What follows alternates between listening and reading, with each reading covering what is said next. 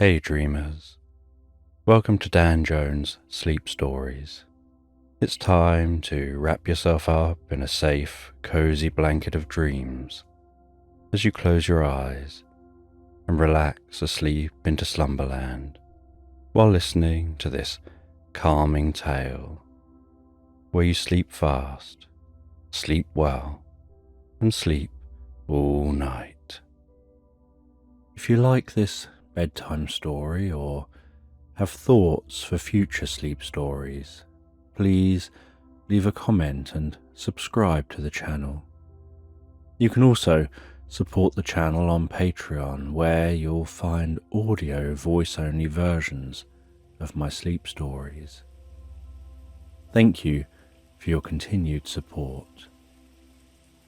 And before the story begins, imagine that you're being told this sleep story to the relaxing backdrop of rain outside.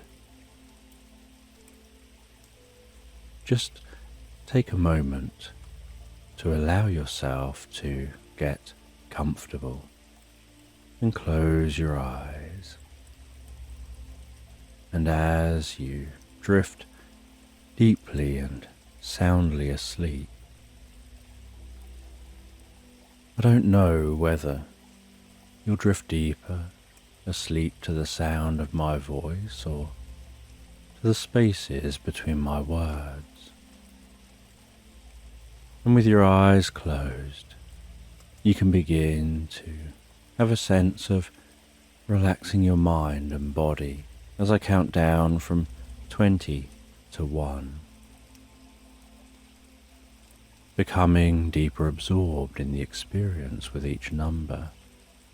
From 20, beginning to focus on the top of your head, noticing what your head is resting on, how it's supported gently in place, the comfort in and around your head as it rests there. 19. Having a sense of the muscles around your scalp and the back of your head softening and relaxing deeper and deeper, drawing in peace and comfort with each breath that you take, before moving your awareness around your face. 18. Focusing on what it's like for that relaxation to spread around your face, your ears and your cheeks. Having the muscles in these areas soften and relax. 17. Relaxing the muscles around your eyes and across your forehead, while the muscles around the side of your head and over the top of your head begin to relax deeper and deeper. 16. Noticing how you can pay attention to fading tension, or perhaps find that tension dissolves without paying it any attention at all. 15. And you can continue to allow that relaxation to spread down around your mouth, relaxing your lips and your jaw, relaxing the muscles around the side of your neck, around to the back of your neck and around your throat. 14. And as your jaw relaxes and hangs slightly loose, limp and comfortable, that relaxation can continue to move down to your shoulders and your upper back. 13. And I don't know whether that relaxation happens fastest around your shoulders, or in the upper back, or perhaps down the tops or the front of your shoulders. As that relaxation progresses around your back and your chest, softening and relaxing those muscles fully, deeply and comfortably. 12. And as those muscles soften and relax while you rest there, that relaxation can begin to spread down the arms to the hands, all the way down to the fingertips. 11. And I don't know which arm will relax fully fastest, whether it'll be the left arm or the right arm, or whether the arms will relax at the same rate and speed as each other. 10. And as that relaxation continues through those arms, it can flow down through your stomach, your sides and lower back, all the way down to your bottom, before extending deeply down through your legs to the tips of your toes. 9. And as your body becomes deeper and deeper relaxed, while you drift into the most pleasant sleep, so your mind begins to relax as a wave of healing light gently passes down through your body. 8. You begin to have a sense of that healing light touching your forehead, enveloping your face and head with healing deep relaxation, absorbing comfortably and gently into you with each in-breath that you take. 7. Filling you with peace and calm, spreading that healing, restorative, recuperative light down through your body, calming your mind. 6. Breathing in healing, calm relaxation. And breathing out any stress or tension.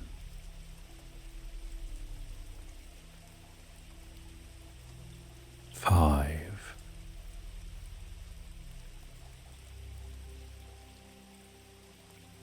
Aware of that healing light passing down your neck, softening and relaxing those muscles, spreading that healing light throughout the neck as it spreads down with the next breath to your shoulders,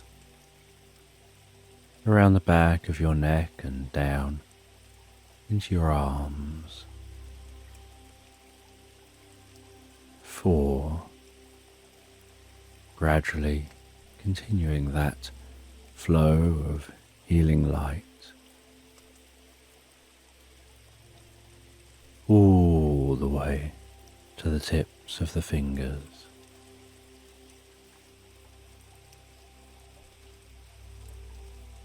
3.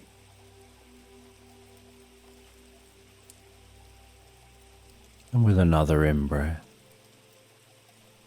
the healing light can spread down through the body, softening and relaxing muscles, healing deep within the body, filling the body with pleasure and deep relaxation. 2. As the light journeys down around your stomach, your lower back and sides, into your buttocks and all the way down to the soles of your feet, perhaps noticing your whole mind and body filling with a deep sense of peace and calm.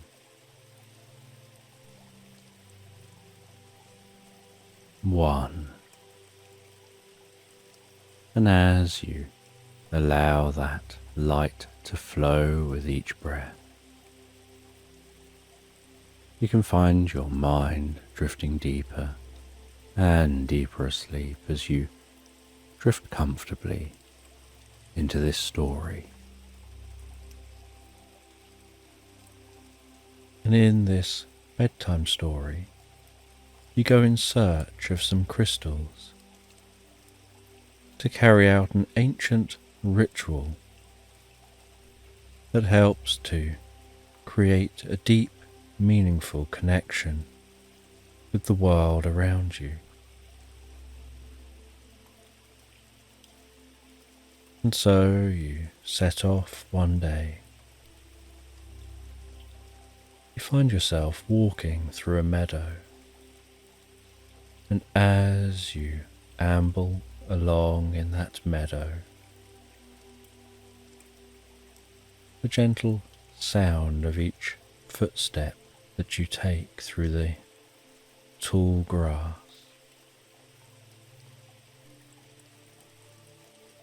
the whispering sound of the fronds of grass as your feet pass through them, slight rustling as the wind blows a breeze, the way the grass seems to undulate and move in unison, almost like waves through the meadow. And the gentle scent of spring flowers, and the sight of bees and butterflies going about their daily business from plant to plant.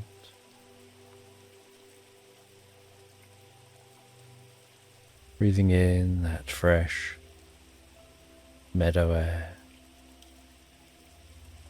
breathing out any stress and tension as you continue ambling through this meadow, seeing in the distance tree line of the most beautiful woodland, and being able to gaze up at the sky, noticing what the sky looks like, whether you can see any clouds, and if you can, what those clouds look like, whether they're wispy, whether they're more bulbous, whether they're like cotton wool drifting through the air, and whether you can notice any birds high up in the sky. And as you continue walking through the meadow, on your journey to find those crystals, to be able to carry out that ancient ritual, you begin to get closer and closer to the woodland. And while walking closer to the woodland, so you begin to hear the distant sound of a stream, and you notice that sound of the stream increase gently in volume as you approach. Then you start to smell that scent of fresh water, hearing the bubbling babble of that stream.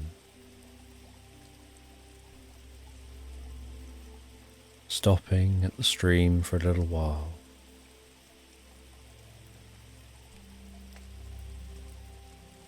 Splashing some of that cool, fresh water onto your face.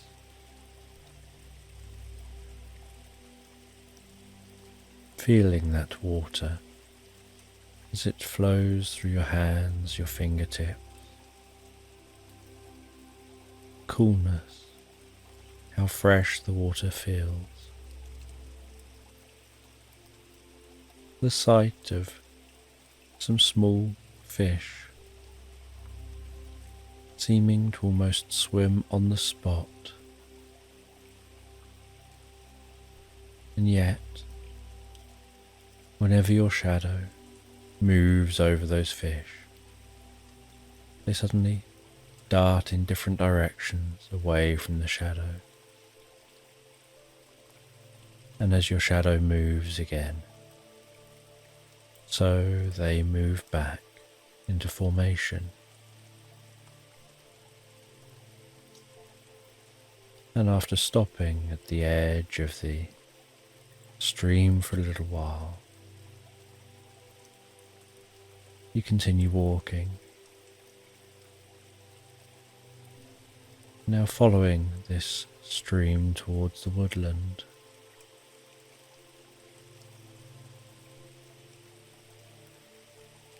Still admiring the beauty of the nature around you.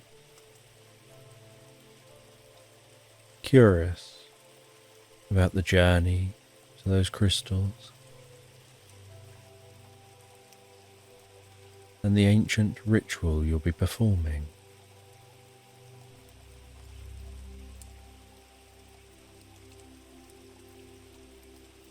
And after what feels like no time at all, yet in reality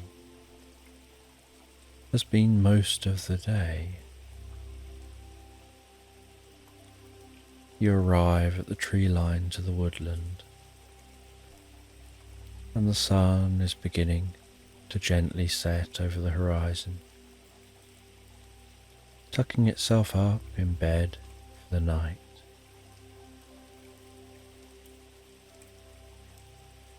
As the night sky takes on the look of a diamond-encrusted blanket, twinkling, sparkling overhead, and you settle down on the edge of the woodland. Hearing the evening rustle of the trees, feeling the coolness of the evening air, setting up a tent, lighting a campfire, feeling the warmth emanating from that crackling, undulating fire. Those flames of the fire dance before you, the golden light,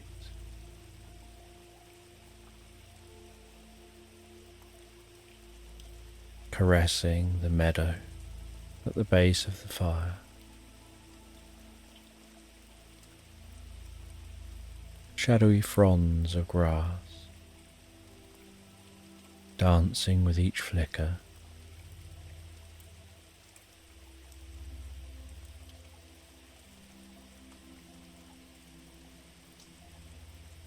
Feeling the warmth of that fire on your cheeks, making yourself something to eat and drink, hearing the nighttime sounds of crickets and cicadas, the occasional sound of distant birds and other animals, bringing a deep sense of comfort. and tranquility to your mind and body. And as the night continues on, so the fire burns down as the moon rises up into view, casting its silvery light across the landscape, giving the landscape an ethereal quality.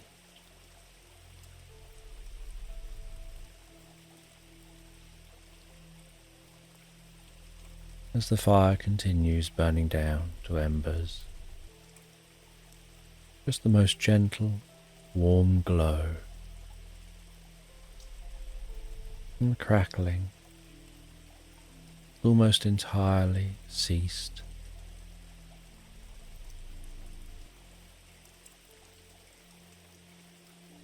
And with that, you decide to settle down for the night in the tent and drift and float peacefully asleep. And while you drift and float peacefully asleep, you drift into the most pleasant reverie,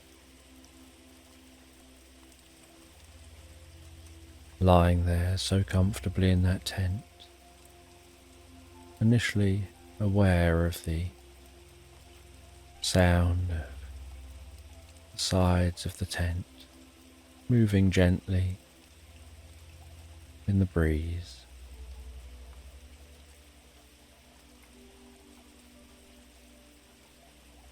And the feeling of your body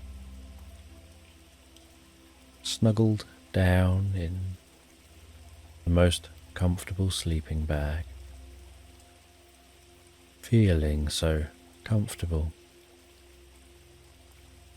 resting down and sleeping in this tent, almost like receiving a hug from nature. Those sounds outside the tent,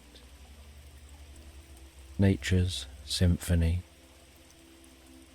lulling you to sleep.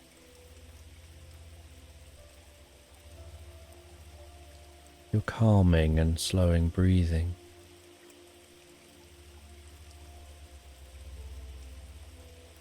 as the curtains of sleep descend on your mind.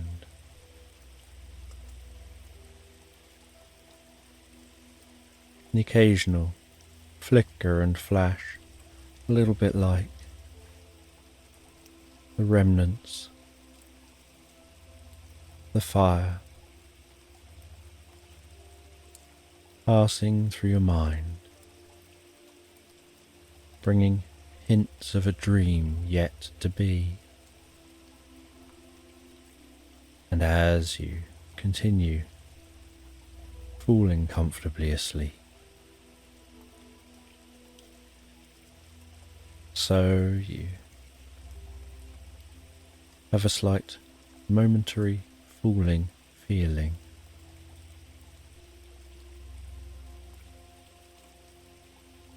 like you're dropping asleep comfortably.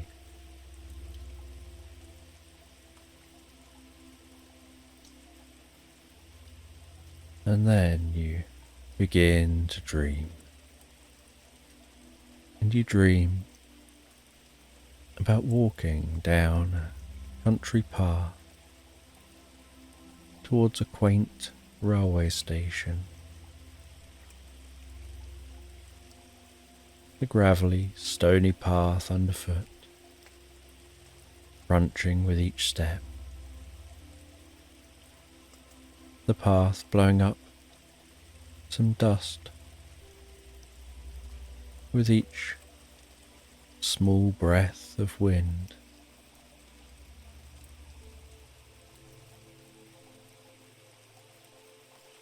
Hearing starlings nestled deep within the hedgerows, unseen yet heard singing so beautifully. And mysteriously, every time you gaze towards the sounds, they stop singing, and although you can't see them, you know that from inside the hedges, they must be able to see you.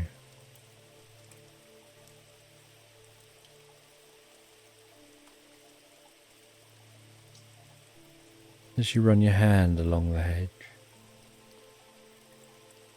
feeling the twigs of the hedge, the leaves, how cool they are despite the warm sun overhead.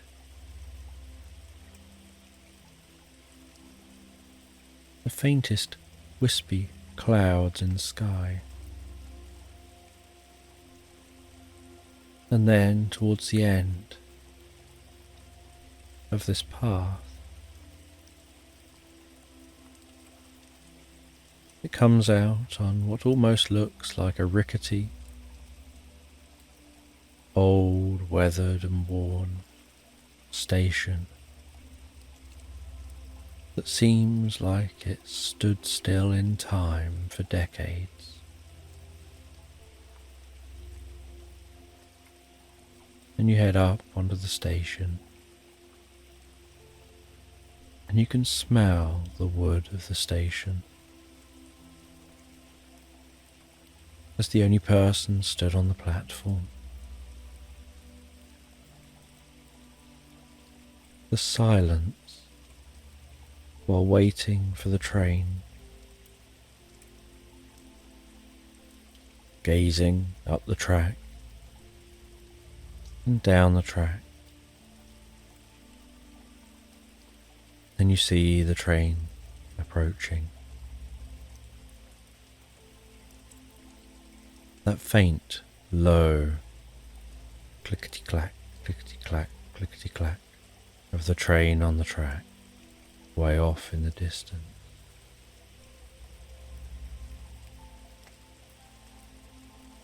Pulsating puffs of smoke rising from the train that approaches.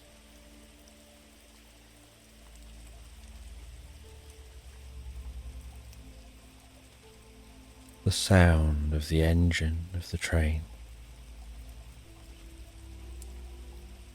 becoming audible.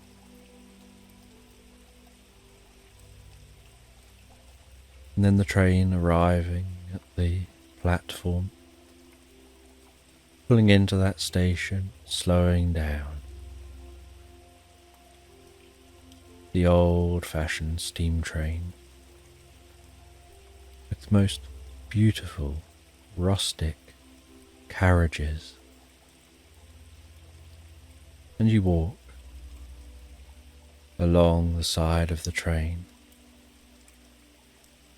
as it lets out some steam.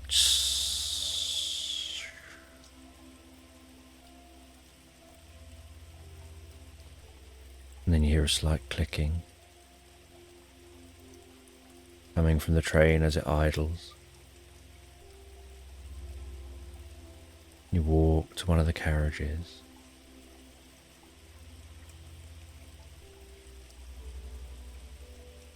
You grasp the handle, which is like a figure of 8. 2 fingers one side and 2 fingers on the other side of that brass handle.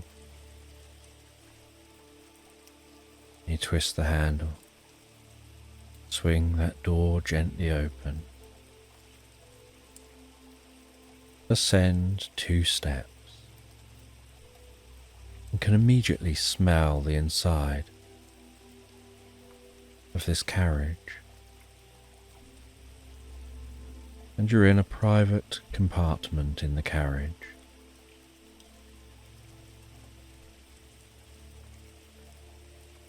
You close the door behind you with a clunk clunk as it closes. You pull down the window in the door so that it lets some air flow in as the train moves. and you sit down on the old train seats.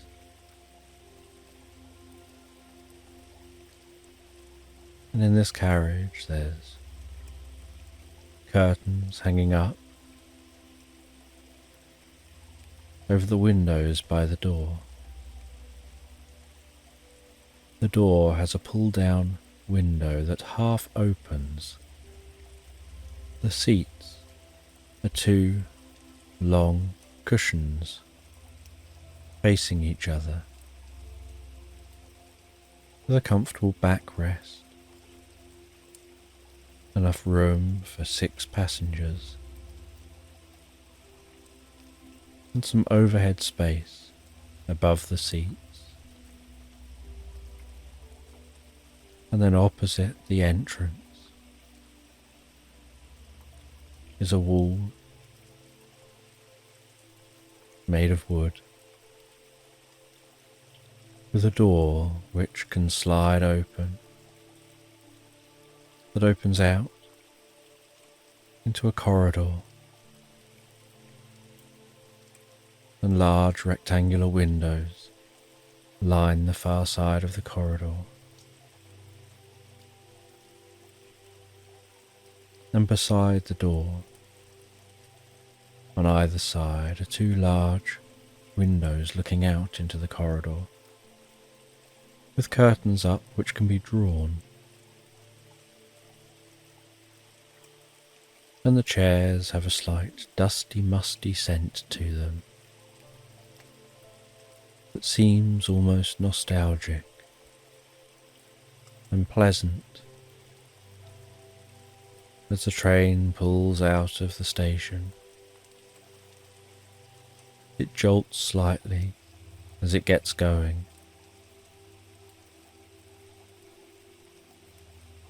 The shunting begins slowly at first, and gradually as it leaves the station, that shunting speeds up.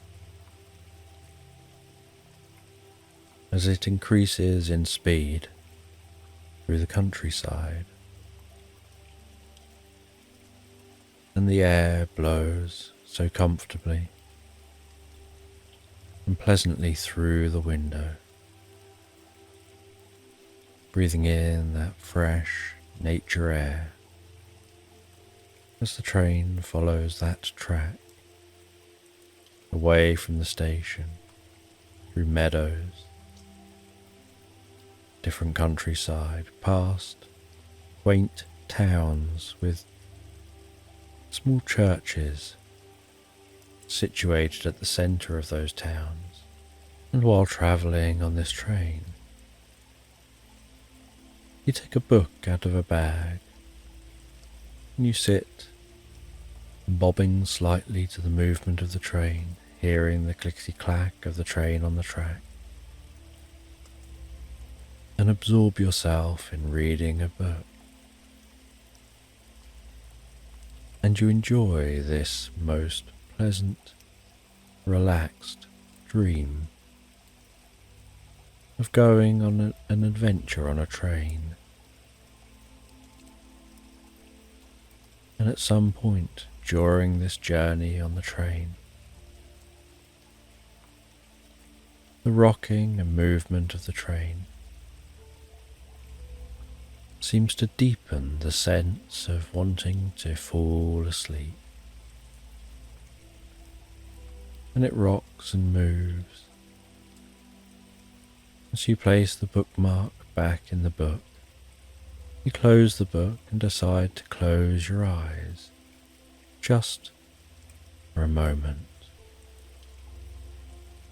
as you find yourself then drifting and floating so peacefully asleep on this train.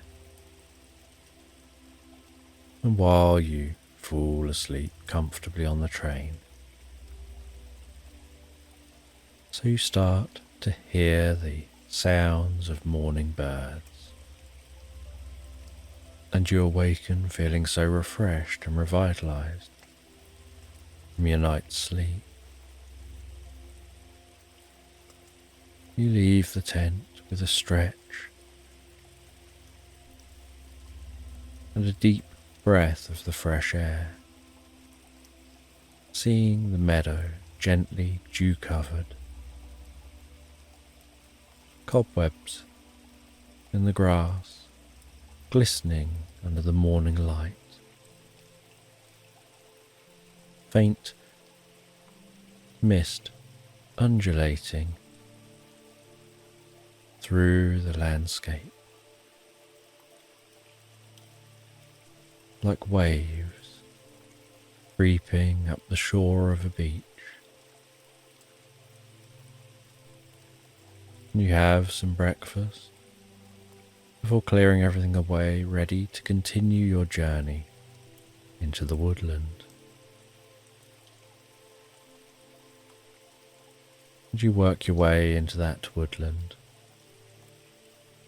knowing your course, knowing where you're headed, navigating your way. And as you walk through this woodland, so you're aware how the sound has changed, how there are different animal sounds within the woodland, how your footsteps sound different as they now gently thud in a dull kind of way on the dirt within the woodland, and occasionally crunch over leaves and twigs.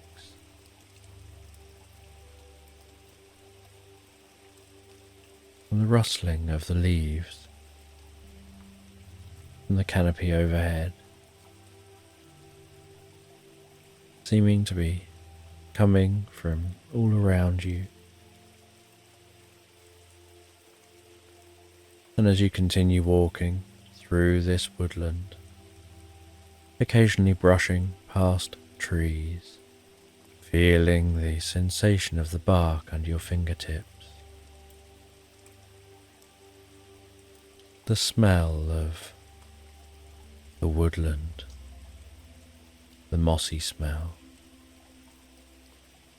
the scent of sap on some of the trees, and the smell of the leaves. And while walking through the woodland, you're greeted by the most spectacular view as the woodland opens up a little. So the light increases slightly,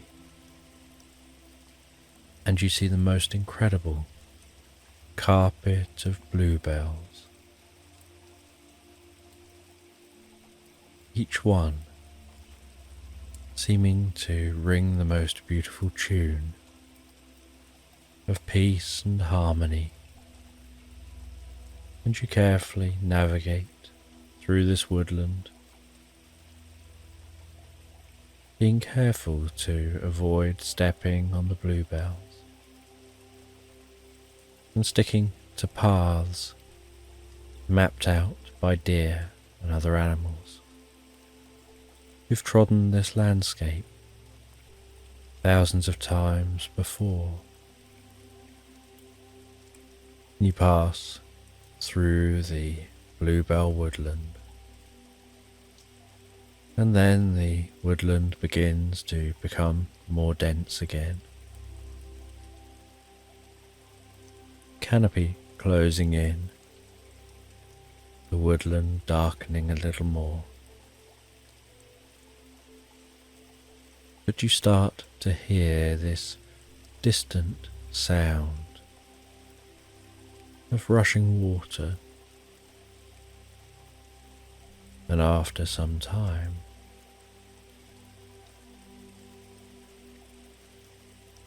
you exit the woodland at a slight clearing, and at the far side of this slight clearing is a cliff. Flowing down the face of the cliff is the most beautiful waterfall.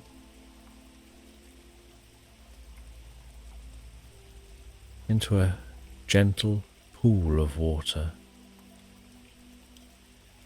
that seems exceptionally still, apart from the spray at the foot of the waterfall.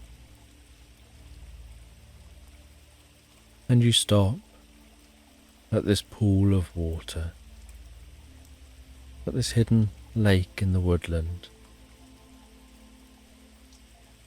You know you're going to be ascending the side of this cliff alongside the waterfall.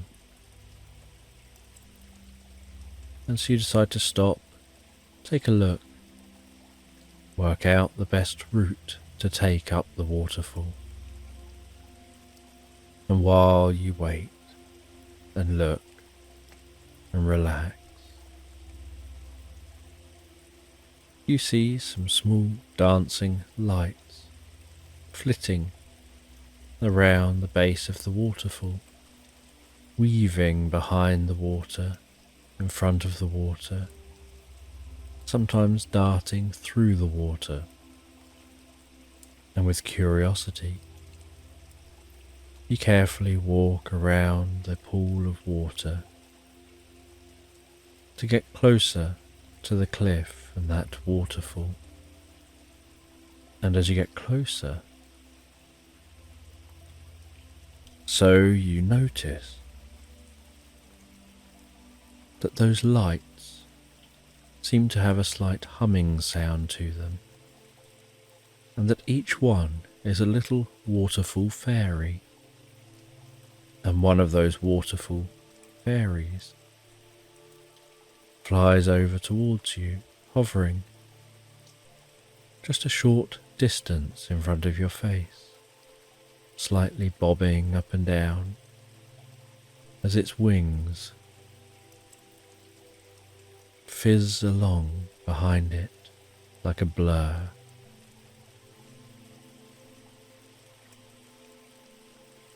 And the fairy begins to talk to you and seems so happy and pleasant,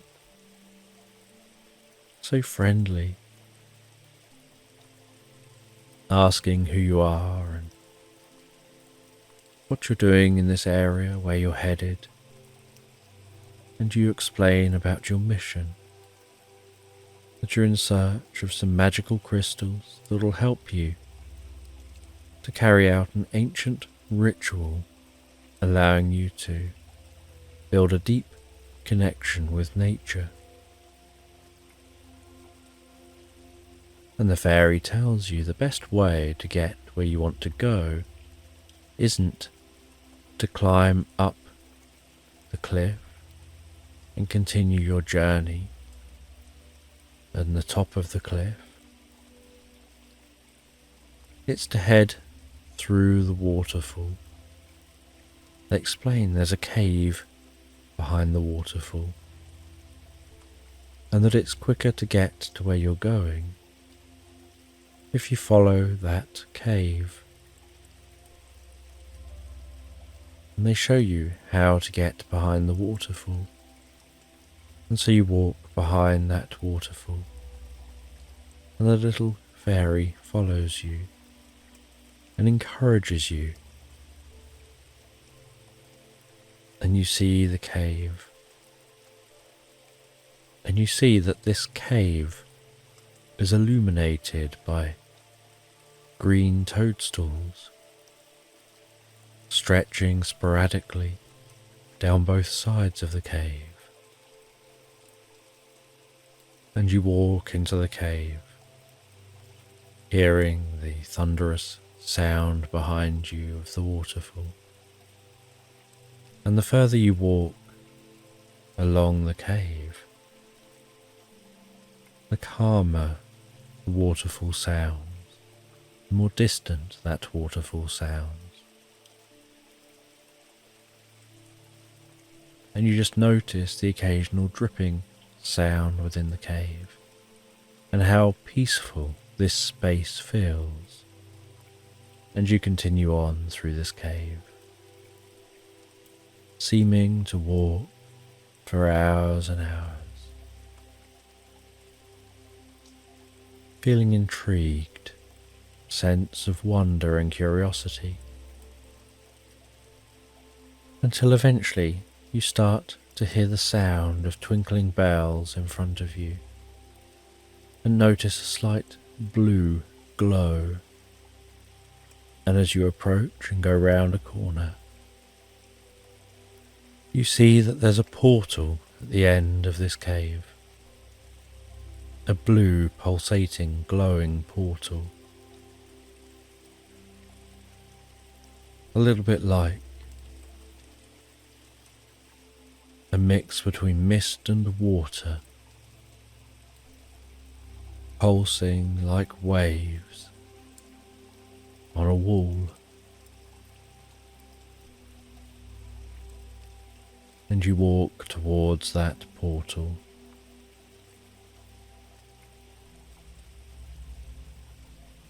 And decide to walk through the portal. And as you walk through the portal, so everything temporarily fades and sparkles all at the same time, sending the most intense tingle through your body.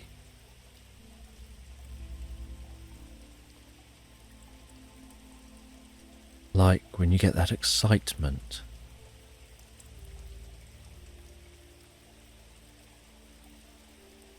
that can send shivers through you. And a moment later, you find yourself in a vast cavern. And at the far side of this cavern, you see some glowing pink crystals growing out of the far wall. And you head over to those crystals.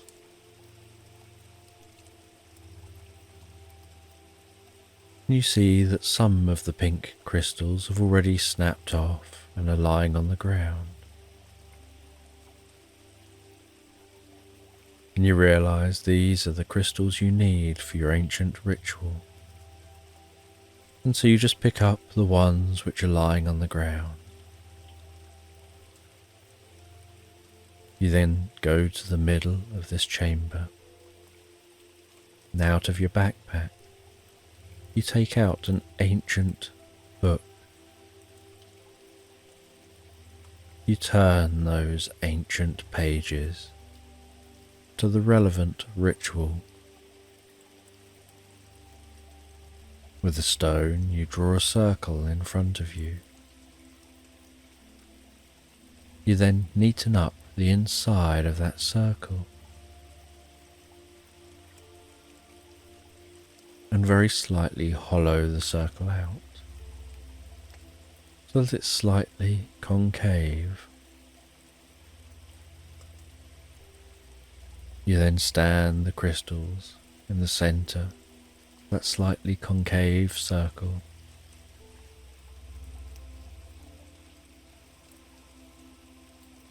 You take some water you have in a bottle, which was gathered at the pool before you entered the secret cave. You pour a little bit of that water into the concave circle, and the dirt in the center becomes slightly moist, and you can then push those crystals in just slightly, and the moist mud holds those crystals upright.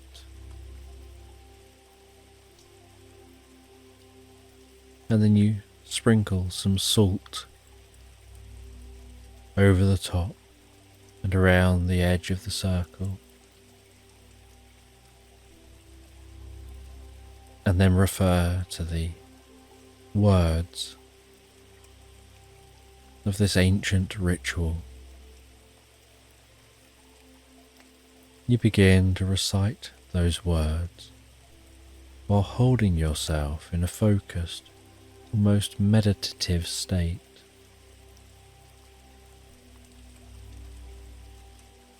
And as you recite those words, so the crystals seem to glow even more and seem to pulse very slightly. And then it's almost like pink lightning seems to dance between the crystals. As those crystals pulse and light up, almost as if light is pulsing from the base of the crystals towards the top of the crystals.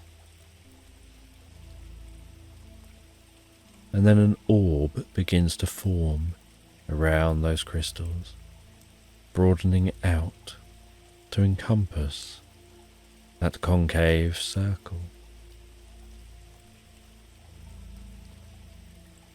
And then as you continue with the ritual, so the pulsing pink light broadens out to encompass you, bringing a sense of warmth and pleasure through your body, a sense of serenity and peace. And then you begin to discover a feeling of connection, a feeling of oneness. And as you reach the end of the ritual, so the light seems to turn to a vapor, like being enveloped suddenly in a gas, a little bit like when you have a bubble with a cloud of gas within it. And when the bubble bursts, the gas just slowly dissipates. And as the gas begins to dissipate, so you find yourself breathing it in. And the more you breathe in this magical gas, the deeper the connection you find that you have with the world around you. And it's just an instinctive feeling.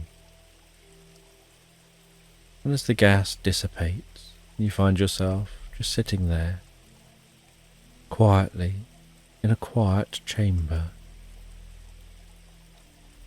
You know something within you has shifted. You now feel a deep connection with nature, and yet your experience hasn't yet shifted. And so you clear everything away, place those crystals back down where you found them. You have this deep sense that something has shifted, and yet you don't know quite what. And as you begin to walk back through that portal, and then back along that tunnel, you run your fingers along the cave wall where the fungus are illuminating this tunnel. And although you can barely see it with your naked eyes, touching the cave wall, you feel that connection with mycelial network, feeling the experience of the life of the fungus which spreads throughout this entire environment. Everything it's in contact with. And as you exit the cave, back to the waterfall, you find you have a deeper connection with those waterfall fairies. And the same fairy flies over again, tells you she can recognize you found what you were looking for, and says that to fully utilize this skill, head to the stone just over a little way around the side of this pool of water. Sit on that stone, cross your legs, close your eyes, and meditate for a little while, expanding your consciousness out to connect with the consciousness of all living things. And so you walk around the pool, you rest down on that stone, close your eyes, and relax deeper and deeper. And as you relax deeper and more profound, so you feel your consciousness spreading out from your body, connecting with the grass, with the waterfall, with the fairies, with the bees and the butterflies, with the birds, with the squirrels, with the rabbit, with the deer, with all living things, and then holding on to that connection, you slowly open your eyes and stand from the stone, still feeling and holding the connection, still feeling like a part of you is in that state you were just getting into.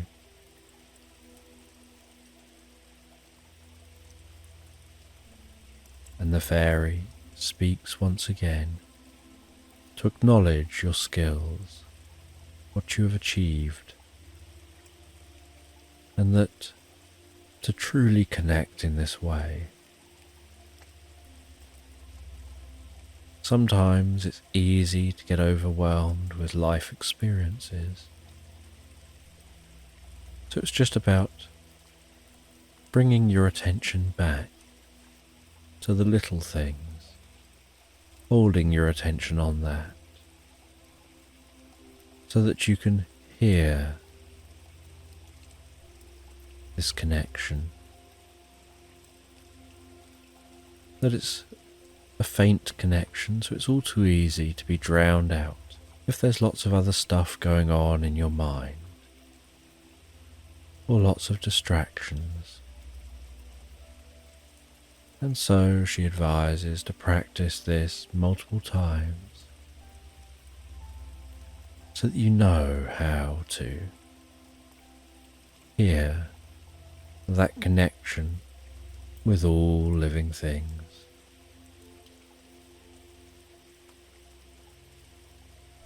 And as you hold on to this and navigate your way back through nature, back to home, you see how long you can hold on to this state for. And occasionally you'll distract yourself, you'll be busy doing something else, and you'll lose the connection and need to tune in again to hear it. But you find it so deep and profound and comforting, and you head all the way home,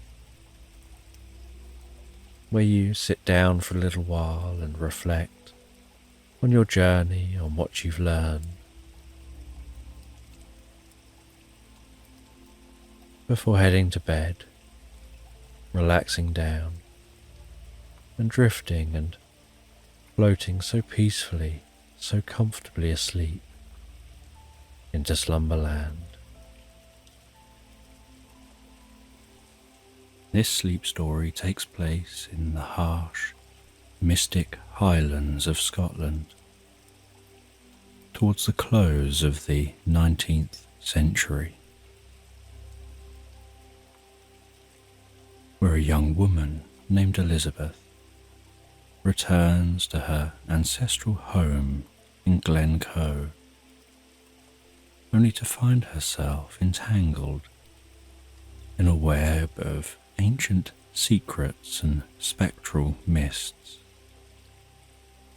As she delves deeper into her family's mysterious past, Elizabeth encounters unsettling legends and supernatural forces that threaten to consume her very being.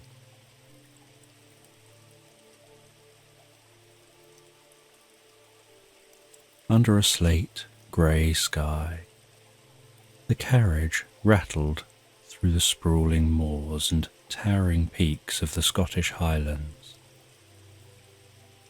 Elizabeth, with her hair as dark as the raven's wing, and eyes reflecting the deep blue of a storm-tossed sea, sat pensively by the window.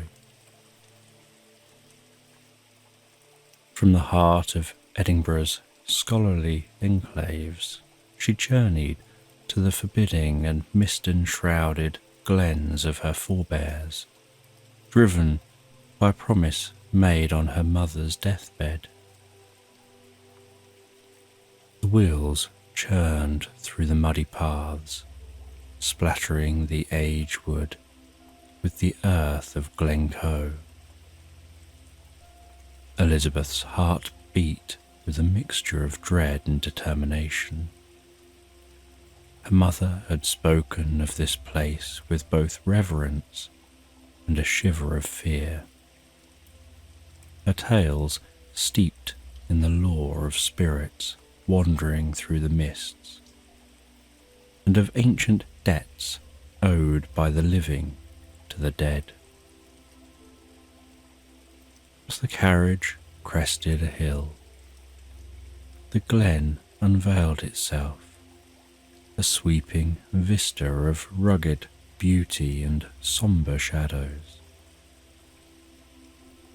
The air was thick with the scent of rain and heather, and a heavy mist clung to the land like a shroud.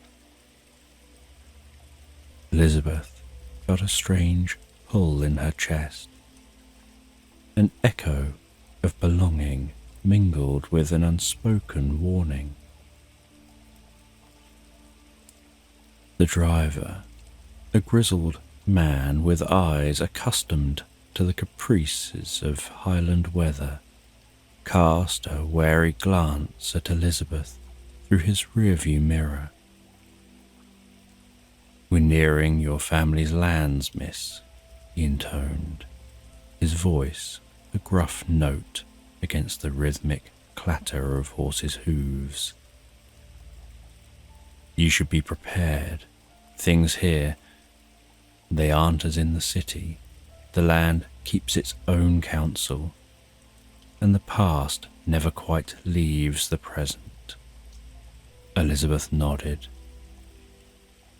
her gaze fixed on the looming shapes of the mountains that cradled the valley. The mother's words came to her then, whispered in the dim light of her sick room. "Go back to Glencoe, to our roots, heal the wounds of the past." It was a plea for closure, wrapped in the veils of a half-remembered history that Elizabeth now sought to unravel. As the carriage dipped into the valley, the village of Glencoe emerged through the fog. A collection of stone cottages and smoke tendrils rising into the damp air.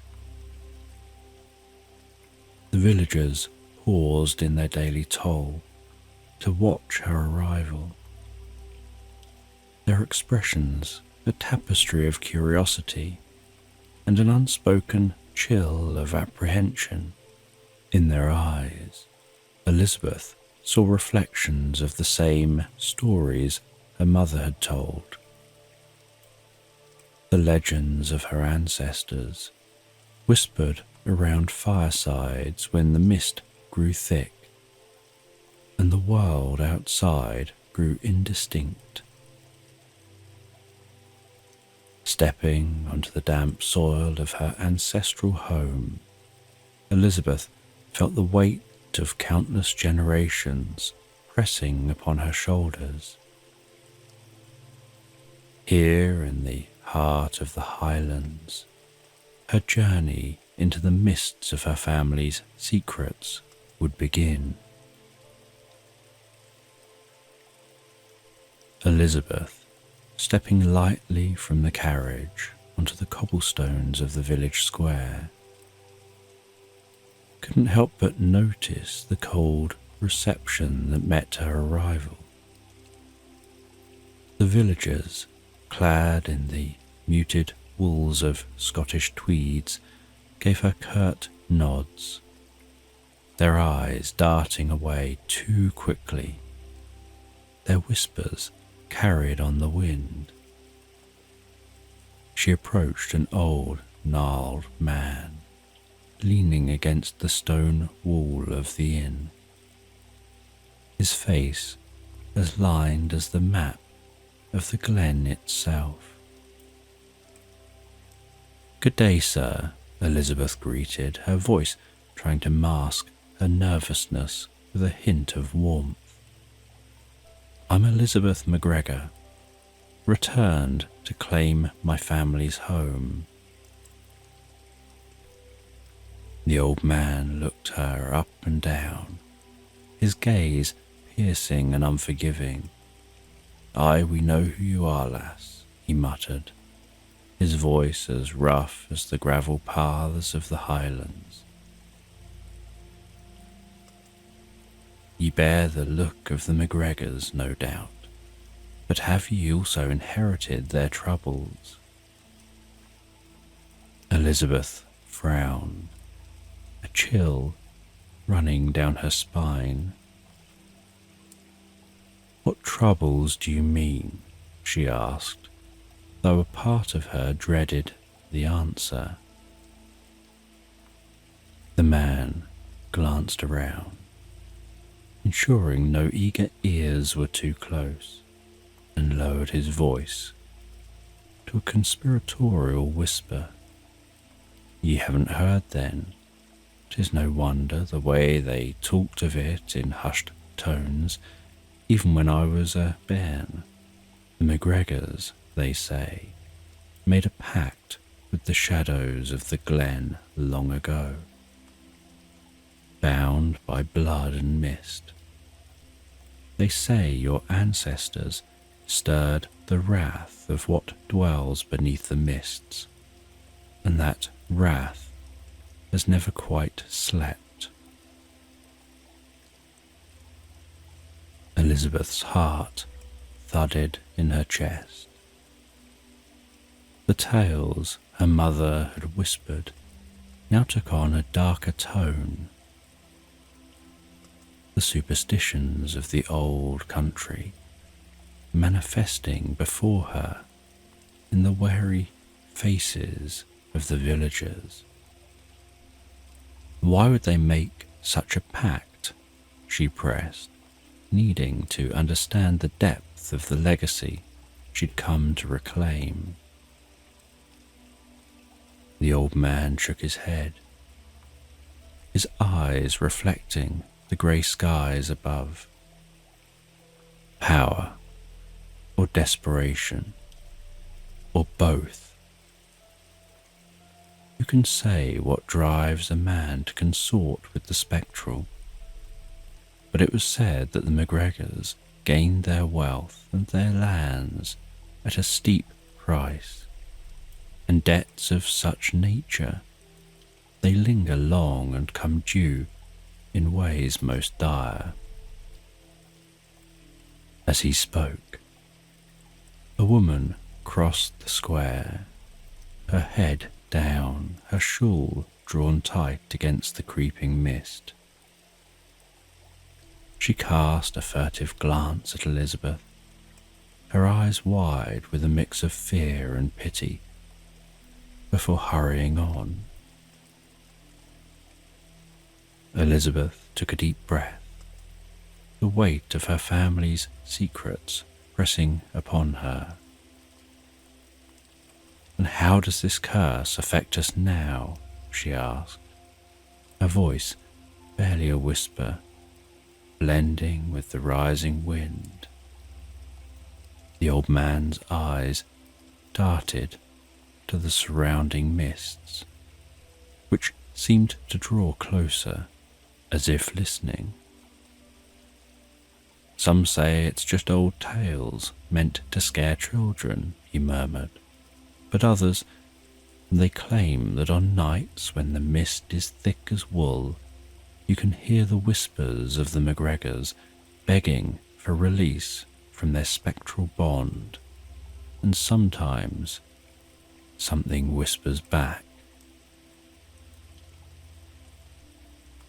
Shaken, Elizabeth thanked the man for his candor and turned away, her mind racing with the legends now resurfacing, her ancestors' voices whispering through the layers of time. She needed to learn more, to uncover the truth buried beneath centuries of fear and superstition. Only then could she hope to free herself and perhaps her family from the shadows that clung to the McGregor name. As the cold winds of the Scottish Highlands whispered through the narrow lanes of the village, Elizabeth found herself drawn to a quaint ivy-covered cottage at the edge of the village. The garden, overrun yet oddly charming with its wild herbs and ancient stones, seemed to beckon her with a scent of thyme and wet earth. As she approached, the door creaked open, revealing an old woman with silver hair flowing like the mist itself. Her eyes, a startling shade of green, seemed to pierce through the gloom, fixing on Elizabeth with an intensity that stopped her in her tracks. "You have come, child of the McGregors," the woman said, her voice a melodic whisper that seemed to blend seamlessly with the wind. "The blood of the glen runs strong in you." Elizabeth, taken aback by the greeting, steadied herself. "You know of me, then?" "I knew you would come, as your mother did before you." "And her mother before her," the woman replied, stepping aside to allow Elizabeth into the warmth of the cottage. Inside, the air was thick with the aroma of drying herbs and something faintly sweet, like distant heather. "I'm Moira, and I've kept the lore of this land for many a year." Sitting down by a fire that crackled with welcoming heat, Elizabeth watched as Moira moved about with surprising agility, fetching 2 cups and a pot of tea. "My mother mentioned an old curse," Elizabeth ventured cautiously, accepting the cup offered to her. Moira nodded, pouring the steaming tea with a steady hand. "Aye, the curse. Your ancestors, they tread a path dark and twisted, meddling with forces no mortal ought to stir." "But it is the time of Samhain that concerns us now." "Samhain?" Elizabeth queried, wrapping her fingers around the warm cup, the herbal aroma soothing her initial trepidation. "The time when the veil between this world and the next is at its thinnest," Moira explained, her gaze fixed on the dancing flames. "A time when Those who know the old ways can speak to the spirits and, if they're not careful, let something through. Elizabeth shivered, the fire's warmth doing little to ward off the chill the words evoked. And you believe this affects my family? More than most, Moira replied solemnly. For on Samhain night, a century past, your great-grandfather promised a spirit, a debt in exchange for the prosperity of your line. Each generation has felt its weight, a shadow growing ever longer with the setting of each sun. What can be done? Elizabeth asked, her voice barely above a whisper, fear mingling with a growing resolve. Moira's eyes gleamed with a mixture of sadness and hope. There is a way to mend what was broken, to heal the rift your ancestors wrought, but it will ask much of you, Elizabeth. On Samhain, you must be ready to face what lies beyond the mist, to confront your family's past and forge a new path forward. As the fire crackled and the night deepened around them, Moira shared the ancient lore of the glen and the secrets of the rituals that Elizabeth would need to understand and perhaps dare to perform. With each word, Elizabeth felt the weight of her heritage and the daunting task ahead. But within her, too, stirred a newfound strength, a determination to restore the balance and heal the ancient wounds of the McGregor line. The following morning, under a cloak of grey, foreboding clouds, Elizabeth made her way to the ancient McGregor Manor, standing desolate at the edge of the glen. The building, a stark silhouette against the highland landscape, seemed to watch her approach with 1,000 unseen eyes. Its stone facade, lashed by centuries of wind and rain, bore the scars of neglect, with ivy creeping up its walls like slow, green flames.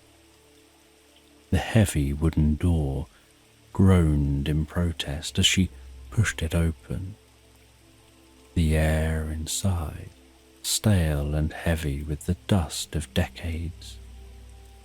Elizabeth's footsteps echoed in the empty halls, each room a hollow reminder of her family's faded glory.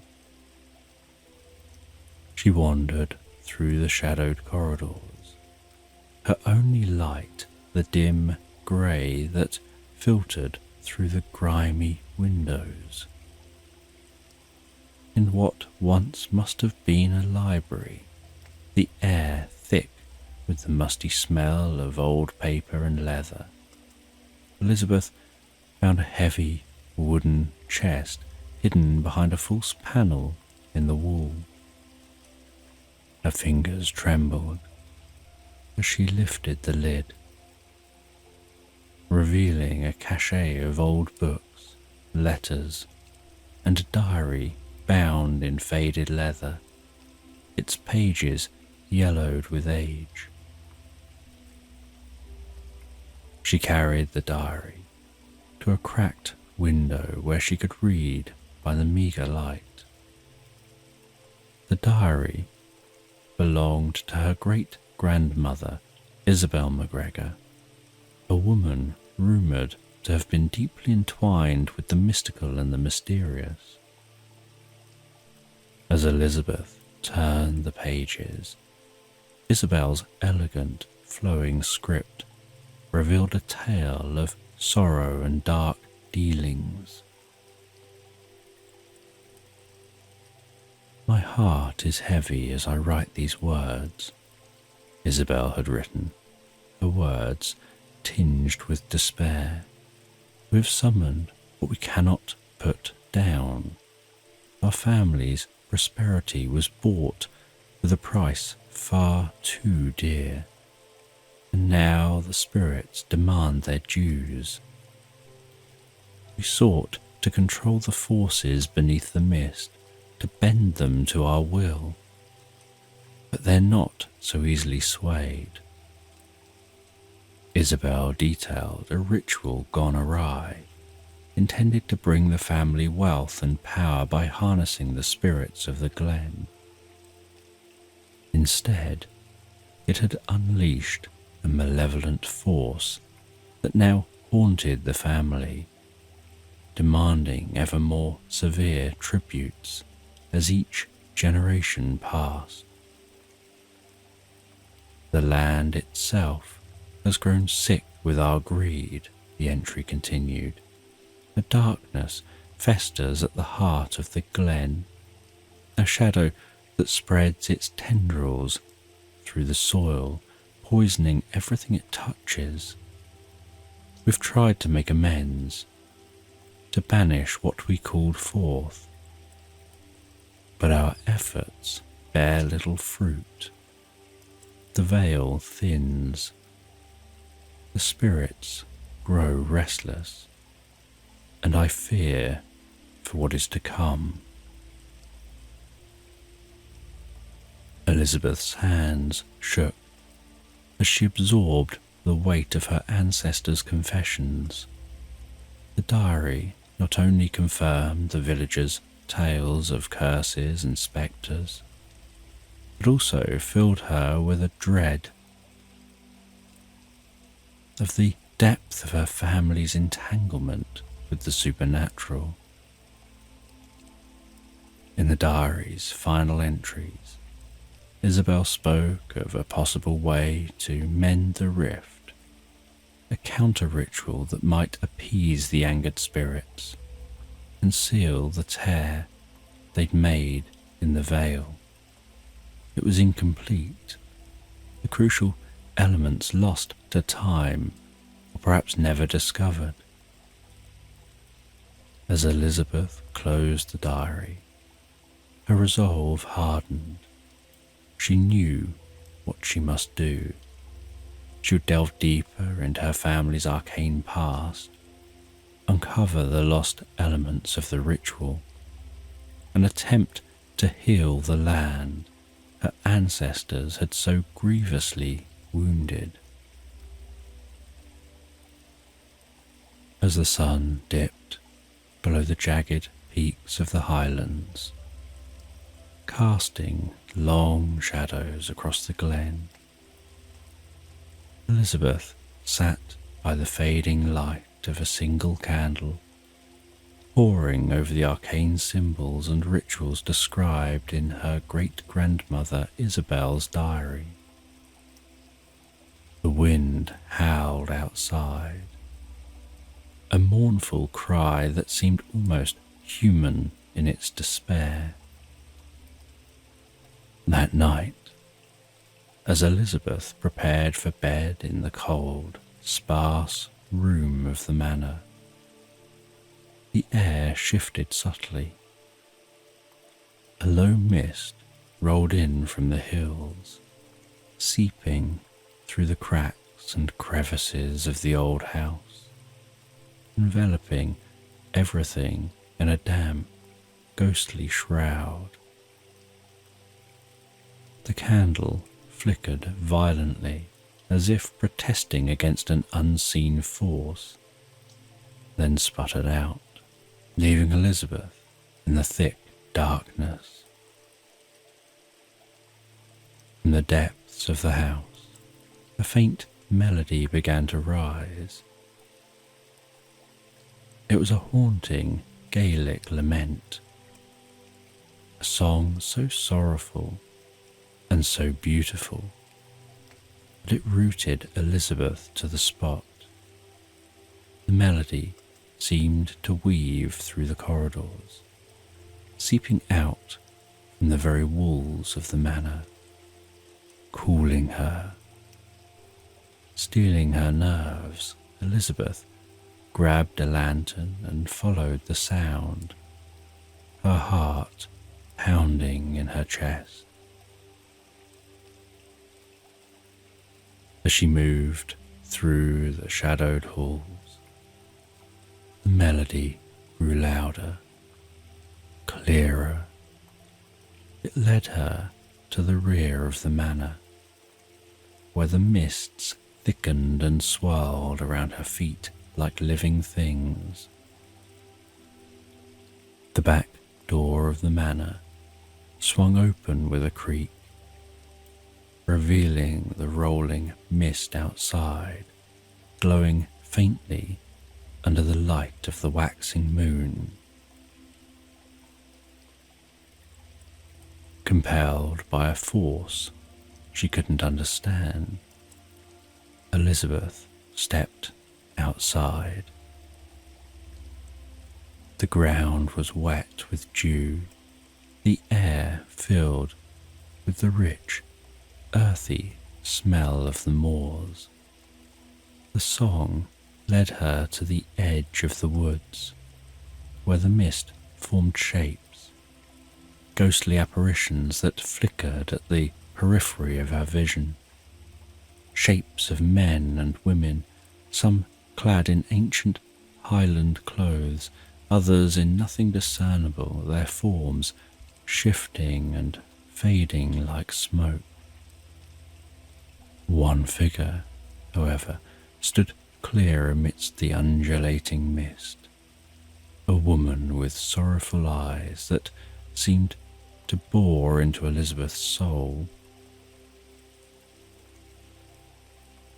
She was draped in a tartan shawl, her hair wild around her shoulders, and her lips moved with the song.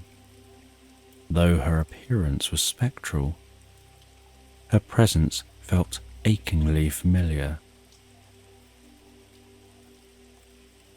Elizabeth reached out a hand, her voice barely a whisper. "Who are you? What do you want from me?" The apparition's lips stopped moving with the song, and a new, clearer voice spoke, laden with the weight of ages. "The land weeps, child of my blood. The curse you forebears wrought bind us here. Free us, mend what was broken." With those words, the figure and the song faded, leaving Elizabeth alone with the night and the lingering echo of the lament. Shaken but resolute, she knew that these apparitions were the restless spirits of her ancestors, bound to the land by the same dark forces her great-grandmother had consorted with. Though not just echoes of the past, they were a plea for redemption. Elizabeth returned to the manor, her mind racing with the night's revelations. She needed to understand more about the rituals, the spirits, and the curse that held them bound. Her family's legacy was not just a tale of power and loss, but a continuing struggle that she must resolve.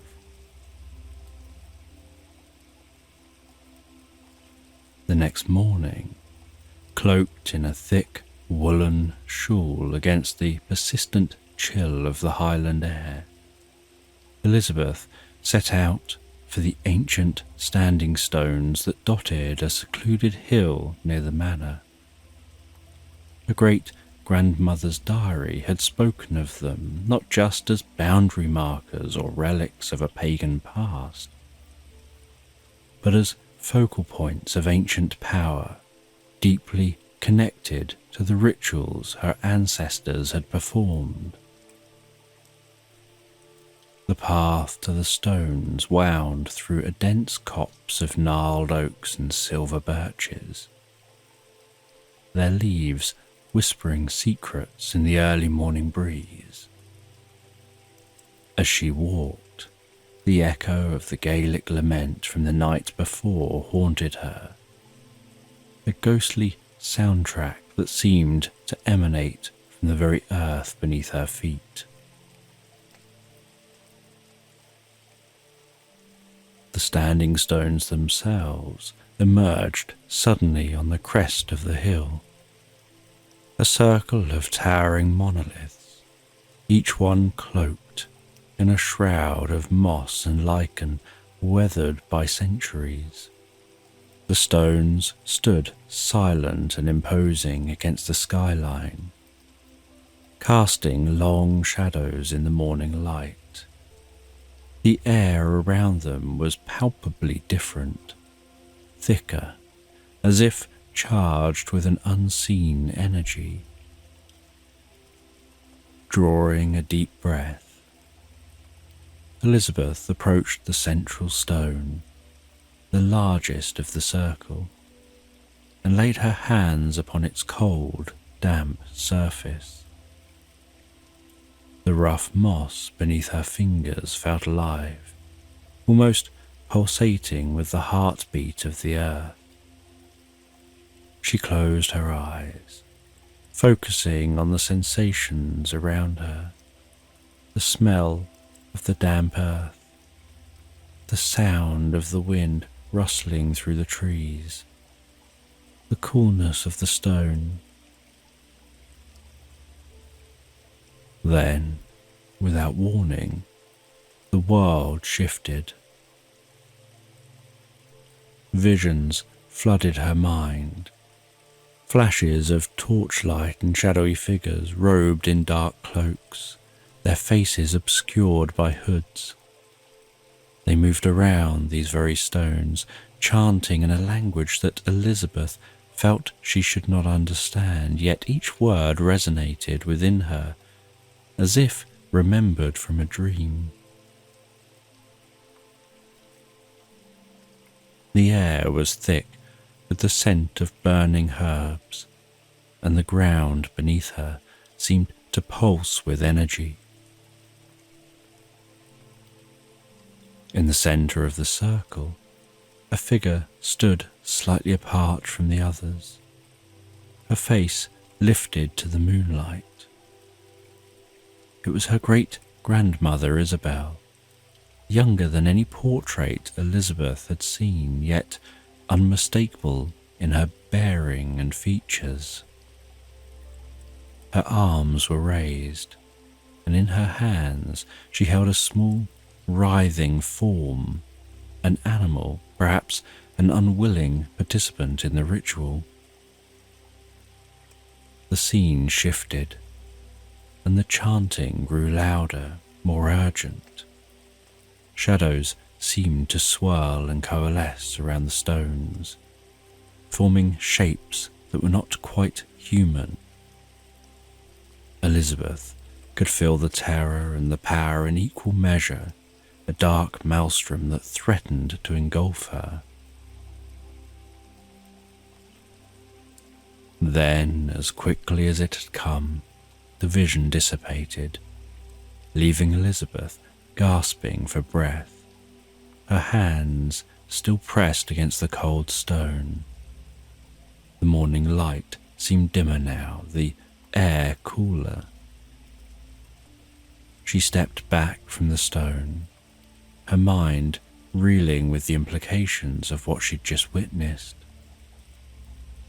Her ancestors had indeed consorted with forces beyond their control, binding themselves and their descendants to a dark pact.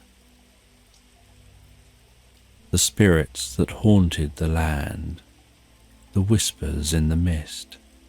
They were all tied to this place, to these stones, and to the ritual that had been performed here.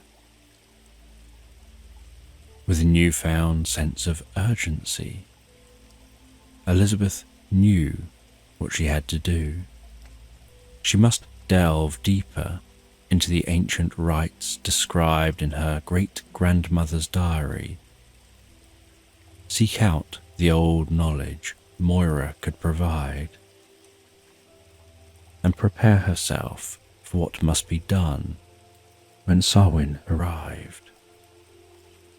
Only then could she hope to undo the dark legacy of the McGregors and free both the land and her family from the shadows that clung so tenaciously to their blood.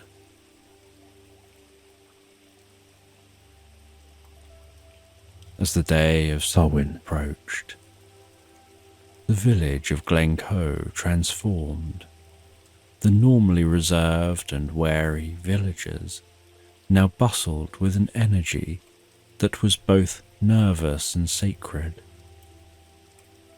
Elizabeth watched as old and young alike gathered to adorn their homes with rowan berries and ivy, traditional protections against malevolent spirits.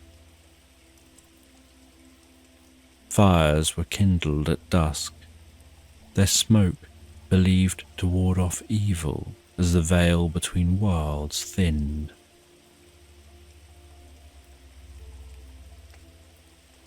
Reluctantly, yet driven by a need to understand the full scope of her family's entanglements,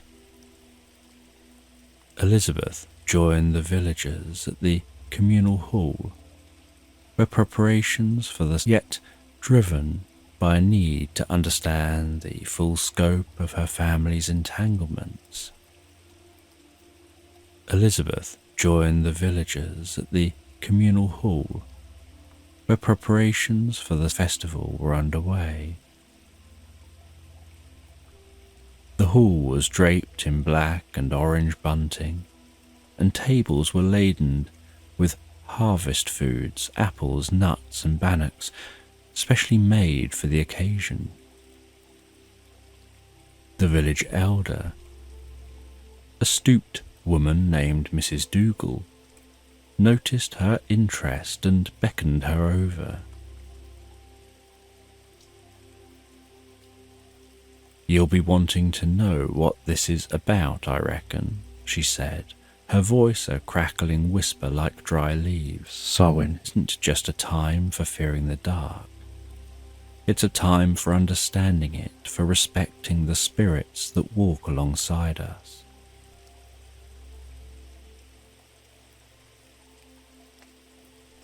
Mrs. Dougal led Elizabeth around the hall, explaining the significance of each tradition. "We carve turnips, not just to make lanterns, but to capture the spirits of those who wander freely tonight. The faces scare off those who might mean us harm," she explained as she carefully carved a grotesque face into a large turnip. At another table, children dressed in various disguises, mimicking the spirits themselves. A practice, Mrs. Dougal explained, was meant to blend in with any spirits walking the earth.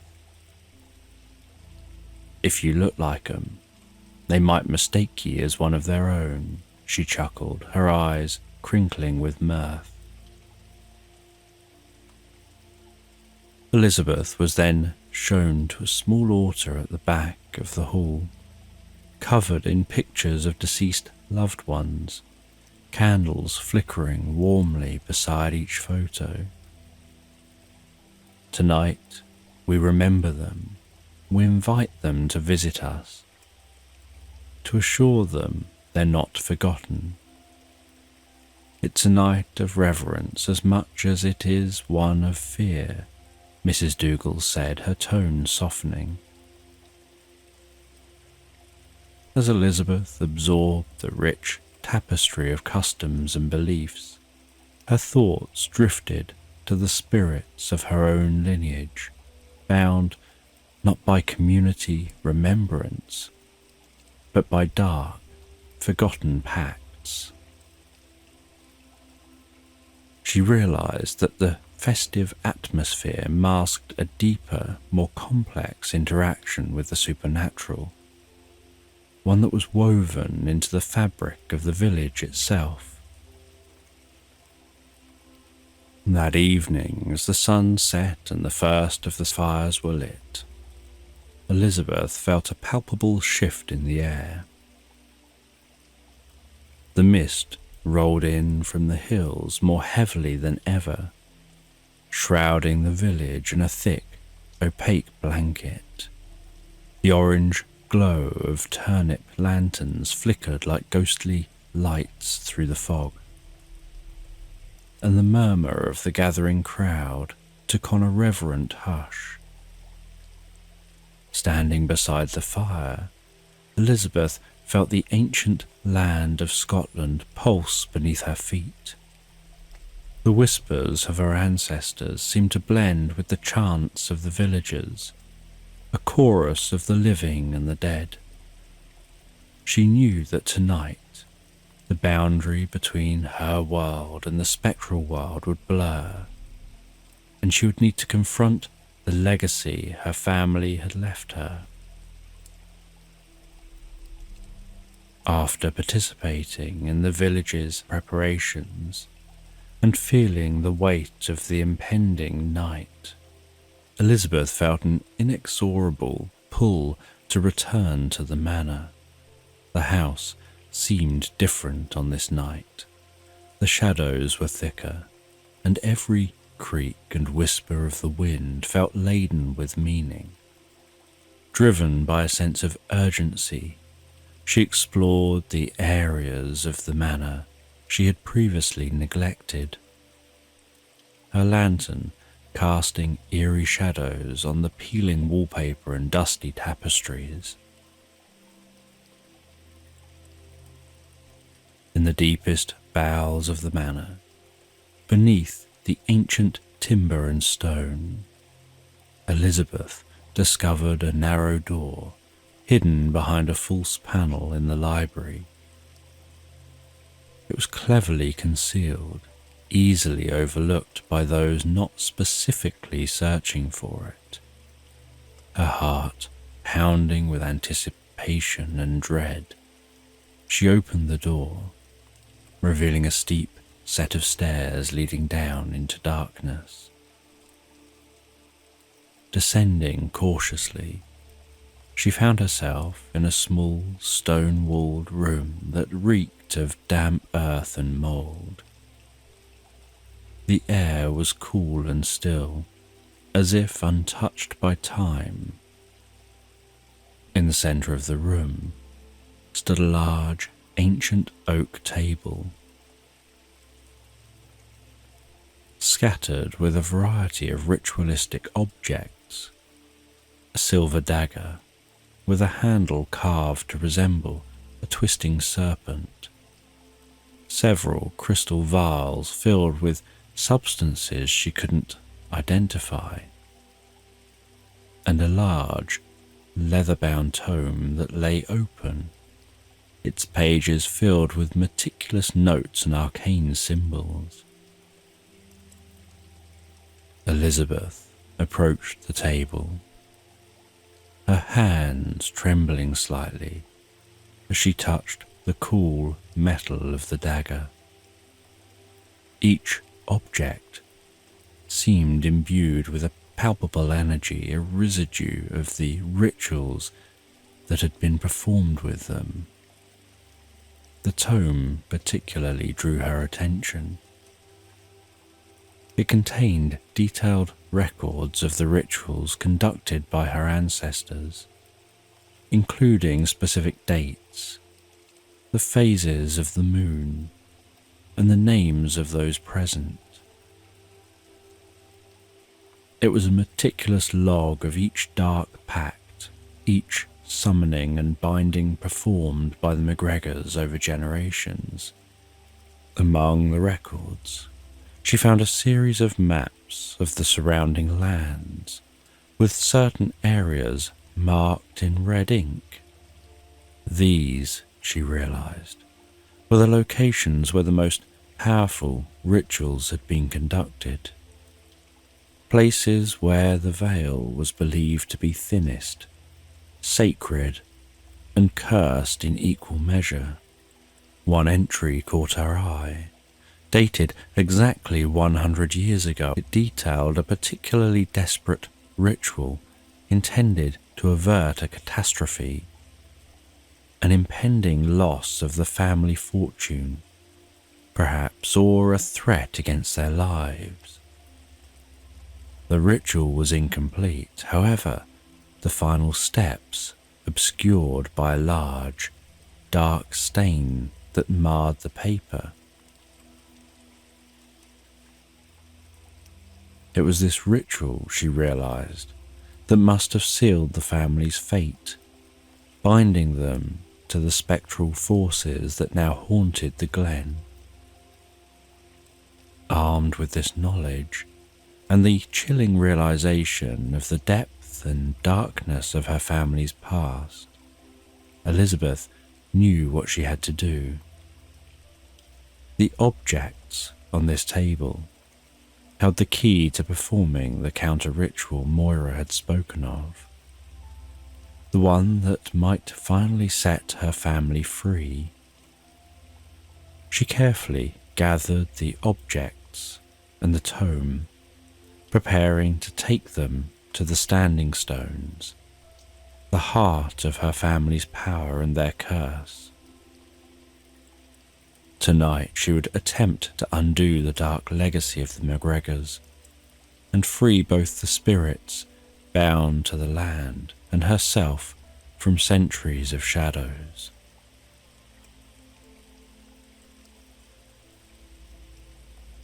As the eve of Samhain crept closer, the manor seemed to pulse with an unseen force, the air charged with anticipation. Elizabeth had spent the last few hours before dusk arranging the ritualistic objects and poring over the ancestral records, trying to piece together the exact requirements of the counter-ritual. Exhausted, she fell into a restless sleep in the small study, the tome opened beside her on the floor. In the deep, shadowy realms of her dreams, Elizabeth found herself walking through a dense mist that blanketed the ground of the manor. The air was thick and cool, the mist swirling around her like a living entity. As she navigated through the ghostly fog, a figure gradually materialized in front of her, a woman with a strong, mournful presence, clothed in the garb of a bygone era. The woman's face, stern yet marked with a profound sadness, became clear as she approached. It was Isabel, her great-grandmother, just as she had appeared in the vision at the standing stones. Her eyes, filled with a mixture of sorrow and urgency, met Elizabeth's with an intensity that rooted her to the spot. Elizabeth, Isabel's voice echoed around her, soft yet firm. You have come far, my child, guided by the courage of your heart. But the darkest hour is yet upon us, and you must rise to meet it. Elizabeth felt the weight of her words, her body tense with the gravity of the moment. I don't know if I can, she confessed, her voice small against the vastness of the mist. The curse is so deep. so dark. Isabel stepped closer, her presence enveloping Elizabeth in a palpable sense of warmth and strength. "You can, and you must," she implored. "Our family has been bound to this curse for generations because of our fear and our mistakes. But you have the power to end it, to heal the wounds we inflicted upon the land and our lineage." The dream shifted, and they were now standing in the circle of standing stones, the air alive with the whispers of the past.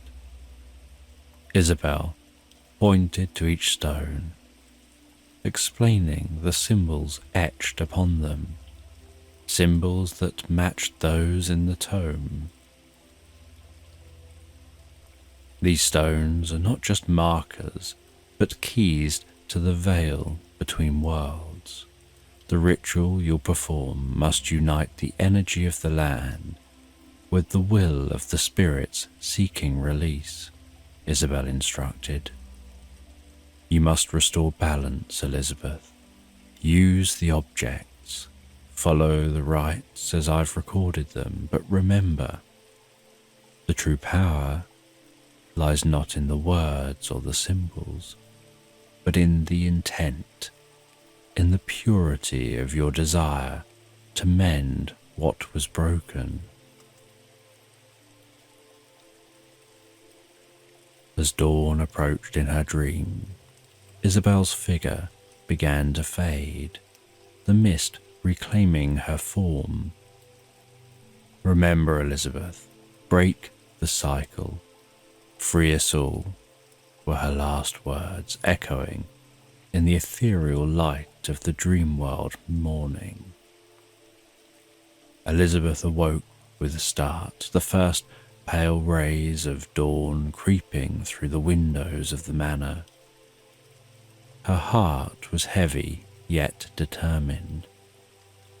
Isabel's words etched into her mind. She knew what she needed to do.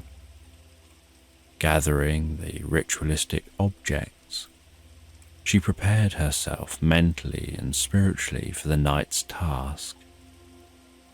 The dream had not just been a vision, but a passing of knowledge and resolve from one generation to another.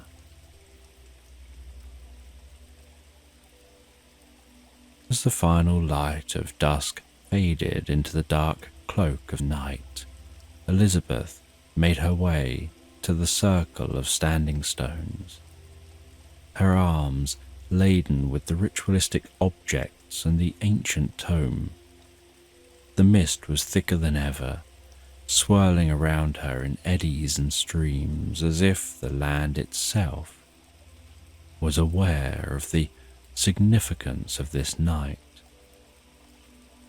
The stones loomed out of the darkness, ancient sentinels silhouetted against the starless sky. Arriving at the centre of the circle, Elizabeth set down her burdens and began to prepare. She placed each object at specific points around the central stone, as directed by the diagrams in the tome. The silver dagger was laid to the east to catch the first rays of the morning light. The crystal vials to the south, where the warmth of the sun held the strongest sway. The tome itself opened to the ritual page in the west, where the day gives way to night. Taking a deep breath, Elizabeth began to chant the words written in the tome, her voice steady but filled with emotion. The Gaelic words felt strange on her tongue, ancient and powerful, resonating through the air and vibrating in the stones themselves. As she spoke, the mist seemed to pulse in rhythm with her words, the air thickening and shimmering with unseen energies. Halfway through the chant, Elizabeth took the dagger and carefully drew a small line across the palm of her left hand, just enough to draw blood, letting the drops fall to the ground at the base of the central stone. She continued her incantations, now interspersing them with pleas for forgiveness and release, addressing the spirits her ancestors had wronged. As the ritual neared its climax, the atmosphere around the stones changed. The wind picked up, howling through the circle, and the mist began to coalesce into forms, shadowy figures that paced the boundary of the stones. Their features indistinct, but their presence undeniably powerful. Elizabeth could feel their eyes on her, the weight of centuries of confinement and anger directed at her through the veil.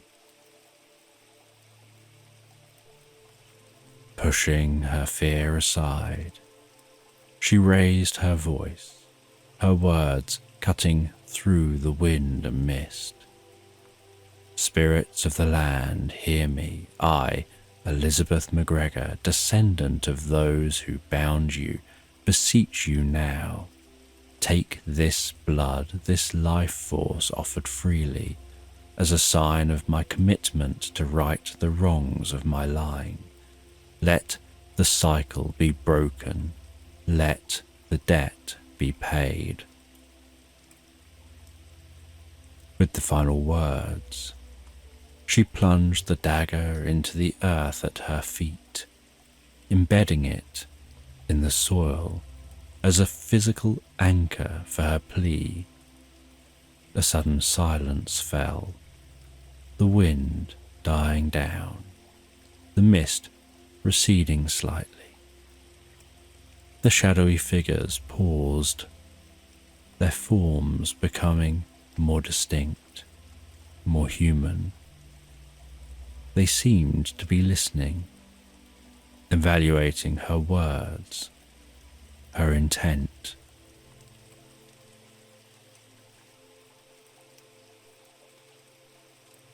After what felt like an eternity, the central figure, a tall, regal man in the garb of an ancient chieftain, stepped forward. His face, though blurred, conveyed a sense of immense age and profound sorrow. He raised his hand, and the other figures stopped their pacing, turning towards him. In a voice that echoed like the wind through the valley, he spoke. Elizabeth McGregor, we accept your offering, your regret. The cycle is broken. Let the healing begin. With those words, the figures began to fade, dissolving into the mist until nothing remained but the night air and the circle of stones. Elizabeth, exhausted but filled with profound relief, collapsed to her knees, tears streaming down her face. She had done it. The curse was lifted. The spirits were free, and her family's legacy of darkness was ended. As she sat there, the first light of dawn began to touch the horizon. The silver dagger catching its rays and casting a gentle glow around the circle. Elizabeth knew that this was not just an ending, but a beginning. the start of a new chapter for the land, the spirits, and the McGregor line. As the dawn's first light began to illuminate the circle of standing stones, something unexpected occurred. The air around Elizabeth shimmered. The edges of reality seemed to blur and warp. The ground beneath her feet trembled lightly, as if the very earth itself was unsettled. She tried to rise, to escape the circle, but a force beyond her control held her in place. The scenery around her began to fade away, the standing stones dissolving into the mist until she stood in a completely altered version of Glencoe. This spectral realm was both familiar and utterly alien. The hills were steeper, the sky a perpetual twilight that cast everything in shades of grey and silver. The air was thick, with a palpable sense of sorrow and pain, the cries of the tormented spirits echoing off the invisible walls of their prison. As Elizabeth regained her bearings, she noticed the spirits of her ancestors, now clearly visible. They wandered the spectral landscape, their faces etched with the agony of their eternal confinement. Each spirit seemed caught in their own moment of despair, replaying the consequences of the dark rituals that had bound them to this fate. One spirit, an elder woman with a strong resemblance to the figure of Isabel from her dreams, noticed Elizabeth's presence. Her eyes, filled with centuries of regret, met Elizabeth's with an intensity that bridged the gap between their realms. Elizabeth, she called, her voice a whisper yet carrying clearly in the strange silence of the spectral glen. You've crossed into the realm of consequences, where every action of our line has etched itself into the very fabric of this place. Here we remain, bound by darkness our greed and fear summoned. Elizabeth, overwhelmed by the sight and the revelation, responded, I tried to end the curse to free you all, but something went wrong. How can I make this right? The spirit of Isabel approached, her form more solid here in this realm of shadows. The ritual was correct, but the bonds are deep, tied to the land and our very souls.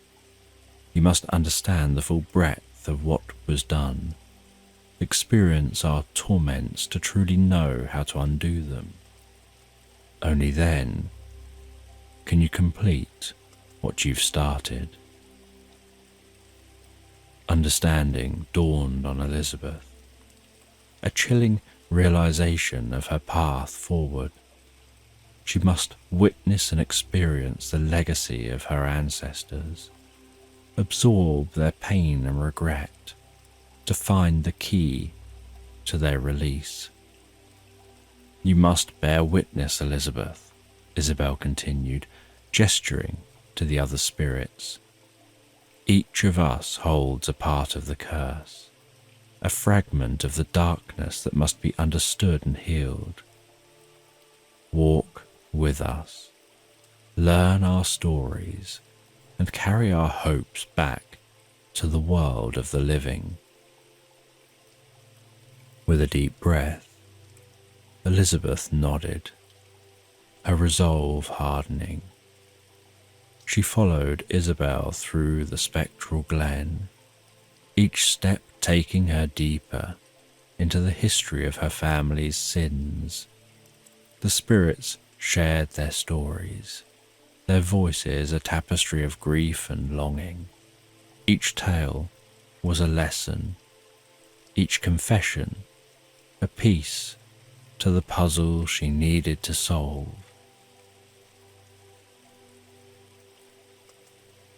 As she listened and learned, the spectral glen began to change subtly around her, the oppressive atmosphere lightening with each spirit's unburdening. Elizabeth knew that her journey through this ghostly realm was not just a quest for her ancestors' freedom, but a pilgrimage of redemption for the entire MacGregor line. In the spectral version of Glencoe, as Elizabeth walked with the spirits of her ancestors, she absorbed their tales of regret and torment. Each story not only detailed the darkness that had enveloped her family, but also contained hidden wisdom about the nature of the bonds that tied them to this ethereal prison. With the guidance of her ancestor Isabel, Elizabeth slowly began to piece together the elements that were missing or misinterpreted in the original ritual she'd performed. Isabel explained that the ritual's symbols needed to be aligned not just with the ancestral spirits, but also with the land itself, which had been scarred by the MacGregors' dark dealings. The land must be healed as much as we must be freed, Isabel murmured as they walked through a meadow that shimmered with a ghostly light. The ritual you performed began the process, but it was too focused on our release. You must now create harmony between the spirit and the earth, balance the energies that were disrupted. Empowered by this new understanding, Elizabeth spent time with each spirit, collecting small tokens and words of power that represented their individual regrets and hopes for redemption. These would serve as physical and spiritual anchors for the amended ritual. As Samhain night deepened in the spectral realm, Elizabeth felt a growing connection to the land and its history, her resolve strengthening with each step.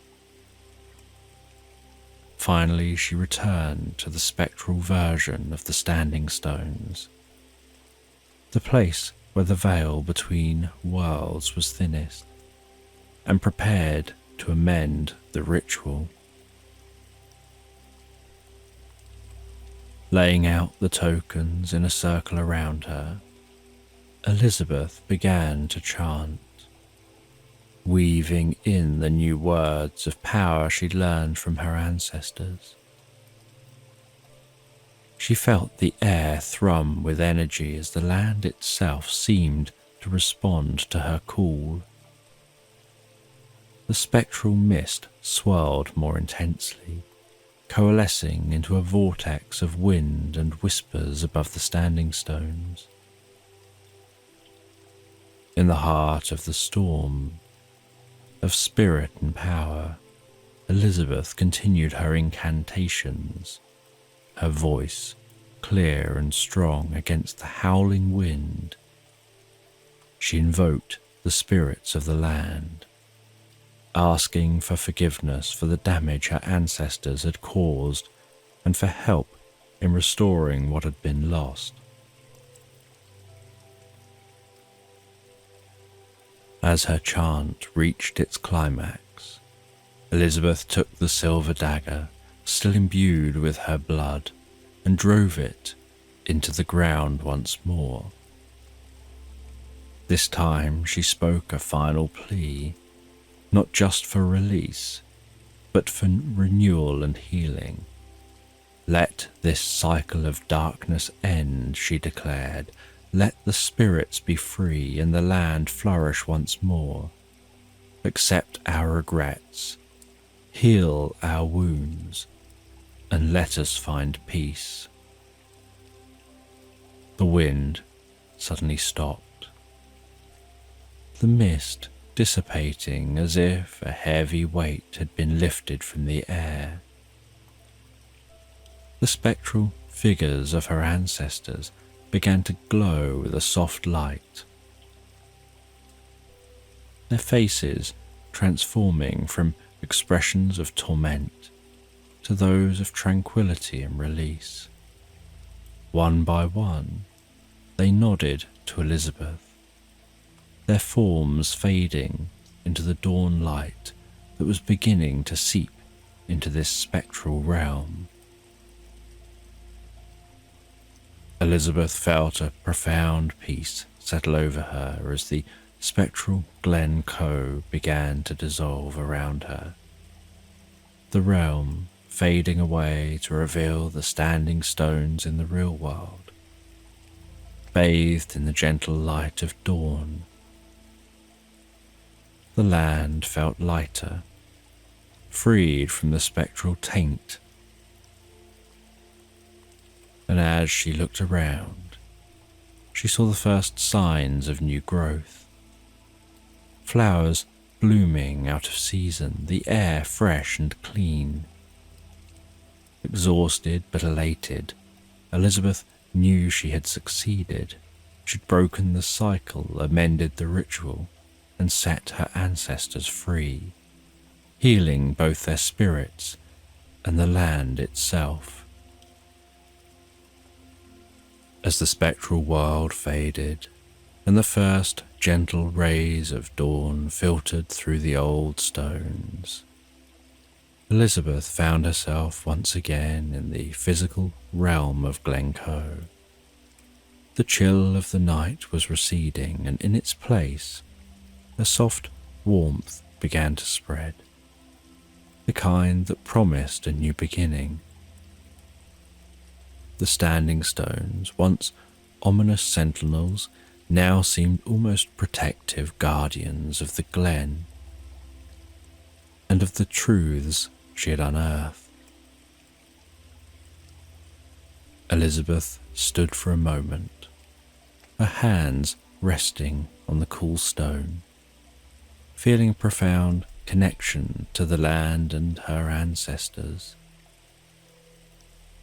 The burden of the curse was lifted, but in its place she carried a new responsibility: the stewardship of these ancient truths and the guardianship of the land's renewed spirit. Looking down, she noticed that her hands bore faint, intricate markings, patterns that mirrored the ancient symbols of the standing stones. These markings were not made by any physical means, though the spiritual imprints of her ancestral legacy, a sign of her new role as both healer and protector. These marks, visible only to her, shimmered with a faint light, a constant reminder of the night's rituals and her deep connection to the forces she'd harnessed. Walking back to the village, Elizabeth felt different. The land around her seemed more alive, vibrant with a renewed energy. Flowers bloomed out of season, the grass was greener, and the air was filled with the fresh scent of pine and earth. The villagers emerging from their homes at the break of dawn paused in their tracks as she passed. They sensed something had changed, and in her calm, serene demeanour, they found their unspoken fears and suspicions alleviated. Mrs. Dougal, the village elder, approached her, a look of cautious hope in her eyes. "The air feels different today," she remarked, her gaze sharp yet not unkind. "Did you find what you were seeking, lass?" Elizabeth nodded, her voice soft yet filled with a newfound authority. "Yes, the spirits are at peace now. The land is healed, and so are the McGregors. The cycle is broken." Word spread quickly, and soon Elizabeth was invited to share her story at the village hall. With the entire community gathered, she spoke of the curse, the spectral realm, and the rituals of atonement. Her tale, steeped in the mystic and the real, bridged the gap between old superstitions and the tangible changes they could all feel. As she spoke, Elizabeth realized that her journey had not only freed her family and healed the land, but had also woven her into the fabric of the village in a way no simple return could have. She was no longer just a descendant of the McGregors. She was a vital part of the community, a bearer of new traditions and old wisdom. In the weeks that followed, Elizabeth took up permanent residence in the manor, which she began to restore, not just as a home, but as a place of learning and a sanctuary for those who sought to understand the deeper connections between the land and its people. She established a small museum in the manor, displaying the ritualistic objects and a copy of the ancestral tome explaining their significance and the importance of respecting and preserving the balance between the human and the supernatural. As the seasons changed, Elizabeth found herself deeply rooted in the rhythms of Glencoe, her life, a sign of the power of redemption and the enduring strength of bonds, those of family, community, and the ancient land itself. In the days following the transformational Samhain, the villagers of Glencoe, once wary and distant, began to regard Elizabeth with a newfound respect and warmth. The tangible changes in the land, the blooming flowers, the fresh scents of the forest, the renewed vigour of the wildlife, served as undeniable proof of the curse's lifting and Elizabeth's central role in it. Elizabeth, once an outsider, carrying the burden of her family's dark legacy, found herself increasingly involved in village life. Her mornings were often spent walking the boundaries of the manor and the village, where she was greeted with friendly nods and invitations for tea. Her afternoons were occupied with plans for the manor's restoration and the establishment of a community garden on the grounds, designed to teach both young and old the importance of caring for the land. One crisp morning, as she walked through the village market, Mr. Fergus, the owner of the local apothecary, and a descendant of one of the oldest families in the glen, approached her. With a wide smile and a tip of his hat, he handed her a small bouquet of heather and rowan berries. "From the glen to its guardian," he said, his voice carrying a weight of sincerity. "You've done more than just lift a curse, lass. You've woven yourself into the heart of this community, healing more than just the land." Elizabeth accepted the bouquet, touched by the gesture. "Thank you, Mr. Fergus. It's become my home, not just by birth, but by choice. As autumn gave way to winter, the village council invited Elizabeth to lead the annual Festival of Lights, a tradition that celebrated the victory of light over darkness. Standing before the gathered community, with the ancient hills of Glencoe silhouetted against the starlit sky, Elizabeth felt a profound connection to the cycles of nature and the histories woven into the land. Her speech that evening resonated deeply with the villagers. "We're all part of this land," she began, her voice clear and resonant. "It sustains us, holds our histories, and in return, it asks for our respect and care.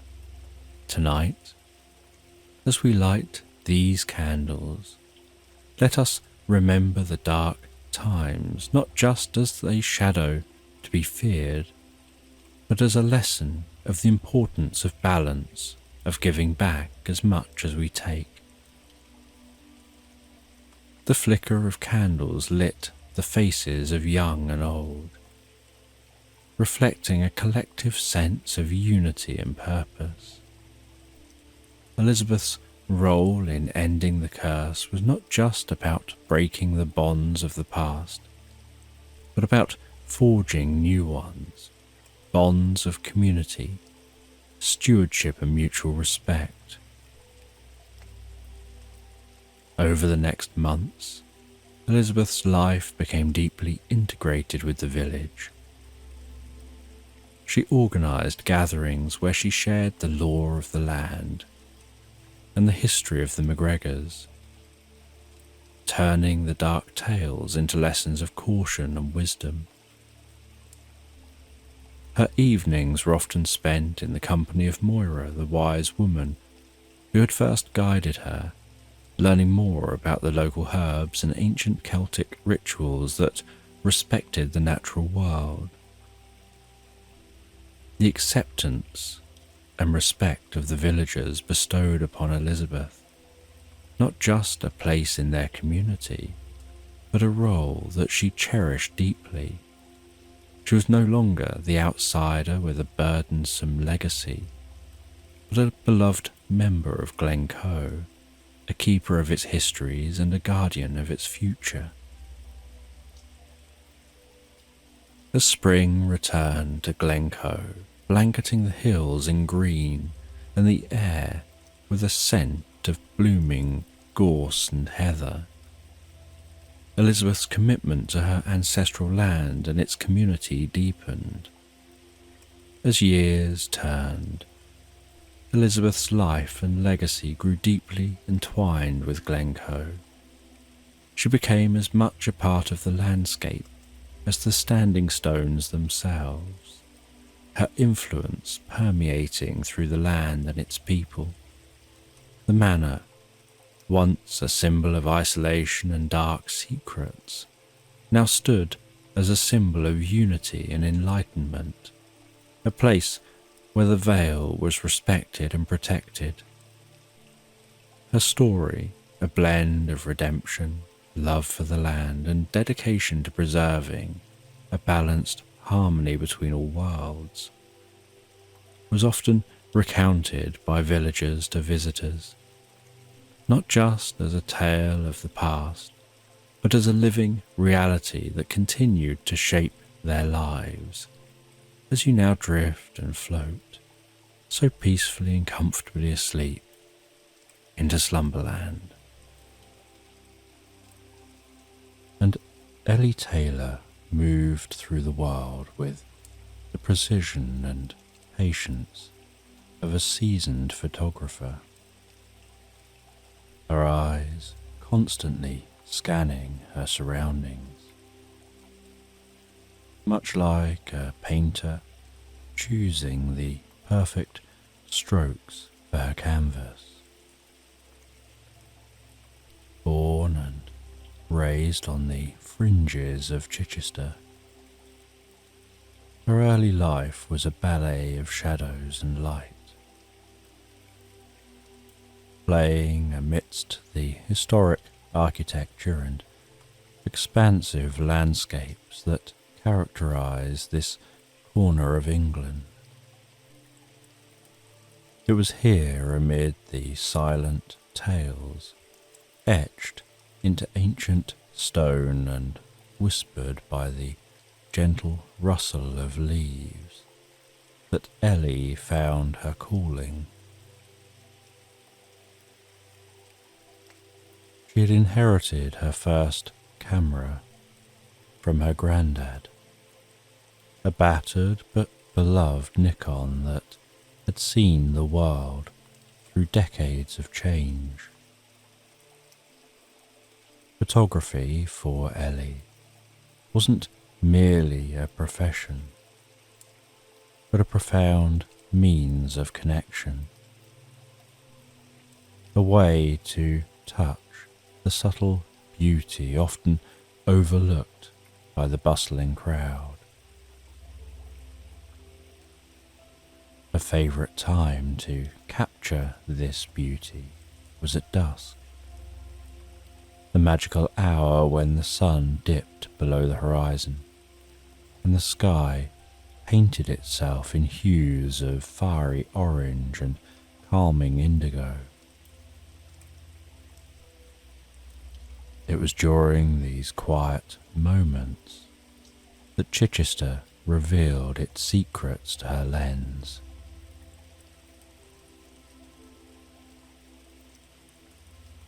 Ellie specialised in capturing the essence of Chichester's historical sites, transforming familiar scenes into realms of ethereal beauty. Her photographs of Priory Park with its robust trees and sprawling lawn, the Roman walls enclosing hints of the centuries past, and the cathedral standing so majestically against the twilight sky, had gained her a lot of local admiration and talk of acclaim beyond. Her work resonated with those who found solace in the serenity of history mingled with the transient beauty of twilight.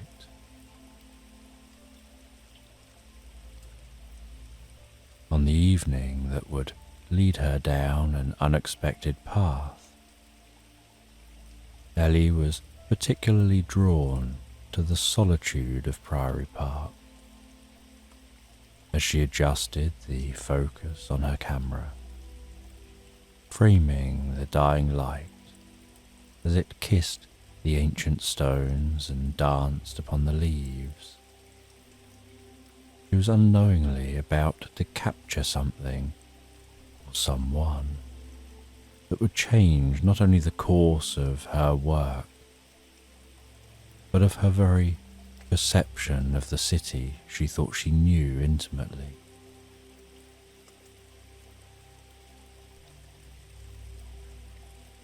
And after the sun had surrendered its last embers to the encroaching night,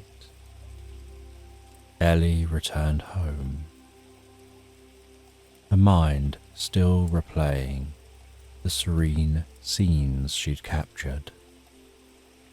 Her small studio apartment, cluttered with prints and camera equipment, was a sanctuary where she transformed her captures into art. As she uploaded this evening's work onto her computer, a cup of tea steaming beside her, Ellie was eager to revisit the tranquility of the park through her photographs. As the images flickered onto the screen, Ellie's practiced eye surveyed each frame, assessing the interplay of light and shadow, the composition, the mood captured within each pixel. Most of the photos were exactly as she expected. Still lifes of nature caught in twilight.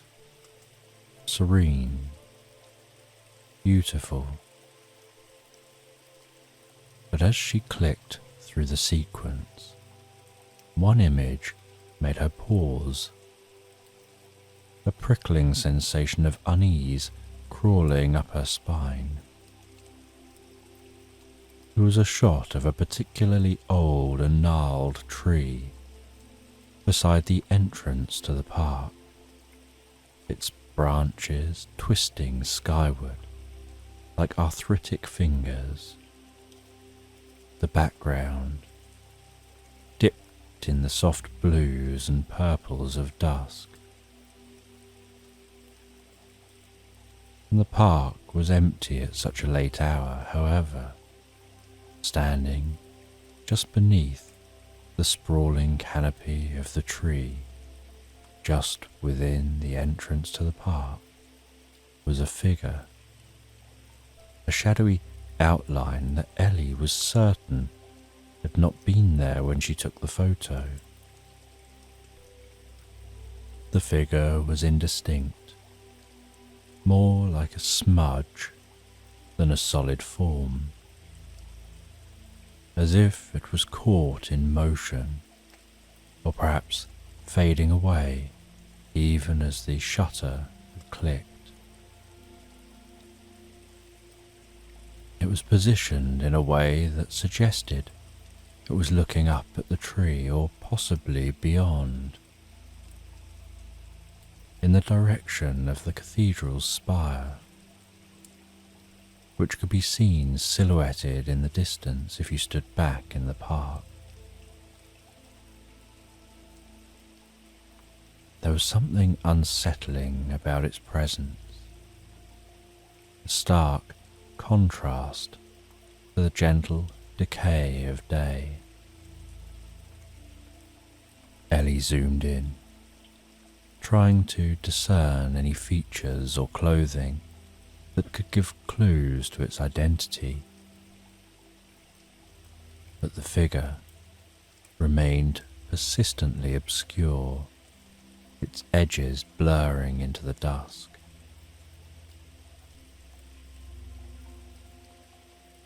Confusion knotted Ellie's brow as she leaned closer. The logical part of her mind suggested it could be a trick of the light, a bizarre shadow cast by the intertwining branches. Or maybe someone had simply walked into the shot unnoticed. Yet the emotional, instinctual part of her, the part honed by years of capturing images that spoke without words, shared with her that there was something more. And with a mixture of trepidation and curiosity, Ellie decided she needed to return to the park the following evening, perhaps recreating the conditions of the shot would shed light on this mystery, either dispelling the shadow as a fluke of her camera's lens, or confirming it as something far less explainable.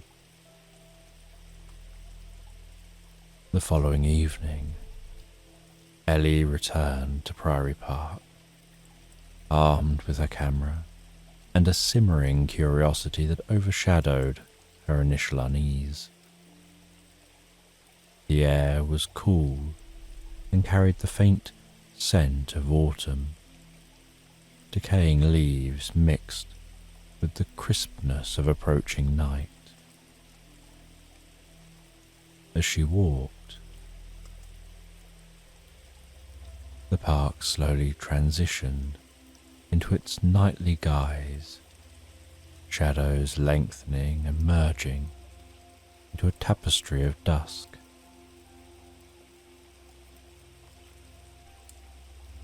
Ellie stood near the old tree where she'd captured the mysterious figure. She set up her tripod in the exact spot from last night. The camera angled to replicate the previous shot. The park was quiet. The only sounds, the gentle rustle of leaves and the distant hum around the city, waiting for the right light. Ellie felt a blend of skepticism and anticipation. Part of her expected to see nothing unusual tonight, attributing yesterday's anomaly to a trick of her mind or a flaw in her equipment.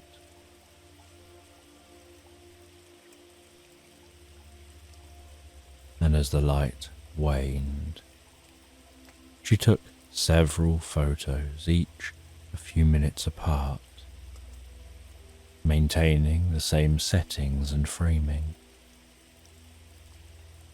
She found that the ritualistic nature of the task was calming, and for a moment Ellie allowed herself to be absorbed in the technical aspects of her craft, aperture, focus, exposure. But as the sky darkened to the same shade of deep blue the previous night,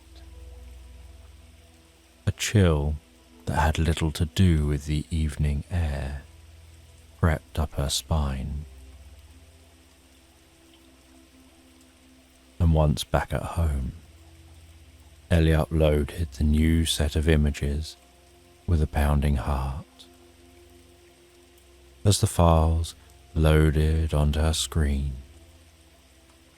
she quickly flipped through them. There, in the third image of the sequence, was the figure again. An indistinct silhouette under the tree. Its posture and location eerily identical to the night before. This time, there was no denying its presence. The figure was slightly clearer now, but still frustratingly vague. It seemed to be a person, or the impression of one, caught in a moment of stillness that was almost poignant.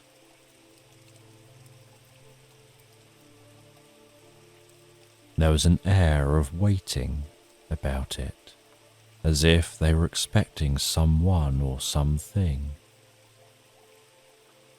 The realization that whatever she was capturing was not a mere trick of light, but potentially something supernatural, sent a thrill through Ellie.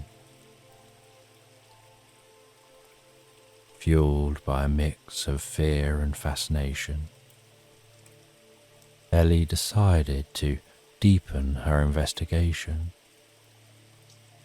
She would need more than just her camera to unravel this mystery.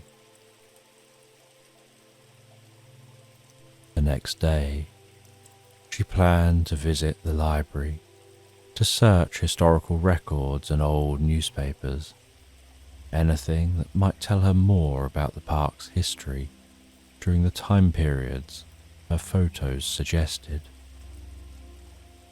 Maybe there was a forgotten event, a hidden tragedy, or an old tale tied to the very spot she'd photographed. The shadowy figure, whatever it was, had appeared in her life for a reason, and Ellie was determined to discover what it was trying to communicate. Through the lens of her camera, a door had been opened to the past, and Ellie was ready to step through it. She arrived at the Chichester Library early the next morning, her mind buzzing with theories and possibilities, exploring the rows upon rows of books. Seemed like the perfect place to unearth secrets from the past.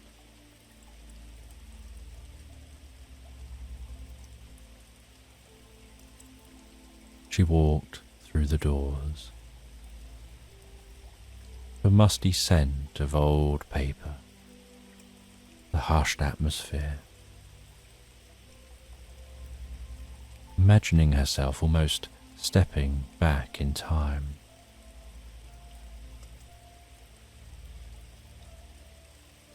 She spoke with a kindly librarian named Mrs. Partridge, who greeted her. She explained that she has a need to explore the history of Priory Park, perhaps during World War II.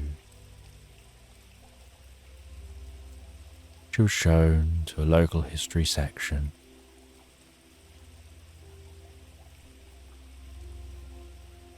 And looked through some archived newspapers and personal diaries from that era. Ellie started with the newspapers, scanning through the reels of those newspapers for any mention of Priory Park. And it was tedious work, but enjoyable work.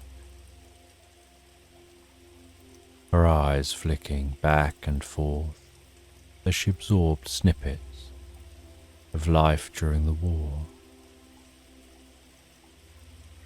Finally, she found a small article dated back to 1941, discussing a community gathering in Priory Park to help to boost wartime morale.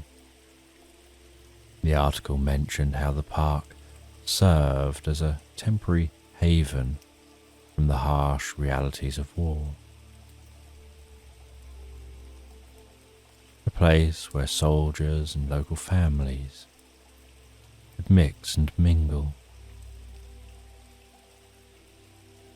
Intrigued, Ellie turned her attention to the personal diaries. Mrs. Partridge helped her locate a collection donated by a local family, which included the diaries of a young woman who'd lived in Chichester during the war. Ellie's hands trembled slightly as she opened the faded leather cover of the first diary. The pages were filled with elegant handwriting, detailing daily life under the shadow of war. She mentioned a soldier, Tom, who was a regular figure in her life, and she often wrote about their meeting at Priory Park, beneath the old tree, the very spot that Ellie had photographed. Then Ellie found a heart-wrenching entry dated late 1943. Mary wrote of receiving the news of Tom's death. He'd been killed in action overseas. Her grief was palpable, the ink smudged in places where tears had fallen. Ellie closed the diary, her heart heavy. The pieces of the puzzle were starting to fit together. The figure in her photos could be Tom, lingering in the place he associated with love and life. Or perhaps it was Mary, unable to move on from her loss. The personal connection to the park, the repeated appearances at dusk, it all made a strange kind of sense. And with a new sense of purpose, Ellie decided to delve deeper. She continued looking through the diaries and borrowed several books on local history during World War II, hoping to understand the depth of their story and the scope of their love.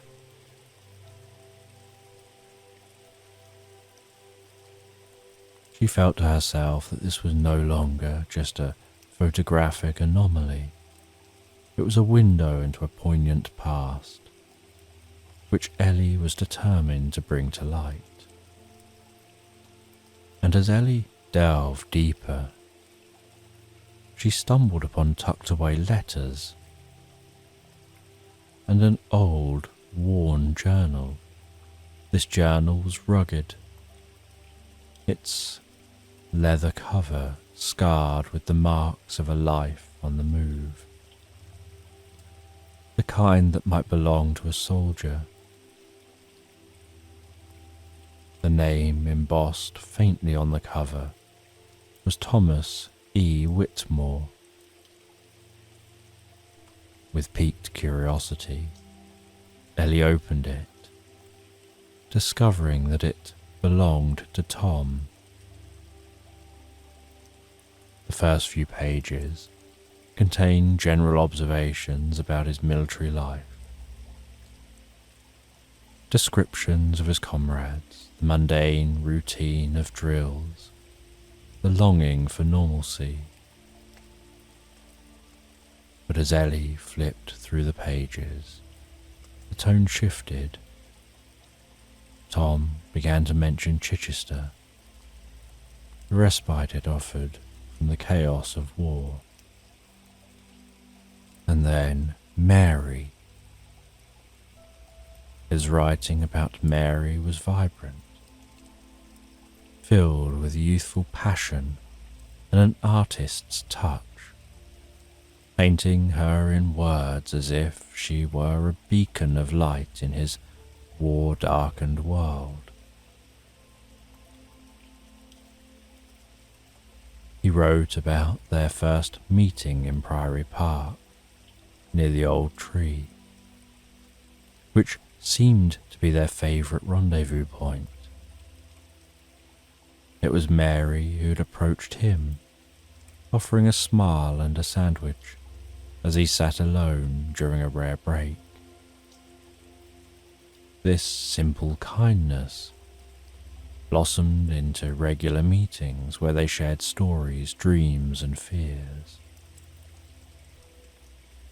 Ellie found herself captivated by Tom's descriptions of Mary, her laughter that echoed, the chiming of the cathedral bells, her courage in volunteering at the local hospital, and her unwavering hope for a future beyond the war. In one poignant letter, folded between the journal pages, Tom had written to Mary expressing his dreams of a future where they could walk freely in the park, not as soldier and civilian, but simply as Tom and Mary. The letter was never sent. As she read these intimate words, Ellie realised that Tom's spirit might be anchored to Priory Park by more than just memories. It was tethered by unfurled promise and a love cut tragically short. His entries grew sparse as the war dragged on, the last few noting his imminent deployment to a front line overseas, a deployment from which he would never return.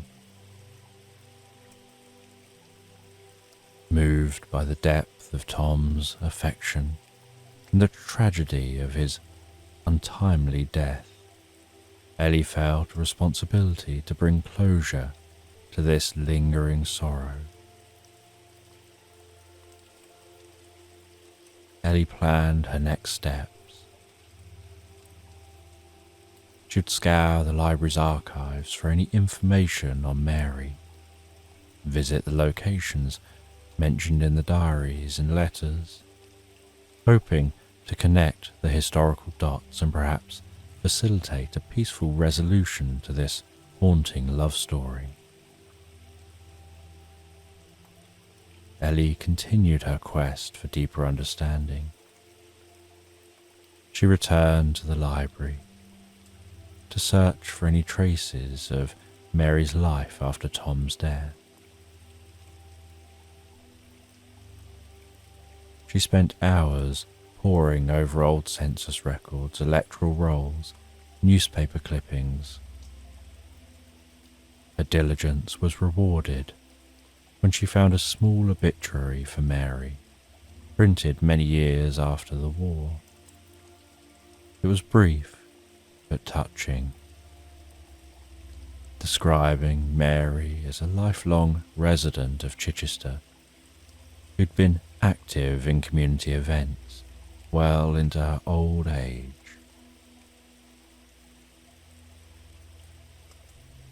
Most strikingly, the obituary mentioned Mary's enduring commitment to preserving the memory of those lost in the war, including a special mention of her late fiancé, Tom.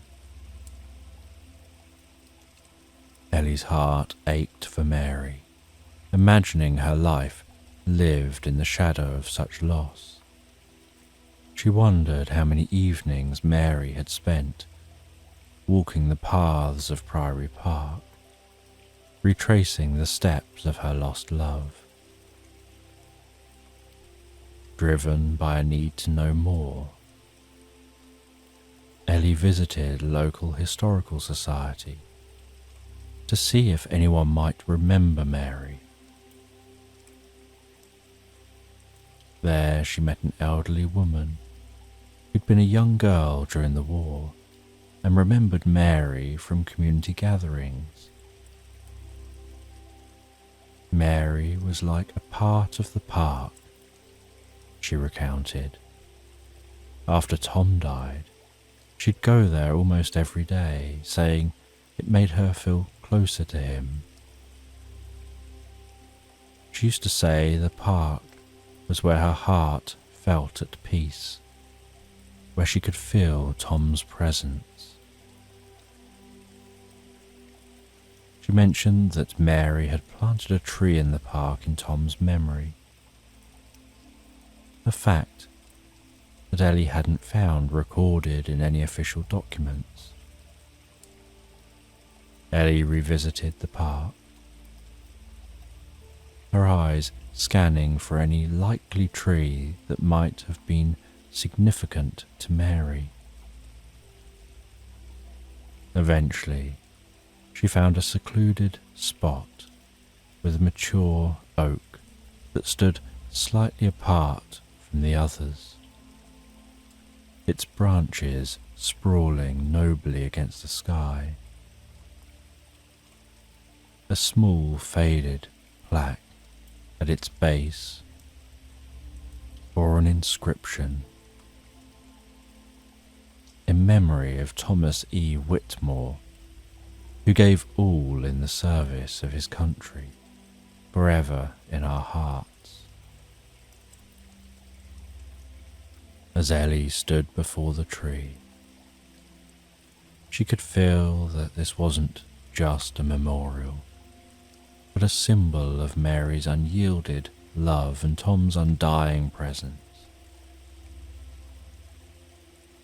It was here, in the park, that Mary had vowed to wait for him, beneath these trees that now seemed to hold their love story within its leaves. Ellie felt an overwhelming sense of responsibility and privilege.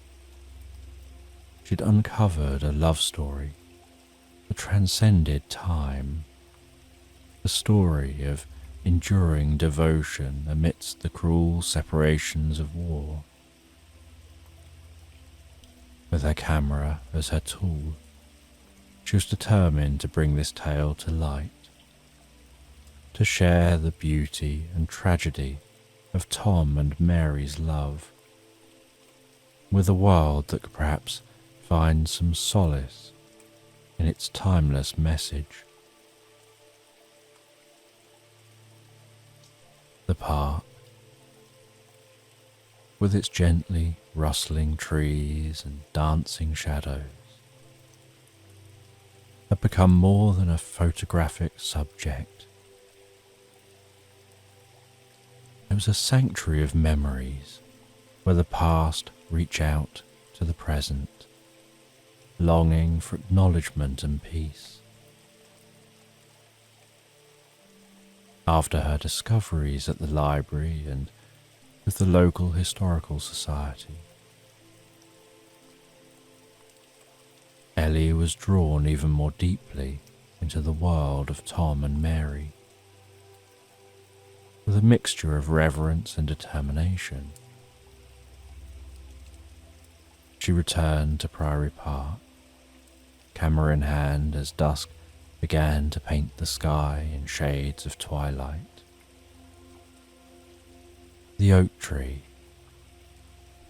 the memorial plaque, became the focal point of her investigation. Over the following evenings, Ellie set up her equipment at various angles around the tree, capturing a series of photographs as the light faded. She paid careful attention to the environmental conditions, noting the temperature, the wind, the exact times of her sessions, hoping to understand the patterns that might trigger the appearance of the mysterious figure. As she reviewed the images from these sessions, she began to notice a pattern in the occurrences of the shadowy figure. It always appeared at the same time, just as the sun dipped below the horizon and the first stars began to twinkle in the evening sky. The figure was consistently positioned near the tree, sometimes appearing to lean against it, as if in a state of waiting or perhaps deep contemplation. Intrigued by this discovery, Ellie decided to experiment with different photographic techniques to see if she could capture more details of the figure. She used long exposure settings. She used a full spectrum camera. She used infrared filters, hoping to pick up details unseen by the naked eye. And on one particularly clear evening, as she adjusted her camera to a new setting, she glimpsed the figure through her lens before even snapping the shot.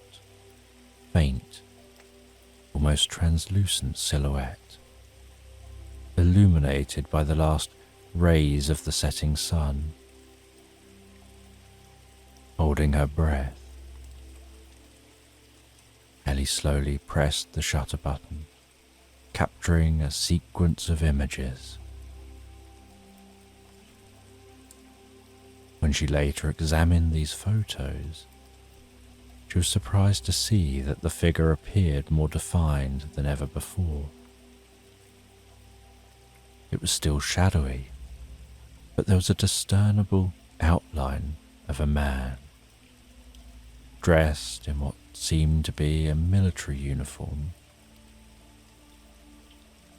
His posture relaxed, as if he were at ease in this familiar spot.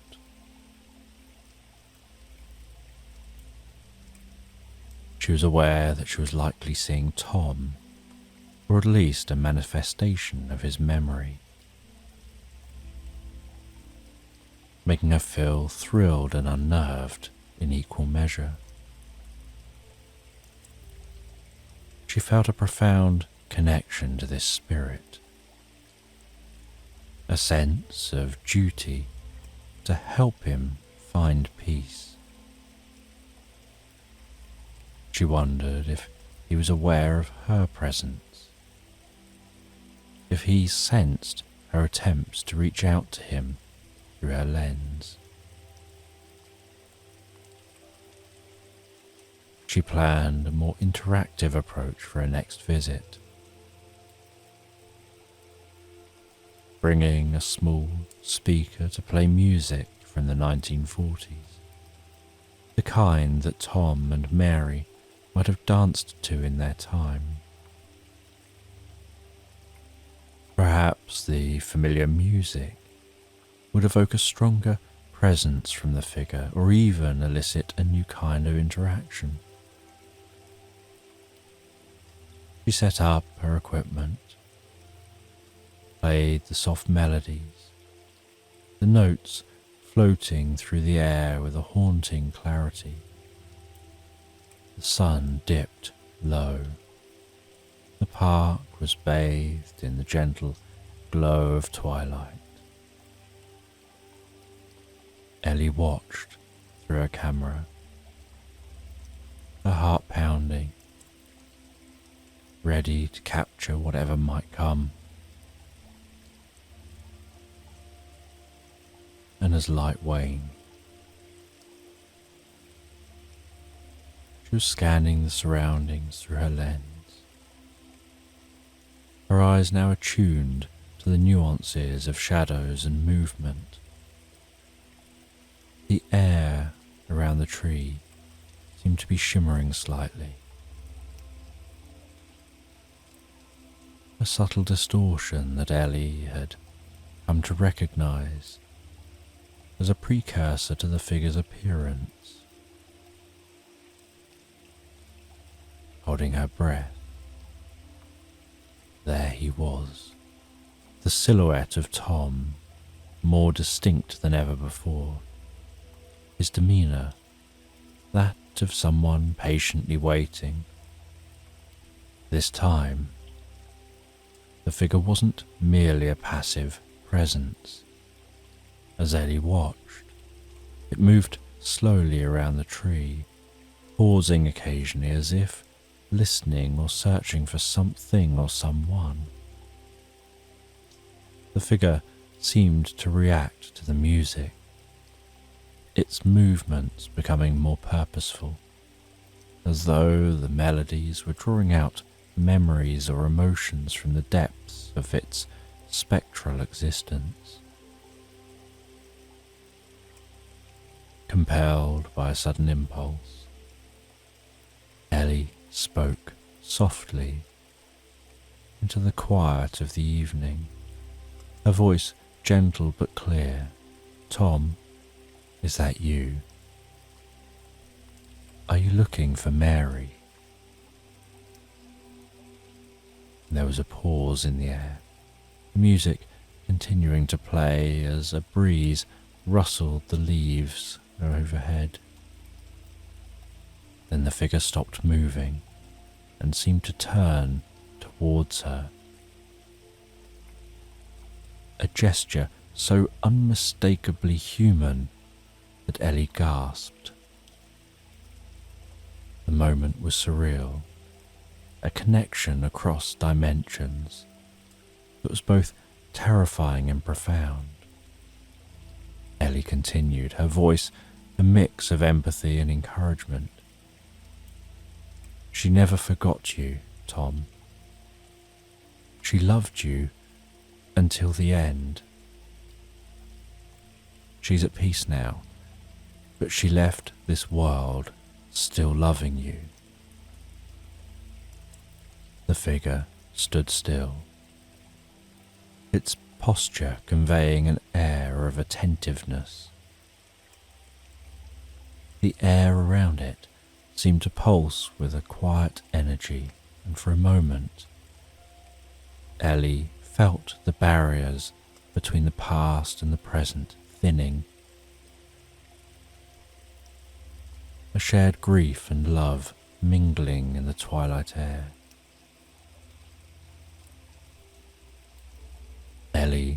took another step, approaching the figure slowly. Her camera set aside, her hands empty and open.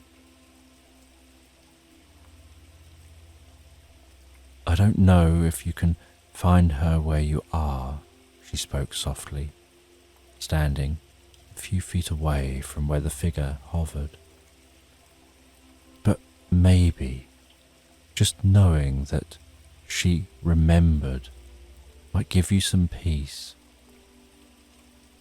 Maybe it's time for you to find rest too."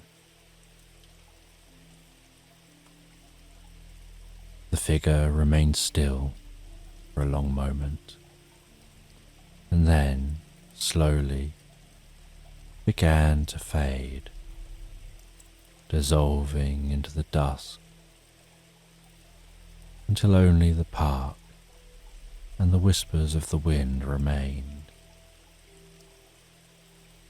Ellie stood alone by the tree. A profound silence enveloping her, a silence that felt like an answer, a release. Shaken and moved, Ellie packed up her equipment. She knew that something extraordinary had happened, something that defied easy explanation. As she left the park, the last notes of the 40s music fading into the night, she felt an overwhelming sense of closure, as if she'd been part of facilitating a long-awaited reunion or farewell. She knew that her encounters with the figure of Tom were likely over, but the story of his and Mary's love would stay with her forever, a poignant reminder of the power of love and memory to transcend even the boundaries of life and death.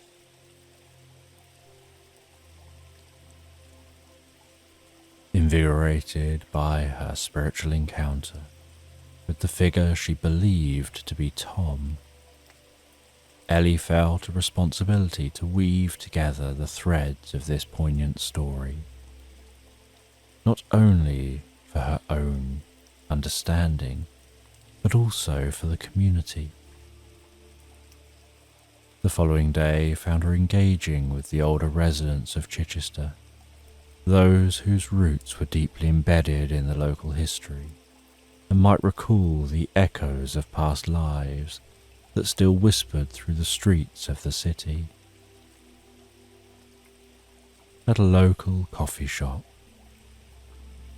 a favoured gathering spot for the town's elder residents, Ellie introduced herself, shared her project, careful to respect the sensitive nature of her inquiries.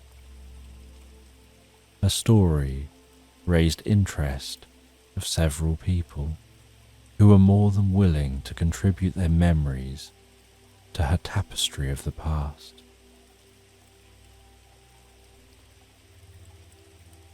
One man, Mr. Harold Jennings, who'd lived in Chichester his whole life, said he remembered Mary well.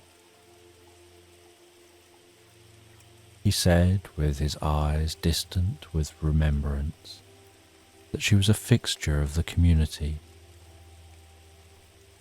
After the war, she threw herself into local charities, was always busy, always kind. But every evening, without fail, she walked to Priory Park and said it was her time to reflect. Another resident, a Mrs. Irene Foster, chimed in saying it was rather tragic, really, that Mary had never remarried. She wore black for a year after the war, mourning her lost Tom.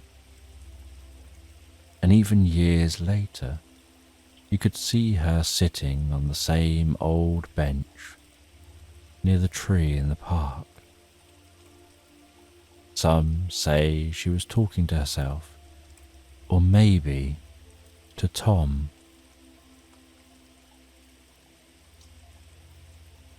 Ellie listened, her heart heavy with the collective memory of a grief that had lingered long after the war had ended.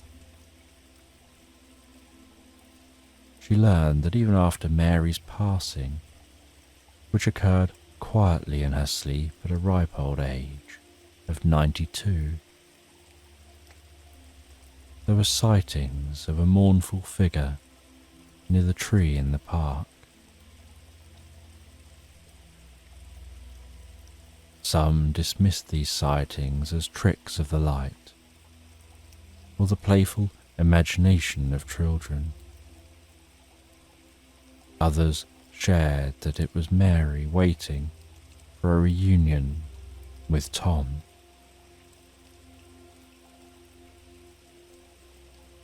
With these stories, Ellie felt a deeper connection, not just as historical figures, but as enduring presences within the community. She compiled these accounts and the photos and her experiences into a comprehensive exhibit. Her goal being to celebrate not only the history of Tom and Mary, but also to acknowledge the lingering impact of their love story on the community. And as she organised the exhibit, Ellie included panels that described the wartime history of Chichester, personal stories from the residents, her own narrative of the photographic journey that led her to uncover this story, with the centerpiece being a series of images capturing the ethereal figure by the tree, each accompanied by a snippet of Tom's letters to Mary, bringing to life their enduring love. The unveiling of the exhibit was attended by a curious mix of young and old. As people moved through the exhibit, Ellie observed their reactions, some touched to tears, others quietly reflective.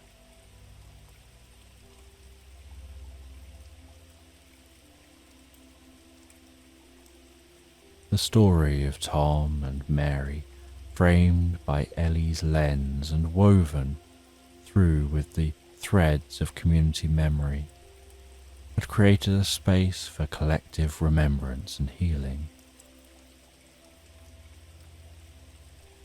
And after the success of the exhibition, Ellie returned to Priory Park. While in the park, she noticed a faint shimmering outline beginning to form near the tree. The familiar presence of the shadowy figure she now believed to be Tom.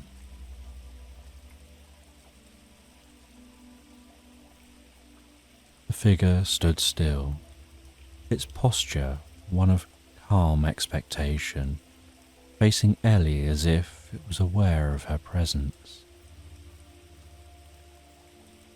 Compelled by a mixture of awe and courage, Ellie slowly approached the figure, a camera hanging forgotten by her side.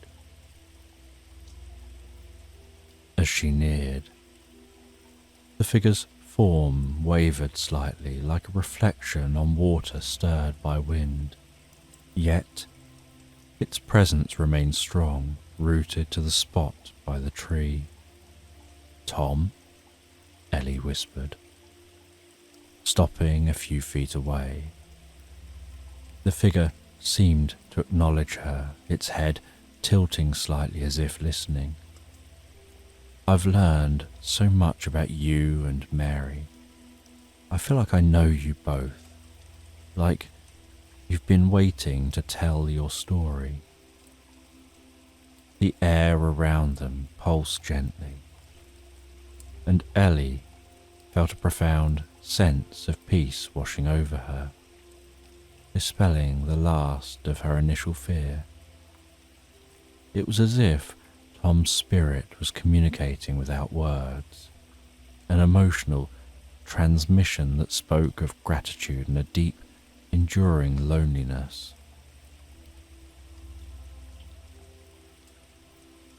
I brought Mary's letters, the ones she couldn't send you, Ellie continued, her voice soft but clear. She missed you so much, Tom. She waited for you here by this tree for as long as she could.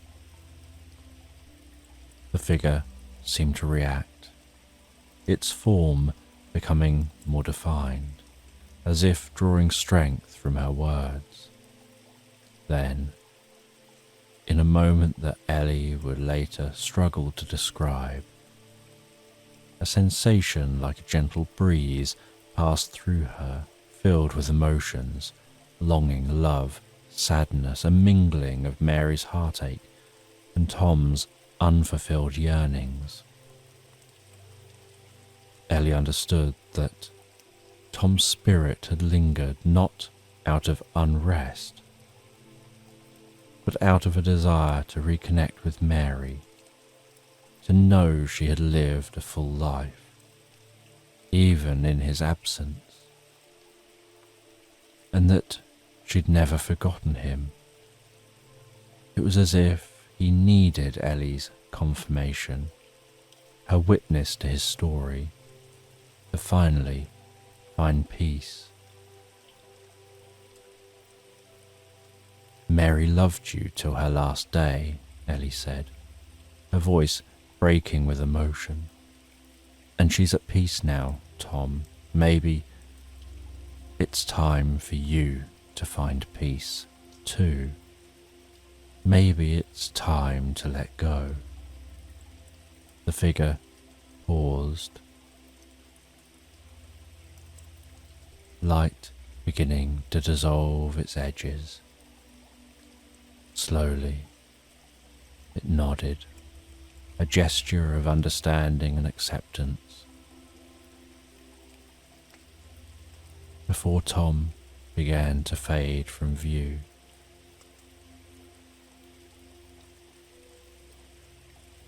And as Tom's figure disappeared, it left behind a calm, empty space by the tree. Ellie stood there for a long moment, overwhelmed by the encounter, feeling a weight lifting from the park, as if the air itself was lighter. She knew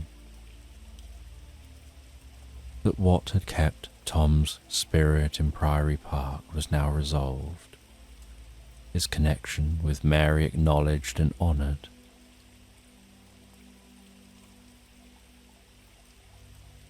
With a profound sense of closure and a respect for the power of love and memory, Ellie packed up her equipment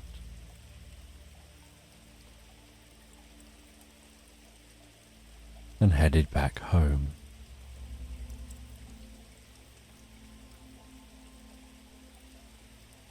And she found that the experience in Priory Park had changed her, had imbued her work with a deeper sense of purpose and empathy. And she continued her photography, now with an enhanced sensitivity to the layers of stories hidden within every landscape, every face, every photograph. And she went on to tell many more stories through her photography, and felt herself going to bed at night, relaxing, drifting, floating so deeply, so peacefully asleep to Slumberland.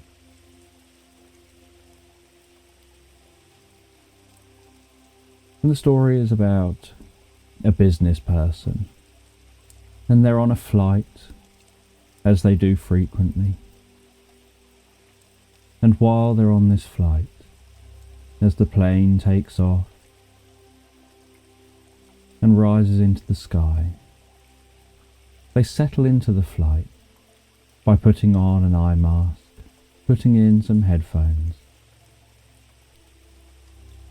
shutting out all external noises, all external sight.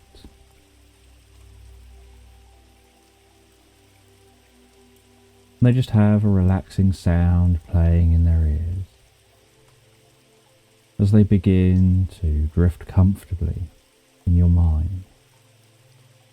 And as they begin to drift comfortably, they start to have this feeling of walking through a forest. And as they have this feeling of walking through a forest, they start to hear the sound of each footstep.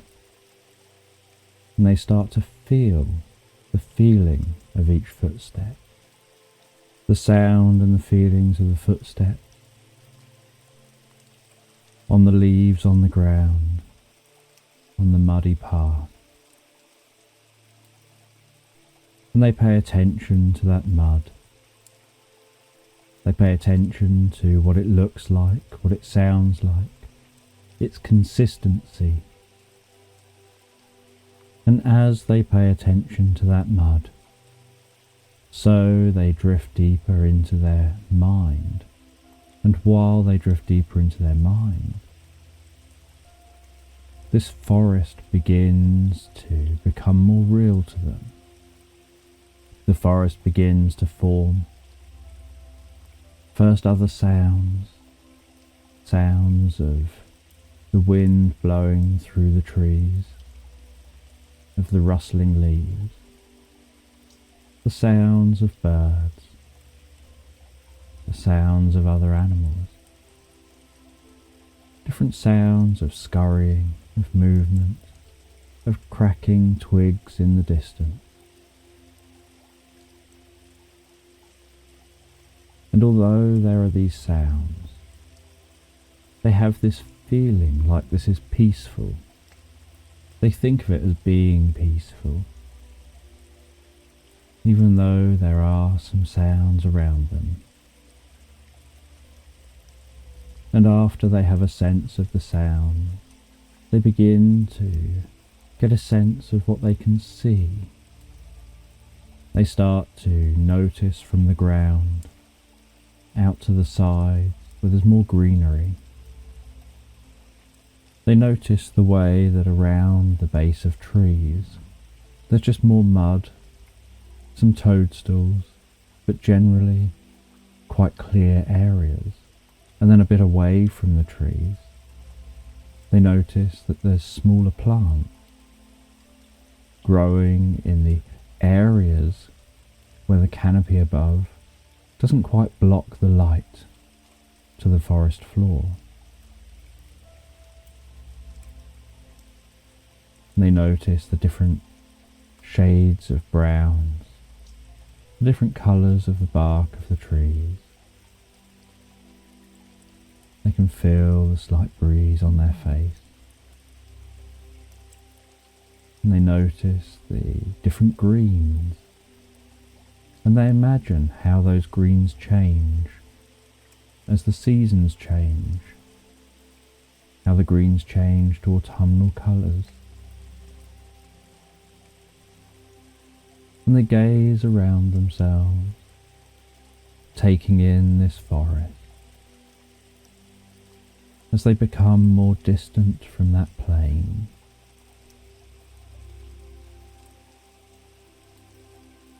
and while they become more aware of the forest, so they relax deeper, and this reality becomes more real to them. and they continue walking this forest path. And in the distance they can hear a babbling stream. And they start walking towards that sound. And as they near the stream, they start to smell the fresh air. That kind of fresh air that you get given off by water.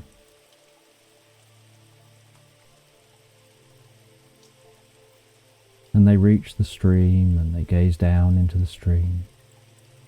And it's a very shallow stream, and they can see the movement on the surface and how it follows the rocks below. They can see twigs floating down the stream.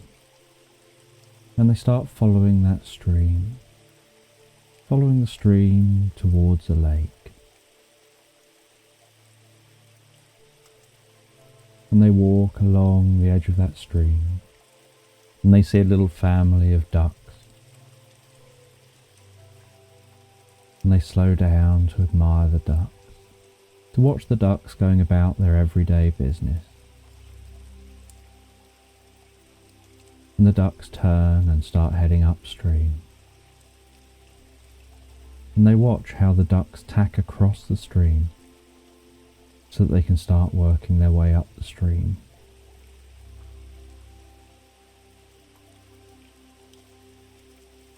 And how the parents keep an eye on the youngsters. And then they continue following that stream.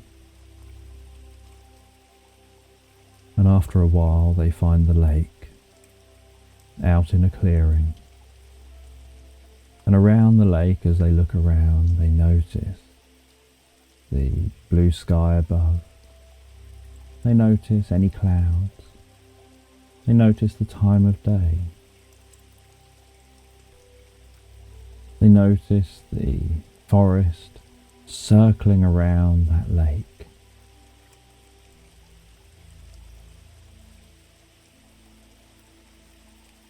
And they go and sit down on the side next to the lake, listening to the water of the lake lapping gently on the shore, gazing out and relaxing, feeling the warmth of the sun, smelling the fresh air as it blows gently off the top of the lake, hearing the rustling leaves of the forest in the background, and the sounds of birds, and seeing some deer across the other side of the lake, and looking around and seeing what else you notice.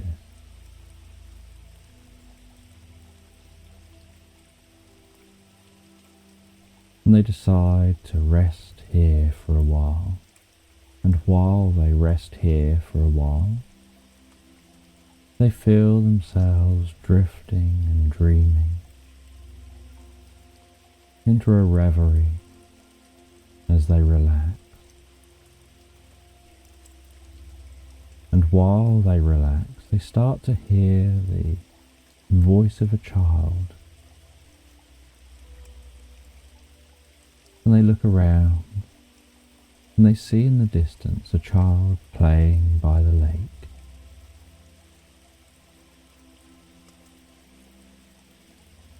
And as the sun's beginning to set,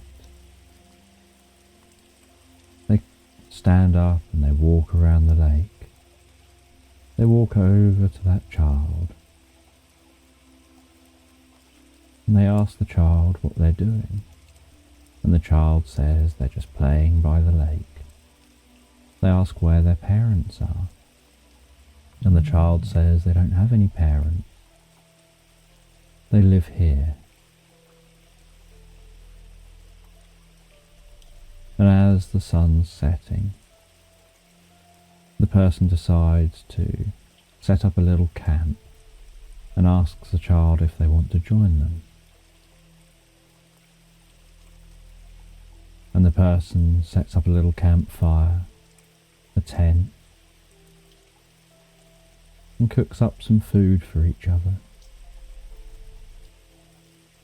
And the two of them sit and eat the food, and the person asks about what the child is doing here, how the child survived. And the child explains there's plenty here to survive on. And they occupy themselves. They play by day and sleep by night. And they don't see company. They don't see other people. This person is the first person they've seen in a long time.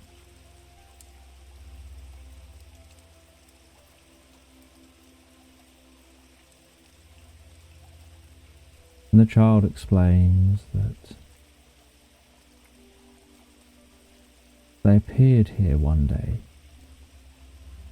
They were sat somewhere in a library, reading a book. And while they were reading, they started imagining things and drifting off in their imagination. And the next minute they found themselves here. And they didn't know where here was.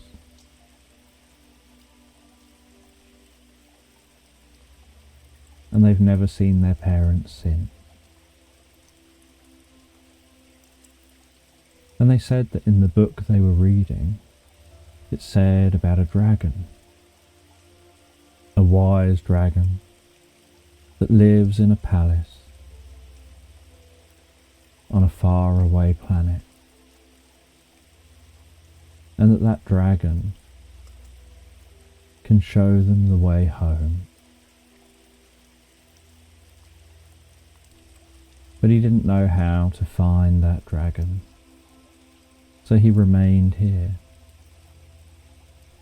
He felt safe and comfortable here at this lake.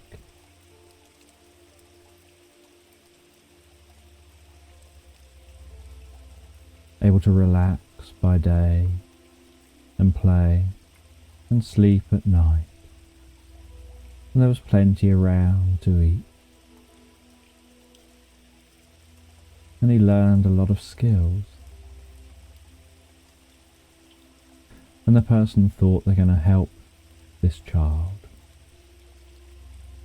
See if they can help this child get home. Because they know that they can get home just by thinking about waking up. They don't know why the child can't just think about waking up and get home, or why they seem to have this shared experience.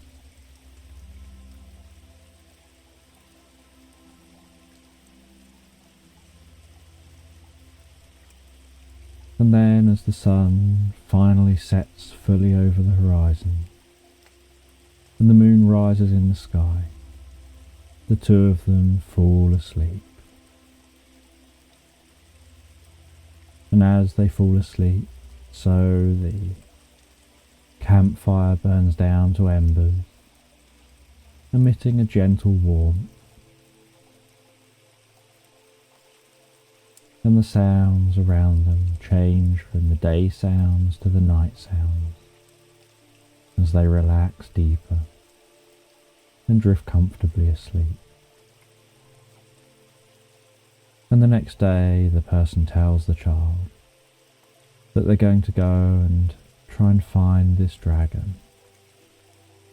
They didn't know if there was any kind of a clue, and they were told that the only clue is that you've got to search in daylight and find the waterfall. And they didn't know what this meant, but they thought it's a start. So they left the child, walked around the lake, and continued following the stream back into the woods out the other side of the lake.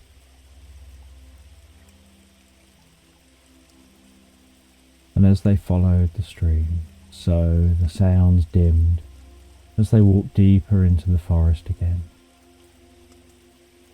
And while they walked deeper into the forest, they became aware of the change of sounds again, aware of the way that light danced and shimmered in front of them, as it shone down through the canopy above, the way it created rays of light, as it lit up pollen and dust in the air. And everything felt so peaceful and calm. And they were curious how they were going to help this child. But they thought if they're looking for a waterfall, following the stream is probably the best place to start. And so they followed this stream deeper into the forest, so deep into the forest that they couldn't see where they came from, and the stream wound left and right. And they continued following that stream. Occasionally they'd hear splashes of birds dive bombing into the stream, catching small fish.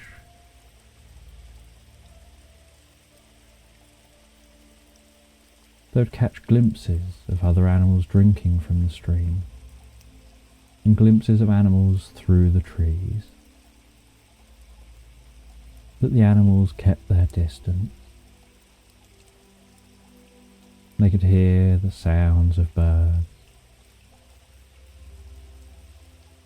and hear other forest sounds.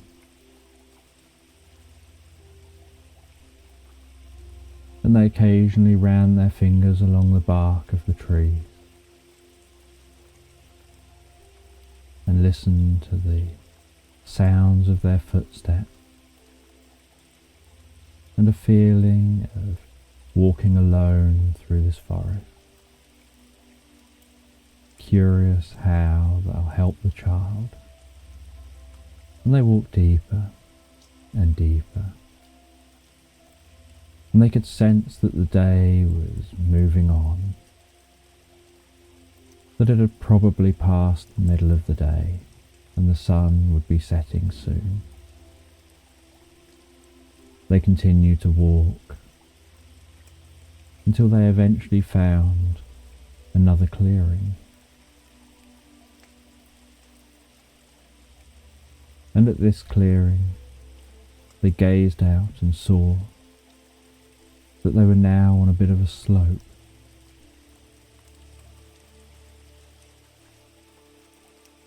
And that the stream had begun to widen. And because it's on more of a slope, the stream was now travelling faster.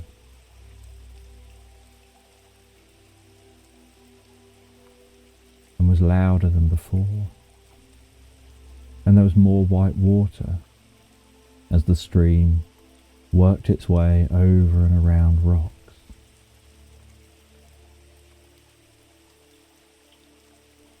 So they followed this widening stream across the clearing.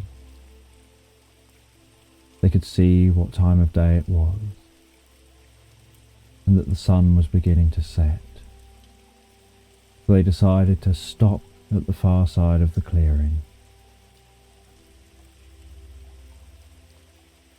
and camp there for the night, and they'd carry on their journey in the morning. They cooked themselves some food. They lay back in a makeshift tent, gazing up at the sky, watching the way stars twinkled, watching shooting stars pass across the sky, having this feeling like they could hear them crackling as they flew past. And even having a feeling like they could smell them, a slightly sulphur smell.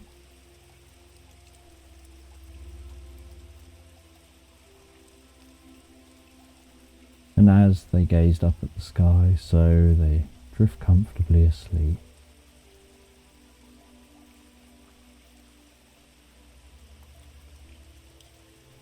And the next morning, they packed up and carried on their journey into the woods. And they continued walking deeper and deeper. They were aware that the ground was sloping down even more now. The water was speeding up faster. And after a few hours of walking, they could hear this roar gradually appearing in the distance.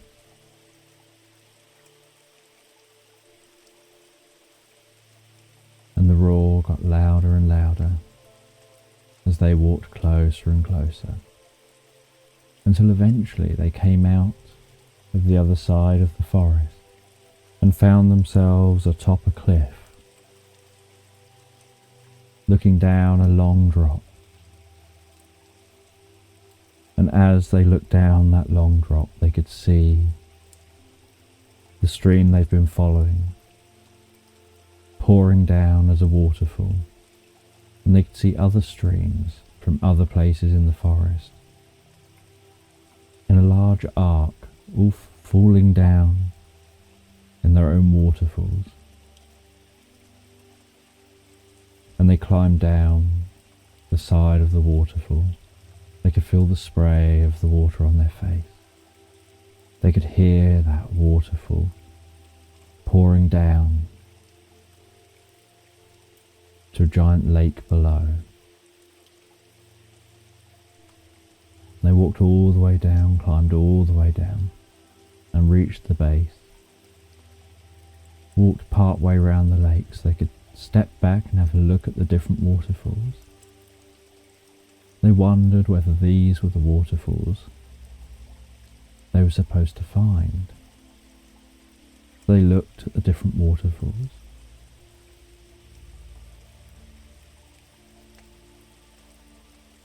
And they could see that the sun was shining into this area, and that the shadow as the sun moved across the sky was moving across the land.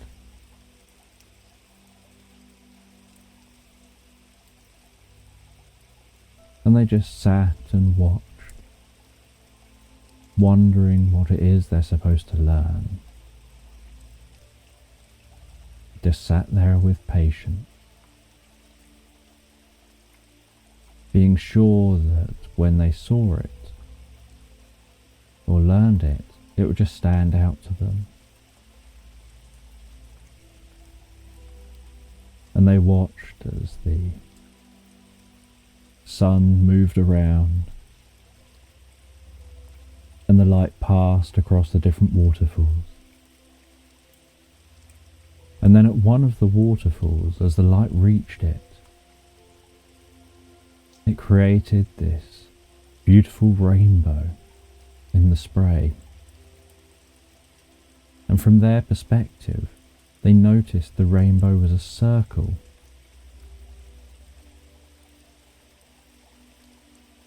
And that it seemed to shimmer in the middle. And they had this feeling that somehow this was the sign. And they jumped in the water and they swam across the lake towards that waterfall. Coming out of the water, near to the waterfall. And they could still see that rainbow. And they climbed up to where the rainbow was. And they noticed that there was a cave behind that waterfall. And they walked into the cave, noticing how the sounds changed to this watery, echoey sound as the sound of the waterfall reverberated around the cave wall. And they started walking deeper into the cave, and as they walked deeper into the cave, they noticed how the light from the sun was somehow reflecting around the cave off of crystals within this cave, lighting up the interior of the cave. And they were sure this would only last a while, just while the sun is in the right position. So they walked deeper into the cave. They could hear dripping water as the rumble of water behind them faded the deeper they walked.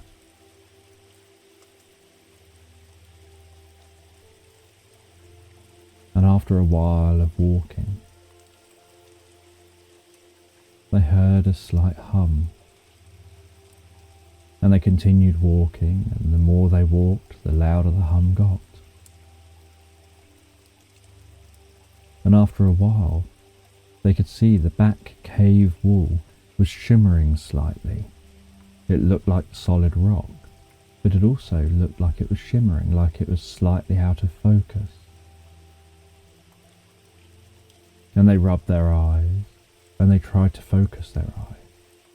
But nothing they did seemed to bring that cave wall into focus. It just continued to shimmer slightly.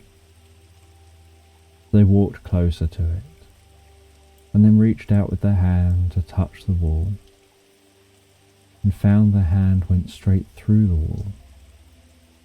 And as the hand went through the wall, so the humming got slightly louder. They could feel their heart racing slightly more. They started breathing in a calm way. Breathing in, counting to 7, and breathing out, counting to 11, to help themselves to trigger the relaxation response. And the more they relaxed, the calmer they became, until the breathing was just happening automatically in that calm way.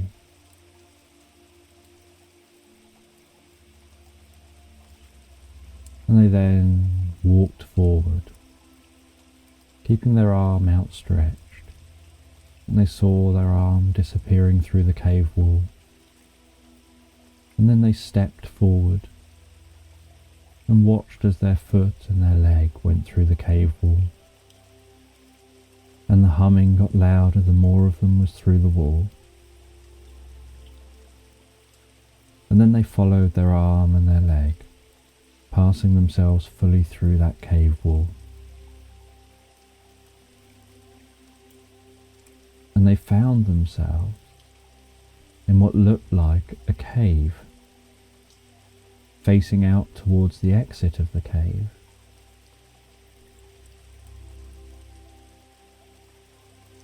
And it looked like it was night time. And so they continued walking forward. They exited the cave. They looked up at the night sky, and they could see the most beautiful nebula stretched across the sky, the most beautiful colours, bright stars, 2 moons, and none of it looked like they were used to. And they were very quickly aware this wasn't the Earth. This wasn't where they came from.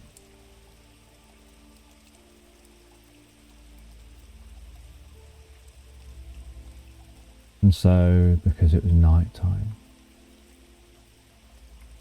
they decided to just stay still, just stay put for a while.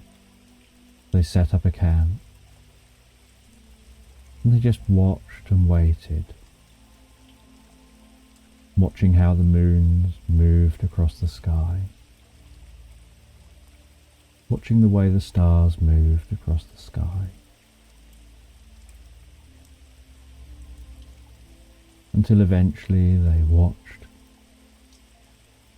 as the sun began to rise.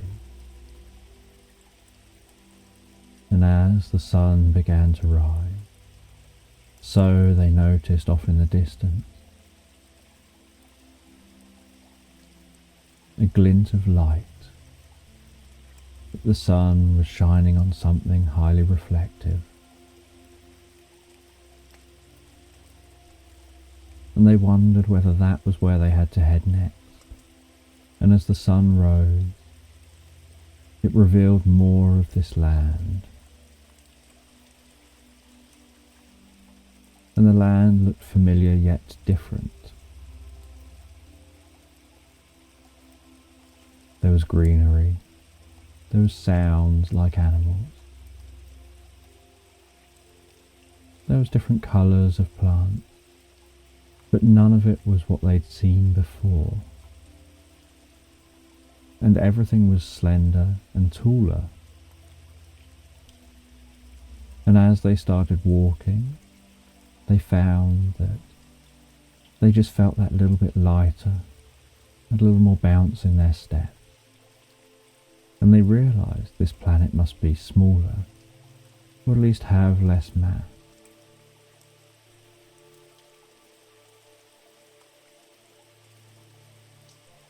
And just moving around felt easier. And they started walking in the direction of that glint of light. And as they walked across open meadow,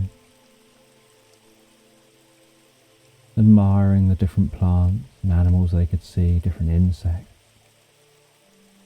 and recognizing how they have a familiar feel to them, yet none of them looked like they'd seen before.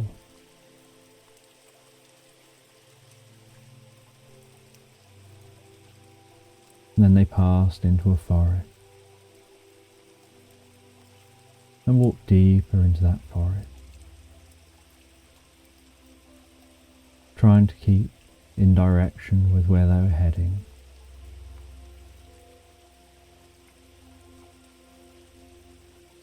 And after quite some time of walking, they found themselves coming out the other side of the forest and back to a clearing. And they could see that there were hills leading up to some mountains. They climbed the hills and walked over the hills. And they could see that up in the mountains was what looked like a crystal palace. It was all spiky and very tall.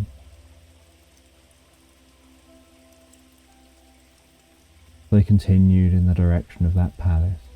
They assumed that palace must be what they're searching for.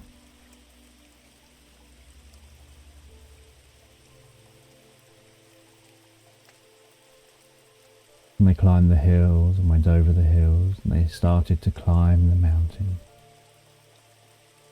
And they found climbing the mountain much easier than they imagined it would be. And as they climbed higher and higher,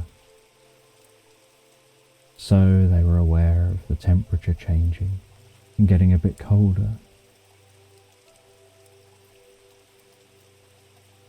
And it wasn't uncomfortably cold, but they were aware that it was a bit colder as they climbed into the mountains.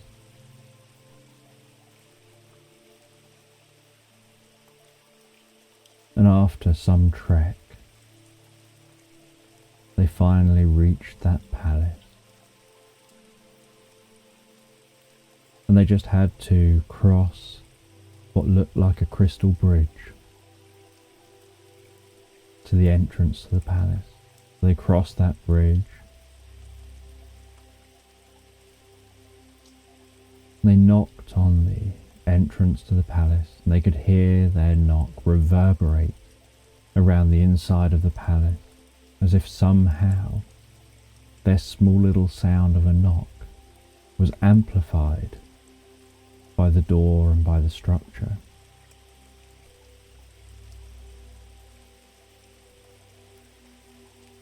And after a few moments, the door creaked and swung open, and they walked in to that palace. And the palace appeared to be empty, and they walked around the palace, looking around, looking how high the ceiling was, how large these rooms were, how empty everything seemed. And in the distance they could hear the sound of deep breathing. And that breathing sounded really powerful. And they walked through from one room to another, before eventually entering a room with a huge dragon just resting there. And as they entered, the dragon rose its head.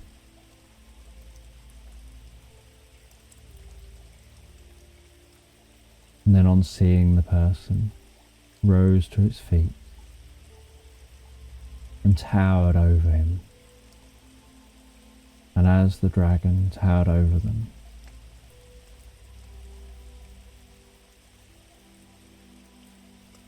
it let out a burst of fire up into the air,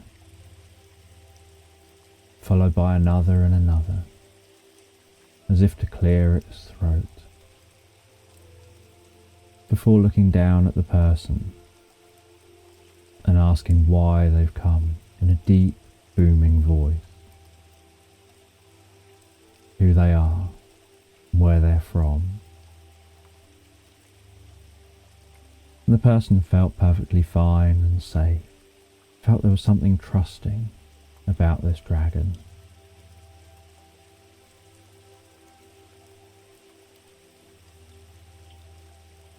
And the person explained about meeting this child, and how this child had been reading a book in a library, and then found themselves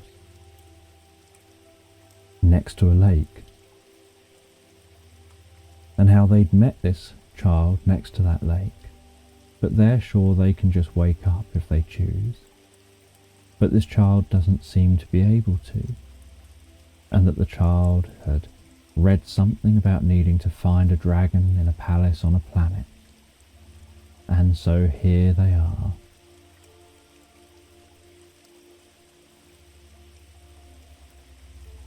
And the dragon told them they had to go through to a room out the back, to the library of the palace, and that they would find a book on a shelf, and they would know when they see it. It would be in the most beautiful golden cover that just seems to shine and reflect, as if it's just as new as it's been created today, yet it's thousands of years old. And that they're to take that book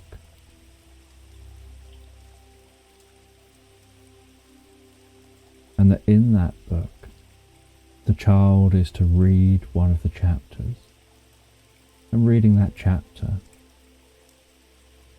will end the story for them, and as their story ends, so they will wake up back in the library as if no time has passed.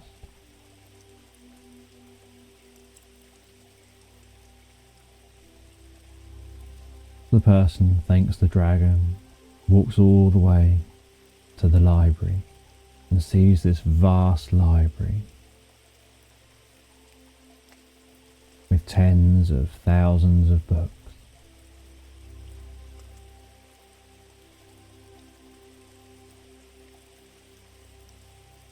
And they look around all the walls,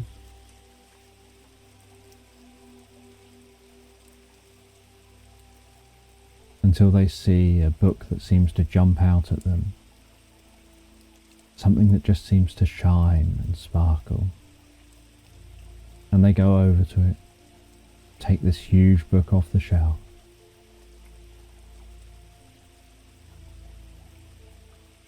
and carry it out of the library, back to the room with the dragon. They ask that dragon about the library, about who they are and what they're doing here. And the dragon explains that They're the guardian of the 9 realms. And that to be the guardian of the 9 realms, they need to have all the knowledge of the 9 realms. And that one library is one of the libraries containing all the knowledge.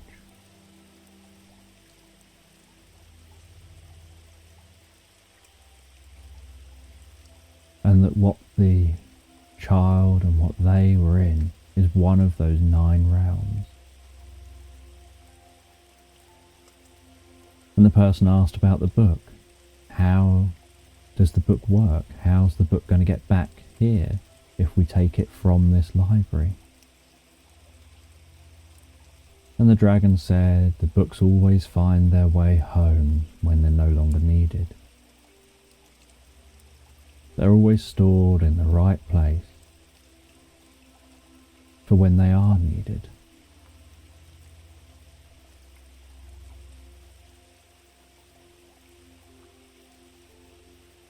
The dragon explained that all the libraries are like a brain. They contain all this knowledge, and they continually get larger and larger with more books and more knowledge.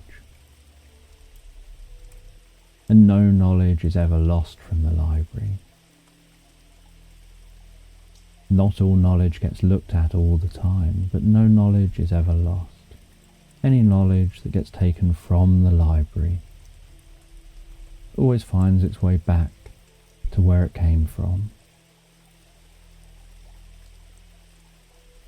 And the person didn't really understand, but thanked the dragon for their help. And the dragon dropped back to the ground with a massive thud, took a deep breath, rested its head and closed its eyes as if it was falling asleep again. And the person asked, "Why do you just sleep? Do you not do anything else?" And the dragon said in a sleepy voice, "They're not sleeping. They have to drift into a state that allows them to open up their consciousness to monitor the 9 realms. And they connect their consciousness through all the realms, and they can see all, hear all, sense all, feel all, and know everything about those 9 realms. And they close their eyes and seem to drift away from here. As the person took the book, turned and left the palace, and they found their way back down the mountain, and they noticed that now the sun for this planet was setting, and they went down the mountain, went to the meadows, crossed the meadow and found their way back to that cave. And they decided they would camp here for the night before going through the cave. They thought it'd be interesting to camp on an alien planet. And they'd now been awake for a while, so they were ready to fall asleep comfortably.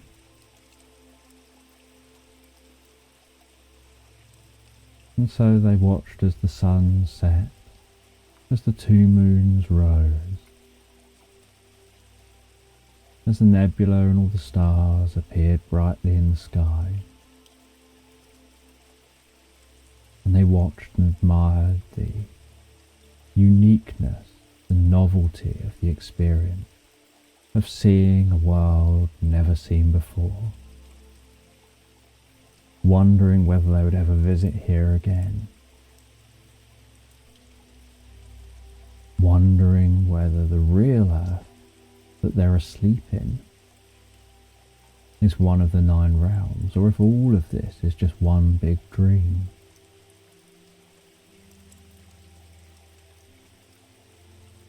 Or whether this place is separate from all those 9 realms, And maybe there's other caves like this one that lead to the different realms. They had so many thoughts, so much curiosity that filled their mind as they drifted comfortably asleep. And then after sleeping for a number of hours, they awoke feeling refreshed, revitalized, full of energy. They packed away, picked up the book, walked through the cave, walked through the wall at the back of the cave, walked through the cave in the back of the waterfall, and found their way out of the waterfall, back down to the lake. They didn't want to get the book wet, so this time they carefully worked their way around the edge. They had to pass under a few waterfalls as they did so. They just covered the book and wrapped it up while they passed under the waterfalls. But they were sure the book would have got more wet if they tried swimming with it.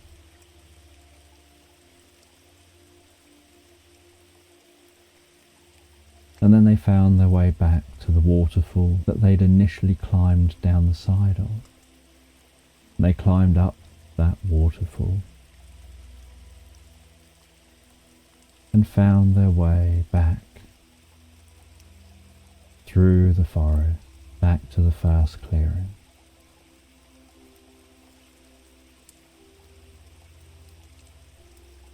And they crossed that clearing and then through the second bit of forest, following the stream the whole time, until eventually they found their way back to the lake.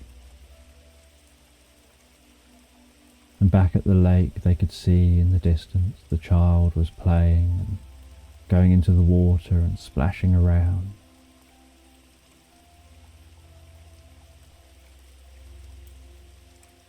And they went back to that child. And they explained to the child the journey they'd just been on. And the child said about how they'd been gone for what felt like weeks. And yet to the person it felt like they'd only been gone perhaps a day, maybe 2 at the most.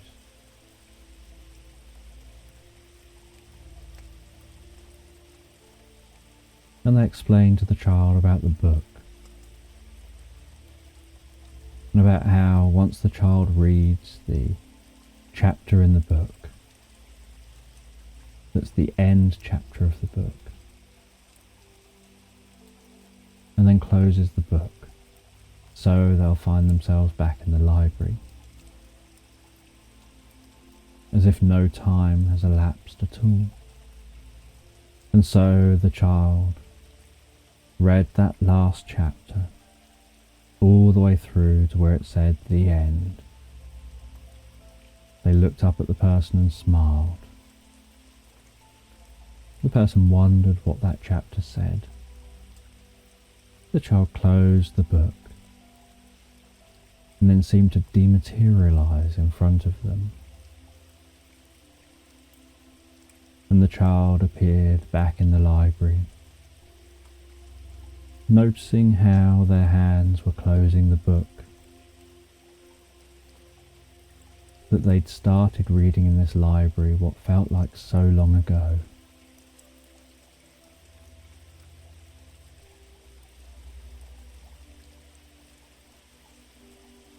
And all that experience suddenly felt like a bit of a dream, as they were now faced with being in a library, as if that entire period of time hadn't happened. And they stood up and went off to find their parents. And the person watched that child dematerialize, hoping the child will be fine, and noticing how just after the child dematerialized, so the book began to dematerialize too. And they hadn't had an opportunity to open the book themselves. They hadn't thought to do it sooner. And they hadn't had an opportunity to see what that chapter said.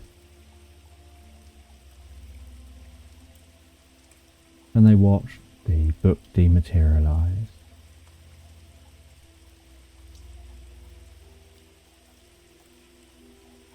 And they then just sat in their makeshift tent by a campfire, thinking about how everything's back to normal. Their experience is back to how it normally is, that they drift off in a reverie when they make journeys. And they come to this place, they gaze out over this lake, they enjoy some time camping, enjoying being in nature.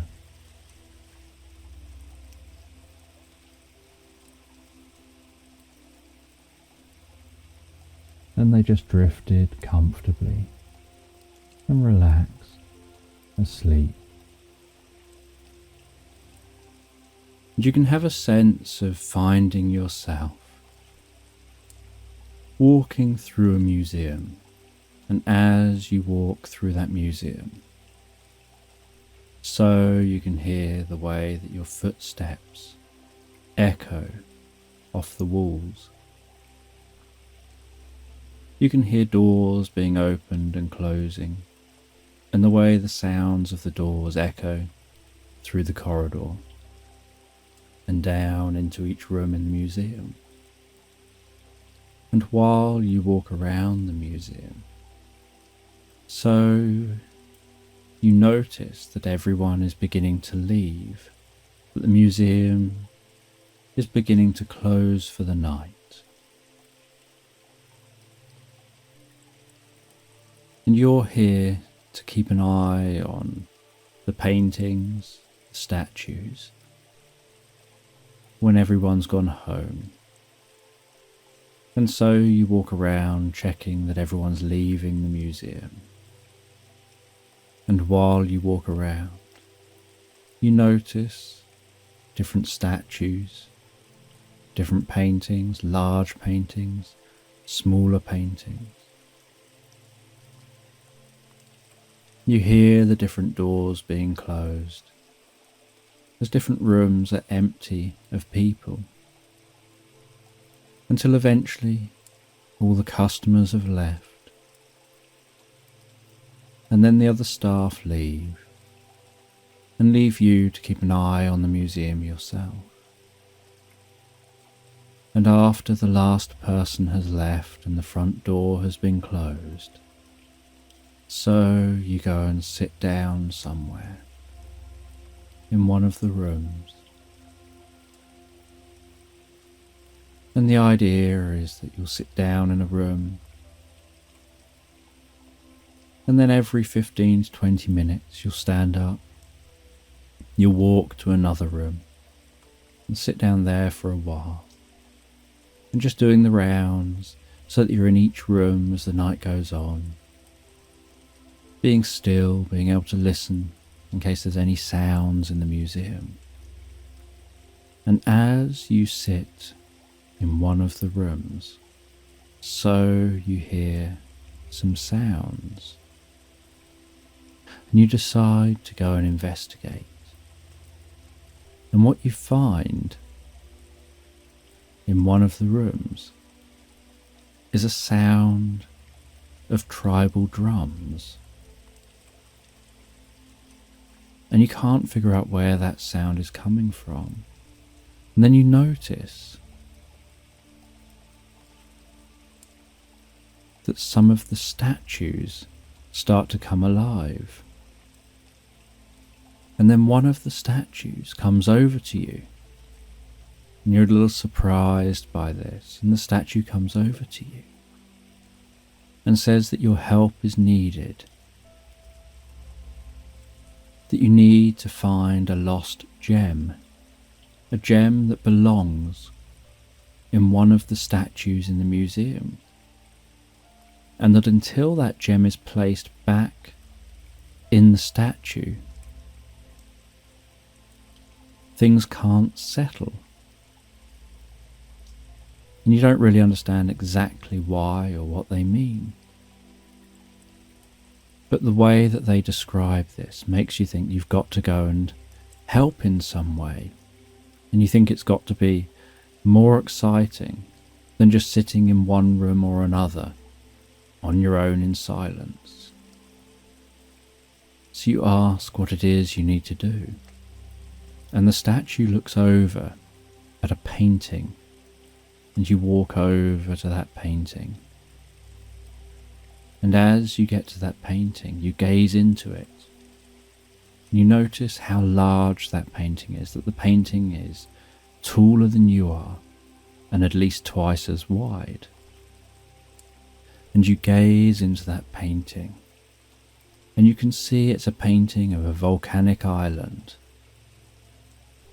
A volcanic island containing a forest.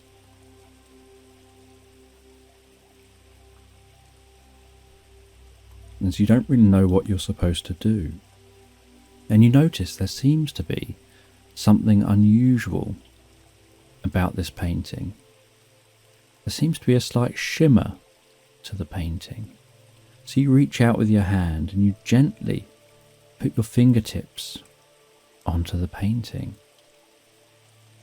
And as you put your fingertips onto the painting, so your hand starts to go through the canvas.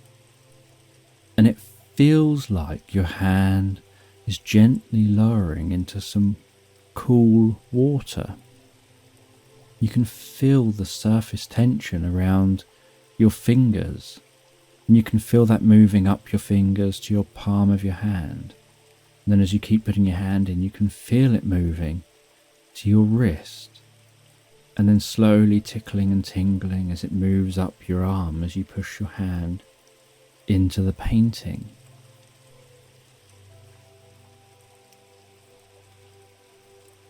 And after your arm is in the painting, so you step in and follow it, and you find yourself in that painting on the volcanic island. And you can hear a thunderstorm start to rage, hear lashes of rain, and you start to get soaking wet. So you run into the forest. And as you run into the forest, so you notice how the rain changes. You can now hear that rain falling on the leaves above you. Hear it bouncing on those leaves. Hear the thwap sound as each large raindrop hits the large leaves. And you're relatively dry inside this forest, with such dense forest around you.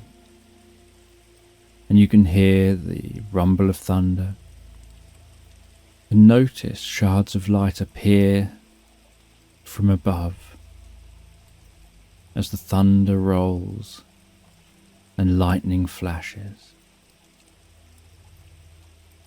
And you walk through this forest. And you feel lucky that it's quite warm here. As you walk further and further into the forest.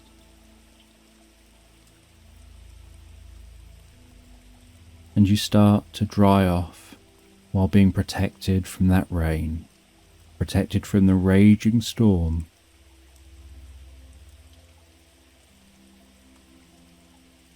And you continue walking further through the forest. You don't yet know what you're looking for, how you're going to find this gem, where this gem is.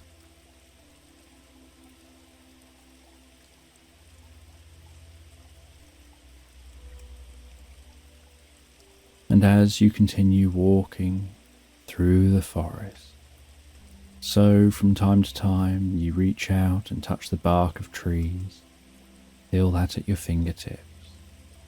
You can feel the thud of each footstep on the ground, the dull thud, as the sound gets absorbed by all the woodland. You can hear that storm above, hear that heavy rain on the leaves.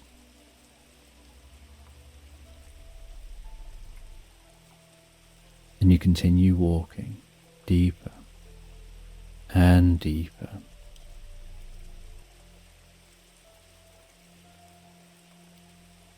And as you continue walking, you don't know where you're going. There just seems to be a bit more of a path on the route that you're taking.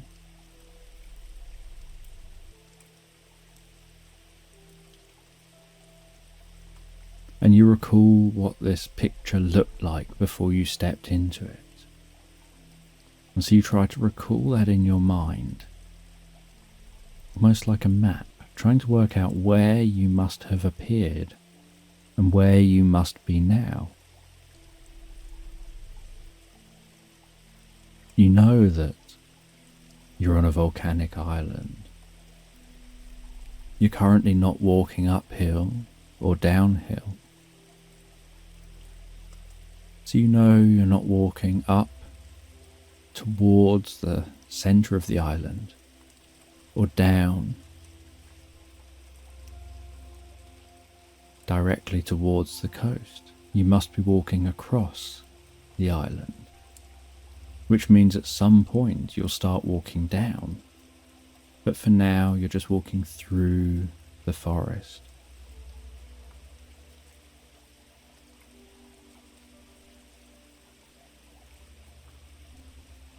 And after some time of walking through the forest,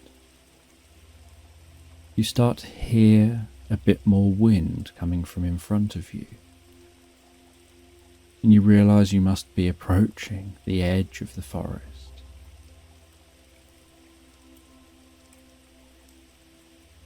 And although most of the rain isn't making its way to you and isn't falling on you, is being blocked by the canopy above you,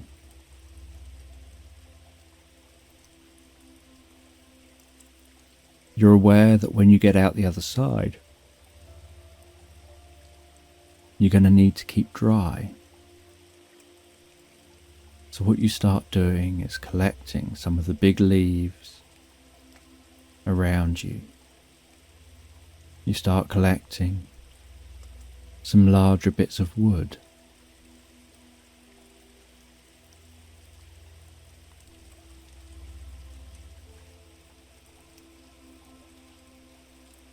And on some trees they have bark which you can cut at the top, and then you can peel it off in strips, almost like rope. And so you do that and get yourself a load of strips of bark.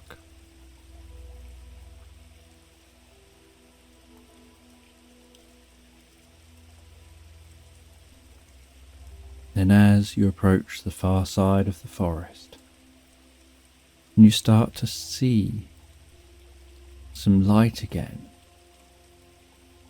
and you know that it's very dark because of the storm, and yet there's some light because above the storm the sun hasn't set yet.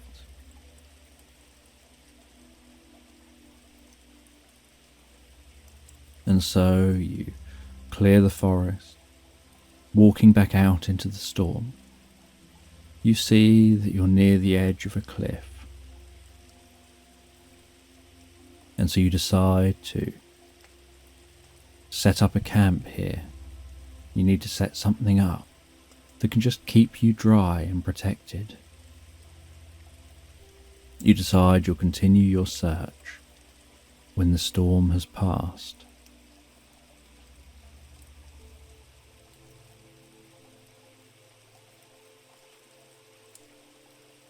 So you make a pyramid with the larger bits of wood.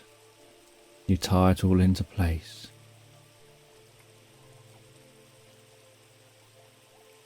With the bits of bark, you weave in the leaves, tie some of them into place, creating a watertight shelter.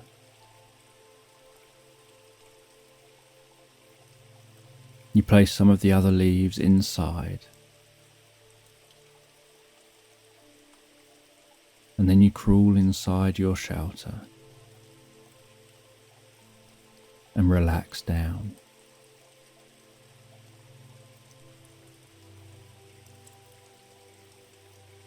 And while you relax down, so the storm rages on. You can see the clouds light up with lightning. You can hear the rumble of thunder and hear the large raindrops hitting the ground around you, hitting your makeshift tent.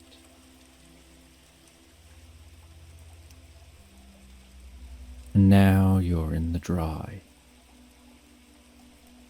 And sitting down, you feel so relaxed. You find the sounds calming, relaxing. You find that they're peaceful. They make your mind just want to drift and wander. And from where you are, you're looking out off a cliff, over the sea. And you can see that the sea's quite rough at the moment.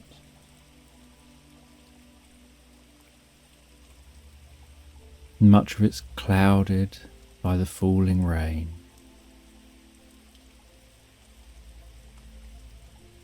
And so while you sit in your makeshift tent, your eyes begin to close.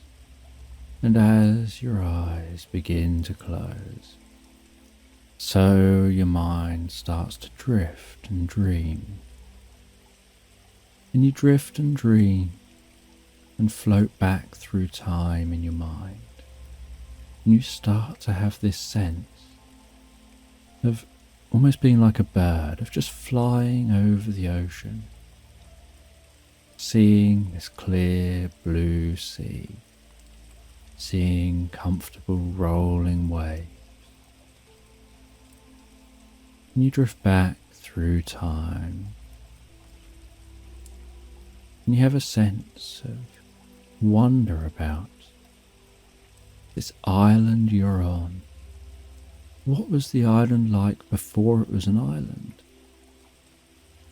How did it become this volcanic island? And drifting and floating through time, you have this sense of under the water, deep down, a volcano is gently erupting, lava is spewing out, crackling and popping as it reacts with the water, glowing red in the deep blue sea, as it gradually builds up this island from deep under the ocean, building this island up higher and higher towards the surface. And you watch in your mind's eye as that continues at a steady pace, and then occasionally a larger eruption happens under the sea, and the island gets a growth spurt. And then, after thousands of years, the island begins to get nearer to the surface. And gradually the whole time, the land over the magma is shifting slightly, and the island is gently elongating.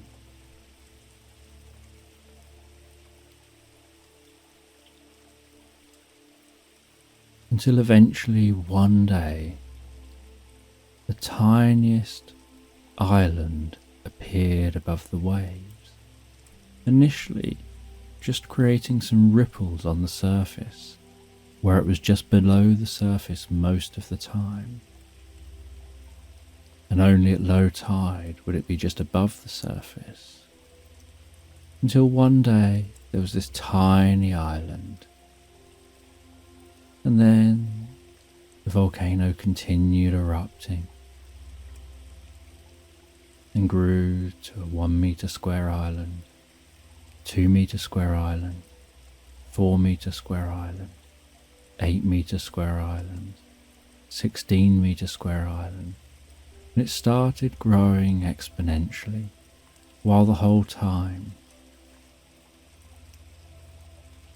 the island was moving, while the magma was remaining in the same place. And after a while, there was this huge black island above the surface of the water, with nothing but black rock. And then as time continued on, so the Earth's plates continued to move, and so the magma was creating other islands elsewhere, and no longer creating this island.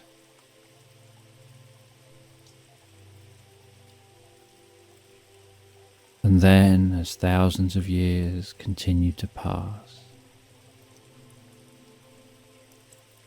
occasional seeds blown in the breeze around the earth would find themselves caught on the island. And then one day, thousands and thousands of years ago, the tiniest little sprout of green started growing on the island, followed by another and another, until the island started turning from black to green.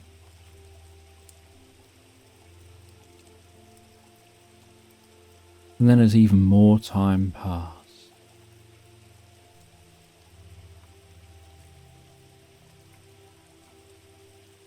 little sprouts of trees started springing up.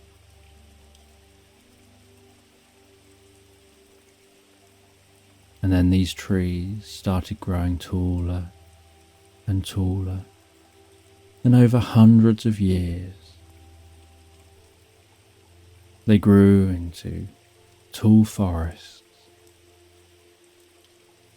encircling the volcanic island. And the water crashed against the island, creating areas of beaches and other areas of cliffs.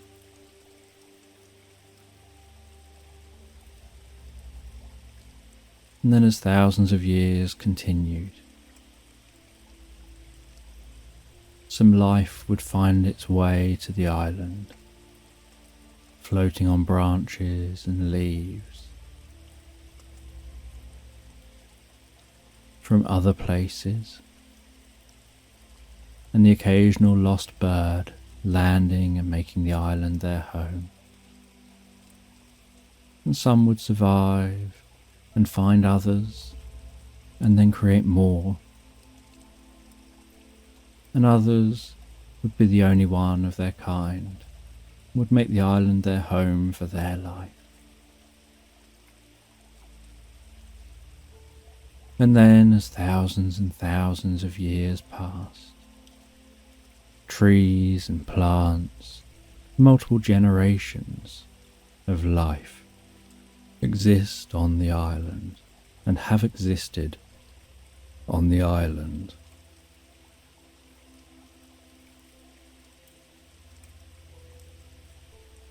And you float around and drift around like a bird in the sky, finding it fascinating looking down on this island, watching the evolution of this island from when it was just forming on the bottom of the ocean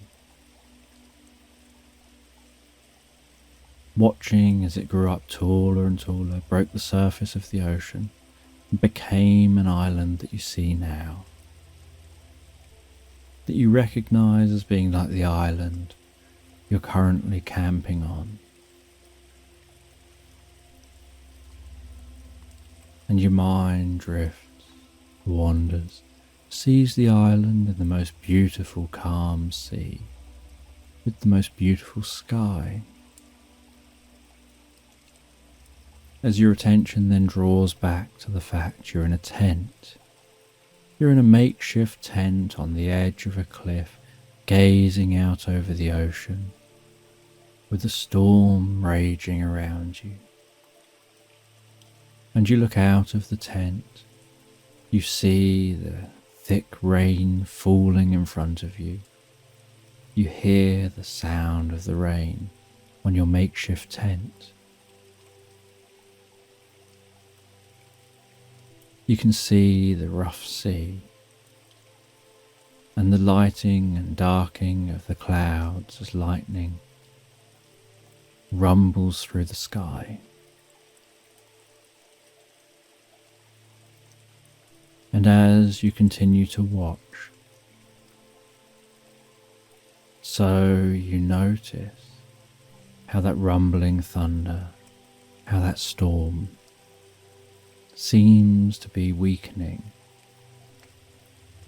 And you can then see the way that rain is falling over the ocean and no longer falling over you. And as you continue watching, so you watch as that storm moves further out to sea, as that storm passes by towards the horizon.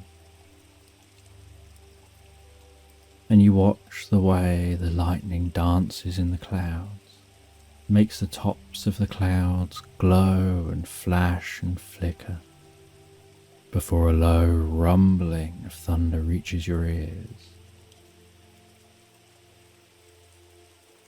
You notice how the sea below you appears to be calming as that storm moves further away.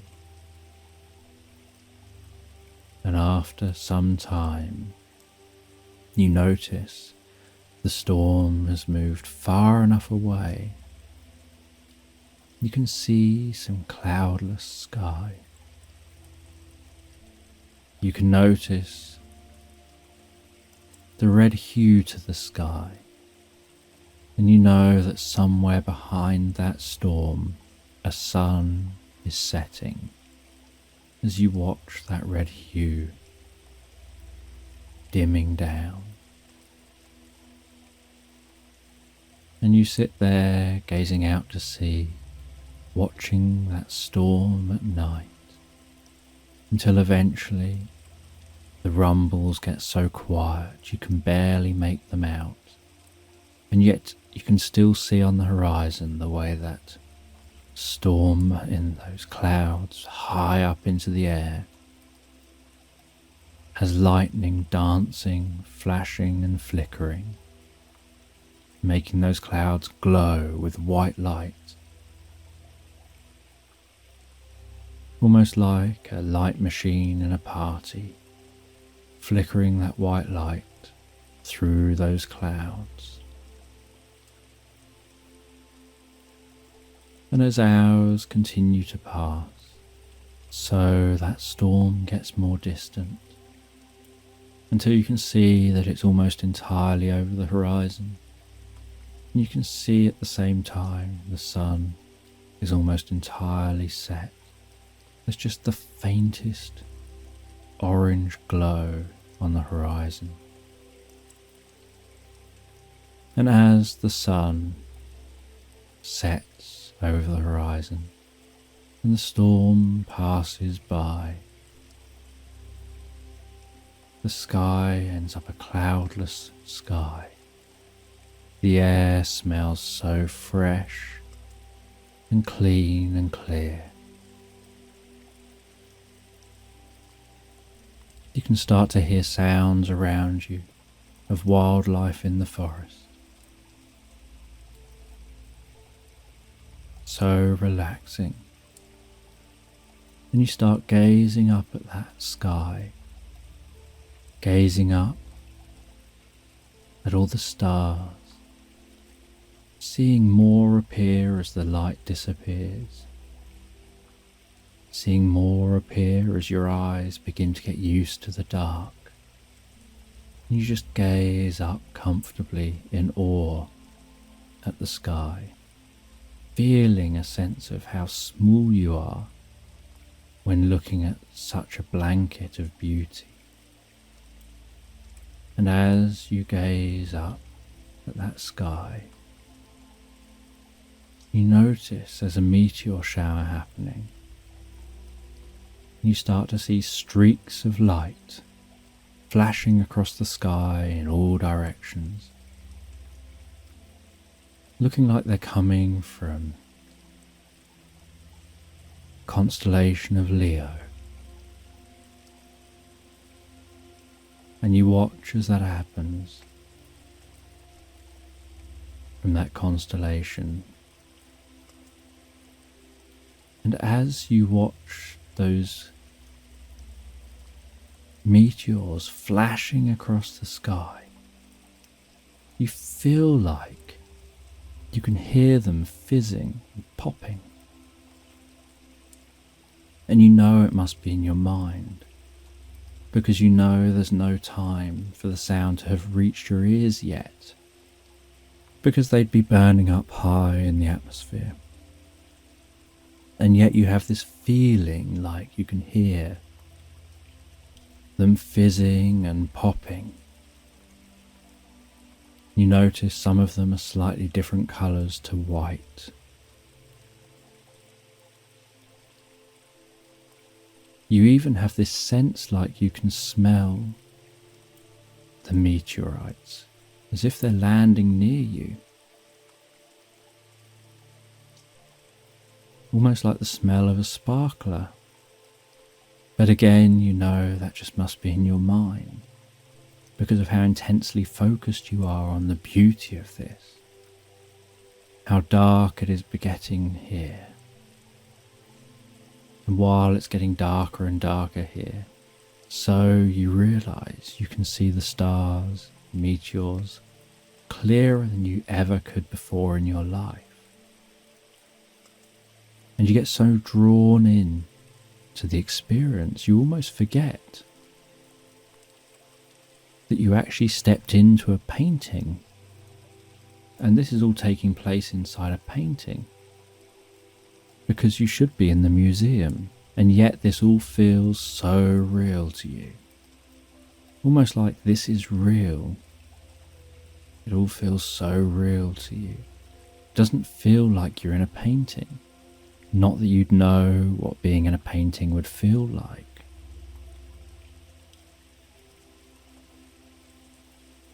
And so, as you continue to gaze up at the sky, gaze over the sea, which now looks jet black,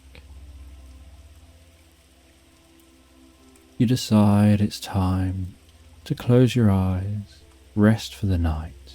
You'll try and find the gem in the morning. So you take a moment to settle down in your makeshift tent. You close your eyes and you fall asleep. And while you sleep, you start to hear the sound of water being pushed aside, like oars pushing through water. And you feel so comfortable. You feel like you're resting and sleeping in that early morning dozy state, where you can feel asleep and yet feel awake at the same time. And you feel so relaxed, and then you start to feel the warmth of the sun on your face. So you just listen to that water around you. Just the subtle, slightest lapping of the water around you. Feeling of the warmth of the sun on you. The pushing sound of the water, almost like oars gently pushing through water. And then after a few moments, you start to come round and you start to open your eyes and you realize you've been sleeping on the back of a giant turtle. And you feel perfectly fine and calm and curious. And you start looking around you. And in every direction, all you see is the smoothest, most beautiful, turquoisey blue water that leads to a turquoisey blue sky. And the colour of the water and the colour of the sky are so similar. You can't tell the difference between the water and the sky. You can't see where the horizon is. You can't see where the water ends and where the sky begins. And you look in front of you and you look all around you. You look behind you.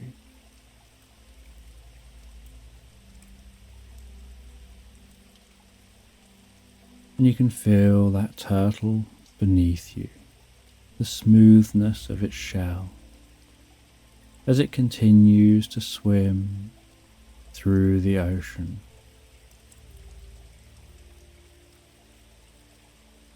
And as it swims, so it could almost be staying stationary because nothing around you changes.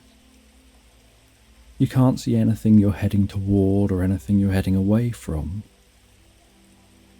You can't see anything to the left or the right of you or anywhere else around you. You're just surrounded by the most perfect blue. And then after a while, the turtle lowers its head and starts to dive beneath the surface of the water. As you dive beneath the surface of the water on the turtle's back, and you hold on as it dives, and you notice straight away that you can breathe underwater just as easily as you can on the surface, and that the turtle is breathing just as easily as it does on the surface. And you can hear bubbles of air with each out-breath coming from you, coming from the turtle. You can feel the water on you as you push through that water, diving deeper and deeper. And as you dive deeper, so the bottom of the ocean begins to come into view, and you can see fish just going about their everyday lives. You can see the way that seaweed is swaying and moving under the surface of the water.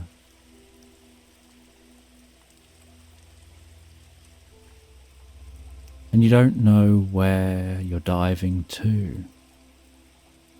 All you know is you seem to be diving deeper and deeper. And then after some time diving deeper and deeper, the turtle levels off and starts to follow what looks almost like a path of pure white sand between two cliffs. And it's a very wide path. And after a while, two mermaids appear either side, as if to escort you somewhere. And they're swimming along silently either side of the turtle. As you swim on that turtle's back,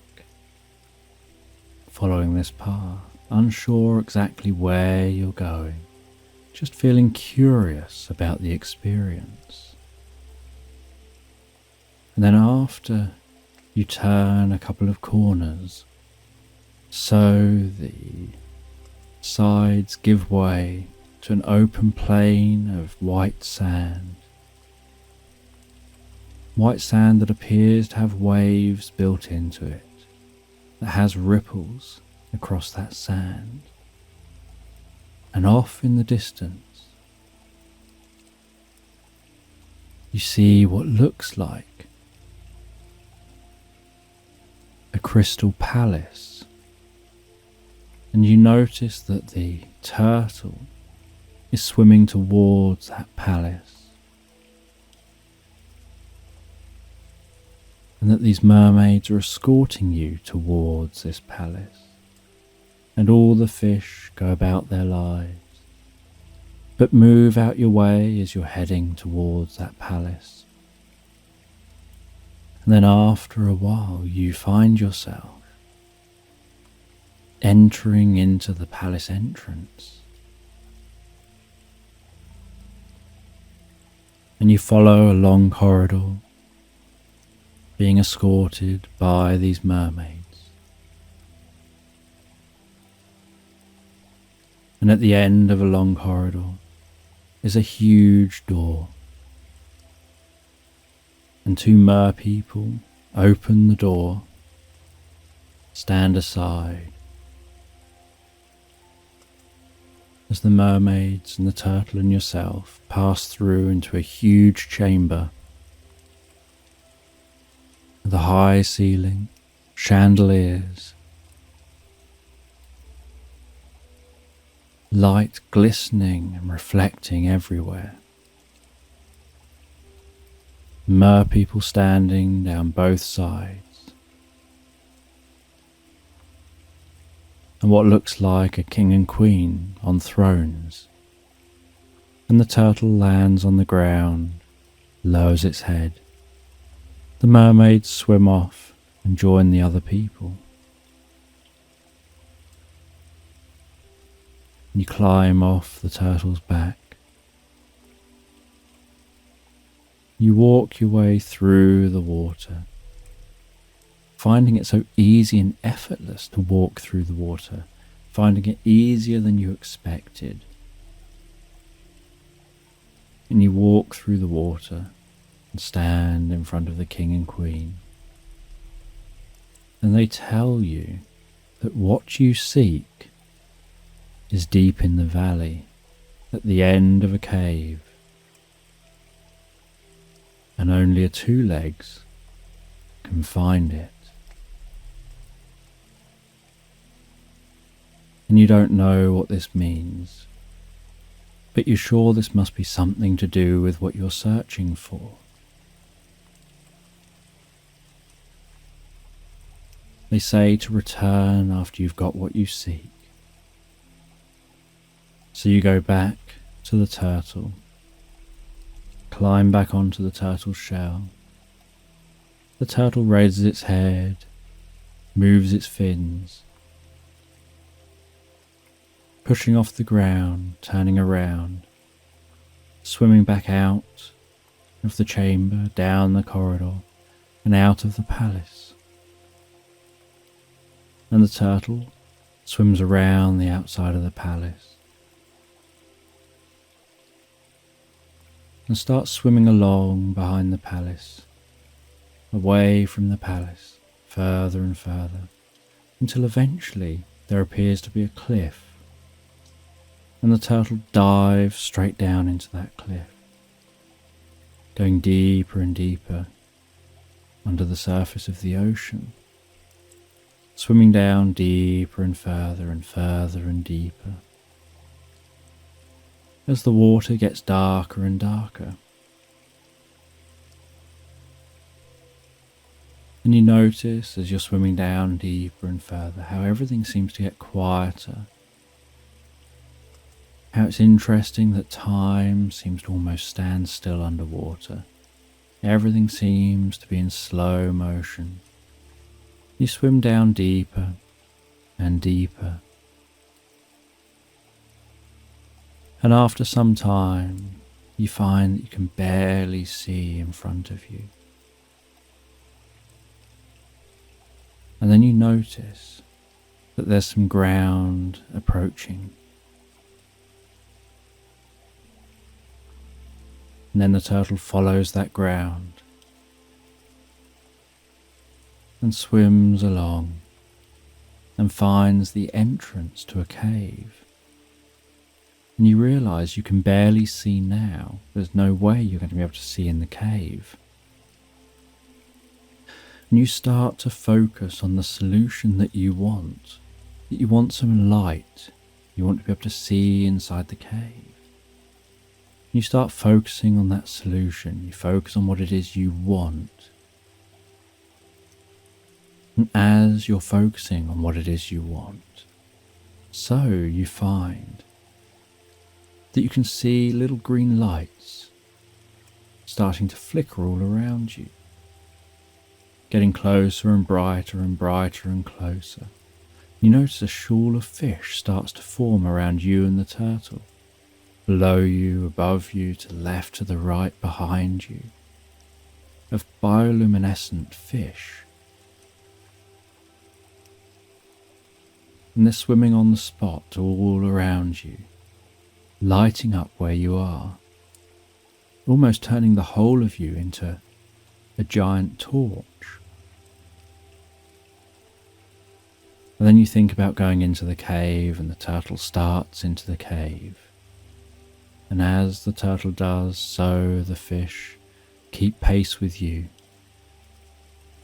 and swim in with you, and you notice the green glow of the fish on the walls of the cave, on the floor of the cave, roof of the cave,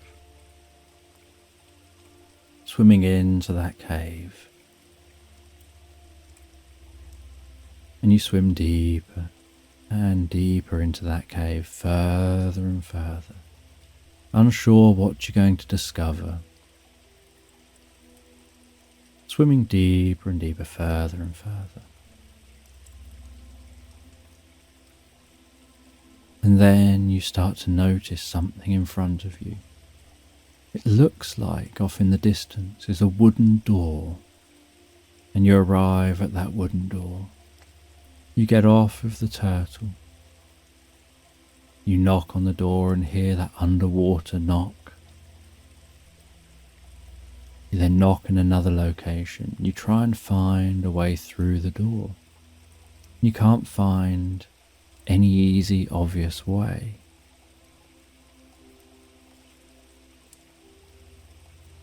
And then you see on the ground 2 marks that almost look like footprints. And so you put 1 foot on one mark, 1 foot on another mark. Nothing happens. And you bounce around a bit and still nothing happens. And then you see a mark on the wall on one side and the other side. And you reach out and you put your hands on those marks. And you push in all 4 directions at the same time, pushing down with both legs and pushing on the wall with both hands. And then you hear a clunk, and notice how that wooden door slides aside. And you enter through the wooden door and find yourself inside a large chamber. And in the center of that chamber,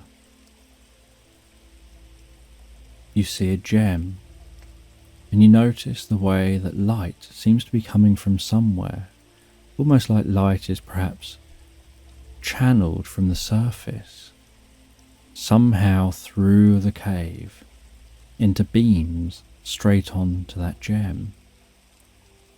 And you see the way that gem is lit up by those beams of light, and you walk over to that pedestal. You pick the gem up off the pedestal and notice it's the most beautiful gem you've ever seen. And you feel that in your fingers and in the palm of your hand. You feel the weight of that. You roll it around in your fingers gently and slowly. And as you do so, the pedestal starts lowering down into the ground. You can hear the rumble of rock as the pedestal lowers, and as you notice a little chamber at the back opening up as a rock door slides aside. And so you walk to the back of the chamber and you find a scroll, and you pick up that scroll and decide to take the scroll and the gem back with you. And you head back and you get back on the turtle and you start to swim out of the cave with all those fish surrounding you. You swim out of the cave, and when you get outside the cave, the fish start following you up through the darkness. And when you reach a point where the light allows you to start seeing more, the fish disperse and swim away, and the turtle continues swimming up and then around and heads round to the entrance to the palace. And it swims its way into the palace, swims back to the main room, lands on the ground. And you walk to the king and queen and you say you found the gem, and they say you can keep the gem. And you say you also found this scroll, and they tell you it's a scroll that they've known the existence of but have never been able to get, and yet it's a scroll that can maintain peace across the land. And you hand over the scroll and they thank you for that. And they know that the knowledge, the wisdom can be taught to the people of the land, taught far and wide to bring peace and comfort. And you walk back to the turtle, climb back on the turtle and swim out of the palace. Swim back out across huge open white flats of sand, finding your way all the way back to the surface. And then when you reach the surface, you notice that nothing has changed. You still can't see anything in any direction. There's still just this beautiful blue, the slightest movement of the water, the sound, almost like oars, of the turtle swimming through that water. And you rest on the back of that turtle as it swims through the water. And while it swims through the water, so you rest your cheek on the back of the turtle. You can feel the back of that turtle against your cheek. You can feel the warmth of the sun. You feel comfort and relaxation. You feel yourself beginning to drift comfortably asleep. And as you drift comfortably asleep, so you can hear in the background the slight sound of the water, the sound of the turtle swimming. Feel the warmth of the sun. Feel your gentle breathing. And gradually the sounds begin to fade away. Gradually it all begins to fade away. And you find yourself beginning to hear seabirds beginning to hear louder sea against the shore and the cliff, beginning to hear birds, other sounds in the forest, feeling a breeze on your skin, and you find yourself back in that tent, back in that makeshift tent, gazing out off that cliff over the ocean, seeing the blue sky, seeing the sun rising, aware that the storm has long passed, feeling the breeze on your face. And you surprise yourself by finding that the gem is in your hand, and that somehow that experience on the turtle, even though you feel like you fell asleep and it was a dream, was somehow real. But then you're unsure about how real because you're already inside a painting. You fell asleep in a painting and ended up in the sea on a turtle. You don't question it, something feels comfortable about it. And so you take that gem, you leave your camp, and you head off into the forest, starting to make your way back to where you came from. And you walk through the forest, unsure exactly where you're going to go, or how you're supposed to get back out of the painting. And you walk through the forest, just trusting yourself,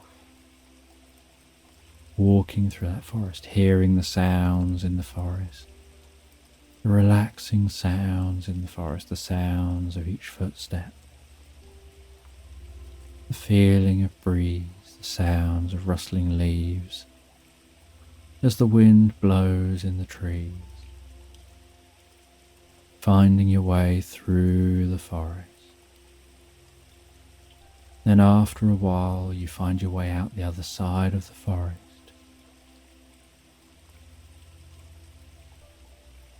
And you see a tree that seems fuzzy, and you walk over to that odd fuzzy tree. You go to touch the bark of that fuzzy tree and find your hand starts going into the tree. And so you put your hand in, your arm in, and eventually you take a step through that tree and you find yourself back in the museum. And you show the living statue the gem, and the statue says that's the gem that was needed, the gem that will help them all to finally sleep and rest, that will help everything go back to the way it should be.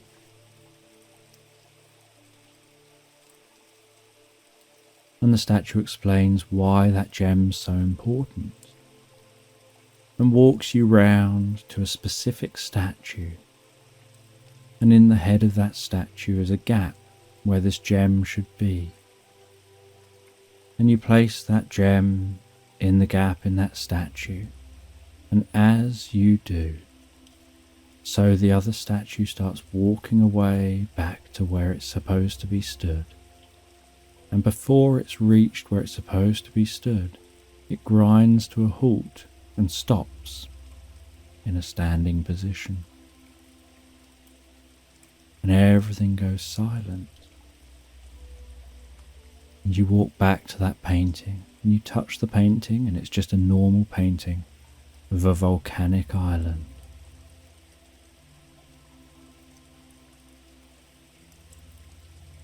And you're unsure what to make of your experience as your shift comes to an end. You go home in the morning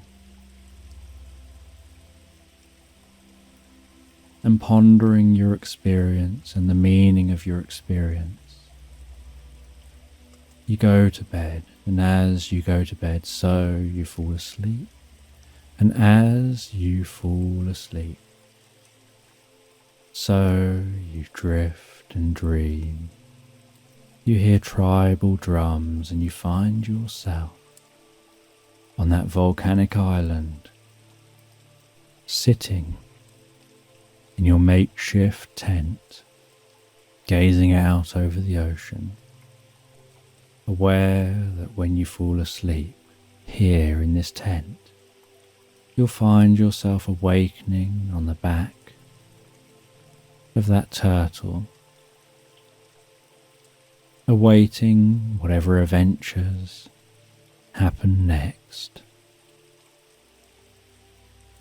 And in the hush of twilight, as the bustling streets of Victorian London settle into a velvety dusk, the world of Morley the Mouse stirs to life with the gentle promise of adventure.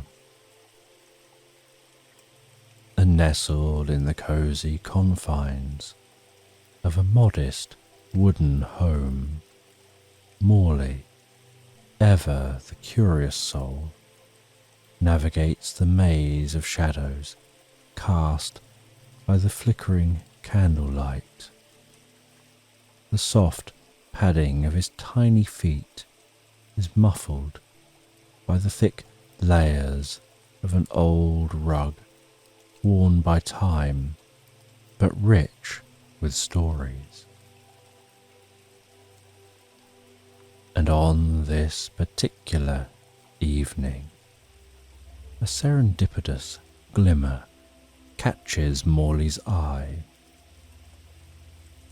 It's not the usual sparkle from the dusts that dance in the moon's gentle rays, filtering through a crack in the floorboards above.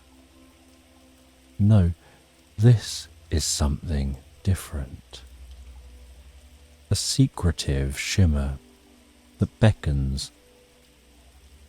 With a heart buoyed by curiosity, Morley inches closer, his whiskers twitching in anticipation. The air holds a chill that tells of the coming winter. Yet the draught that whispers through the loose panel feels almost warm, as if inviting him closer. And as he nudges the panel with his nose, it gives way with a soft creak that echoes slightly in the quiet room. And behind the panel, hidden from the eyes of the human world, and tucked away beneath layers of dust and memories, lies a map. It's not just any map, but one that speaks of ages past, with its tattered edges and faded lines. The paper, thin and brittle to the touch, crackles under Morley's gentle paws. The ink, once bold and assertive, now whispers of ancient paths and hidden realms. The text curling like the tendrils of a forgotten language, lit by the silver glow of the moon that now bathes the room in a spectral light. Morley's eyes widen with the realization of what he holds. An artifact of adventure, a guide to secrets meant only for the bravest of hearts. As the world outside the walls ticks by in ignorant slumber, Morley unrolls the map further, his mind alight with possibilities. Each line, each mark, each cryptic symbol hints at mysteries deep and wondrous. In the silence of his secluded nook, with the moon as his only witness, Morley decides that the night's veil of stars and whispers will be the canopy under which he'll embark on his journey. For in his heart stirs a restless yearning, a call to the unknown that can't be unheeded. And tonight, guided by the moonlit map, Morley begins his quest, not just for the treasures it promises, but for the deeper understanding of a world much greater than his own. And with the map as his talisman, he sets forth from the safety of his nook, driven by the timeless desire to discover, to know, and to connect with the hidden threads that weave through the tapestry of reality.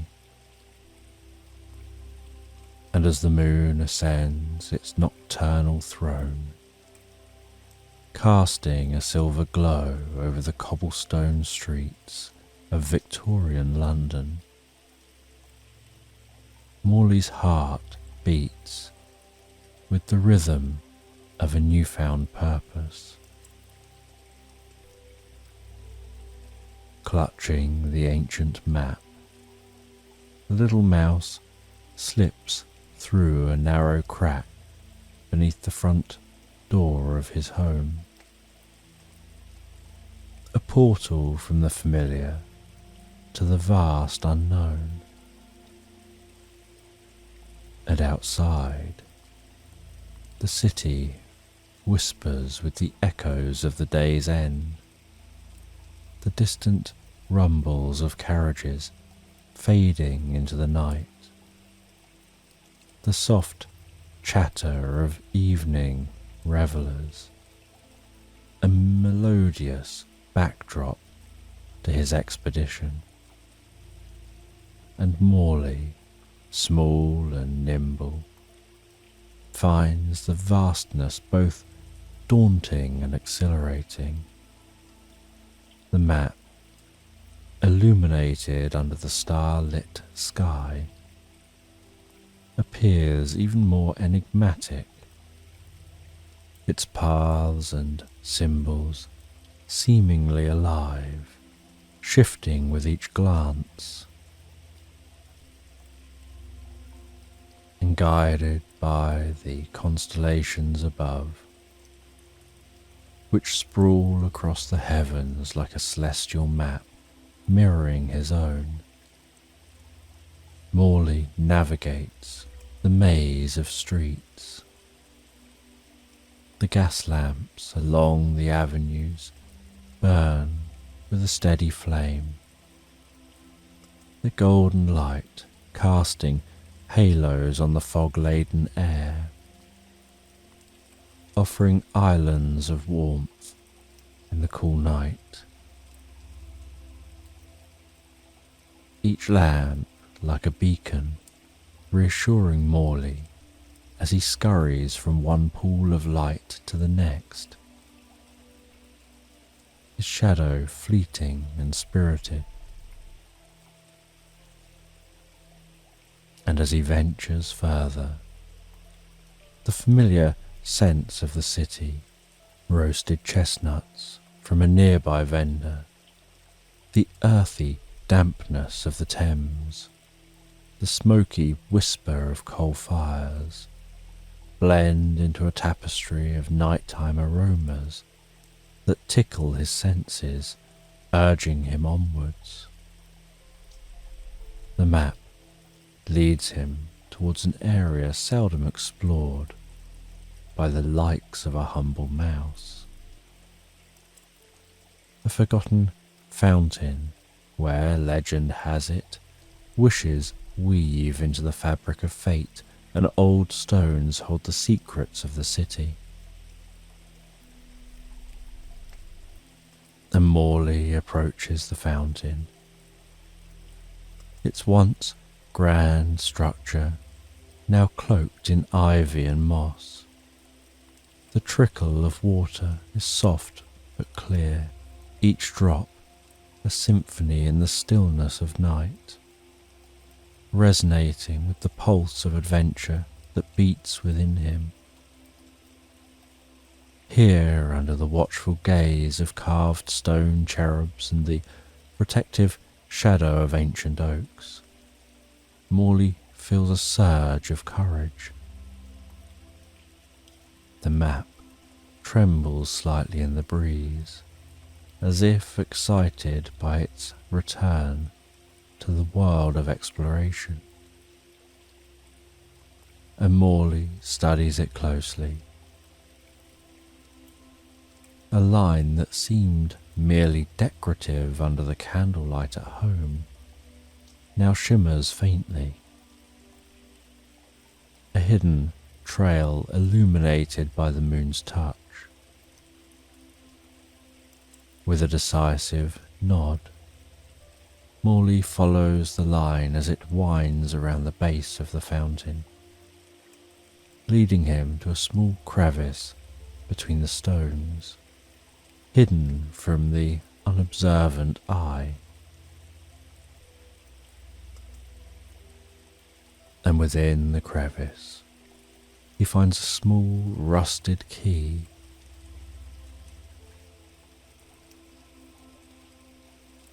And with a reverent paw, he retrieves the key, the metal cold and pitted under his touch. The discovery fills him with a blend of awe and mystery, the weight of the key in his possession, a tangible link to the legends whispered by the map.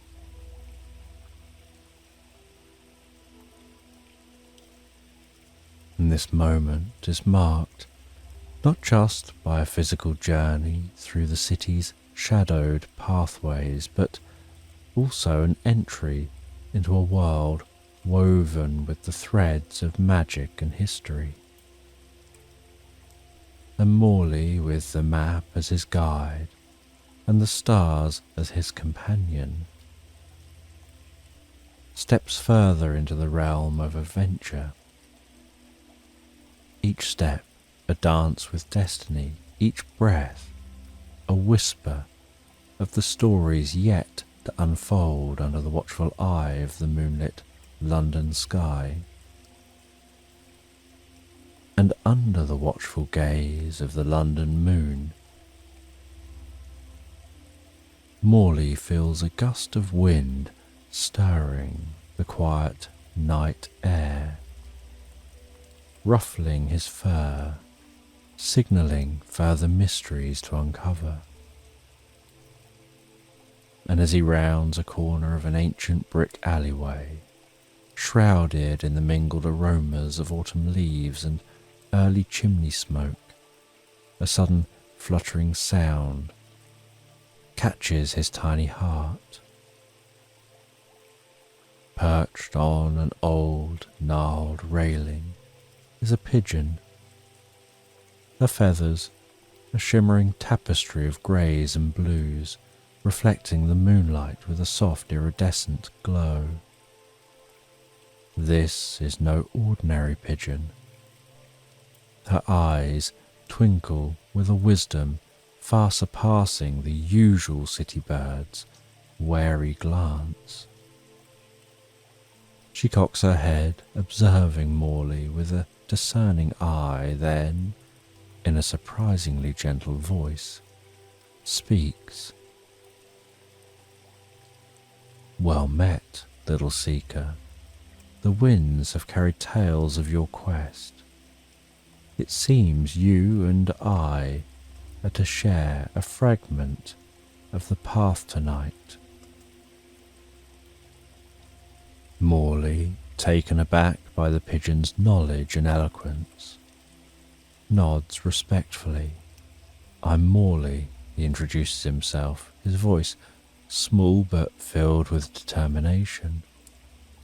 I seek the truths hidden within this map, he continues, extending the parchment towards her. The pigeon flutters down to a closer, more conversational distance.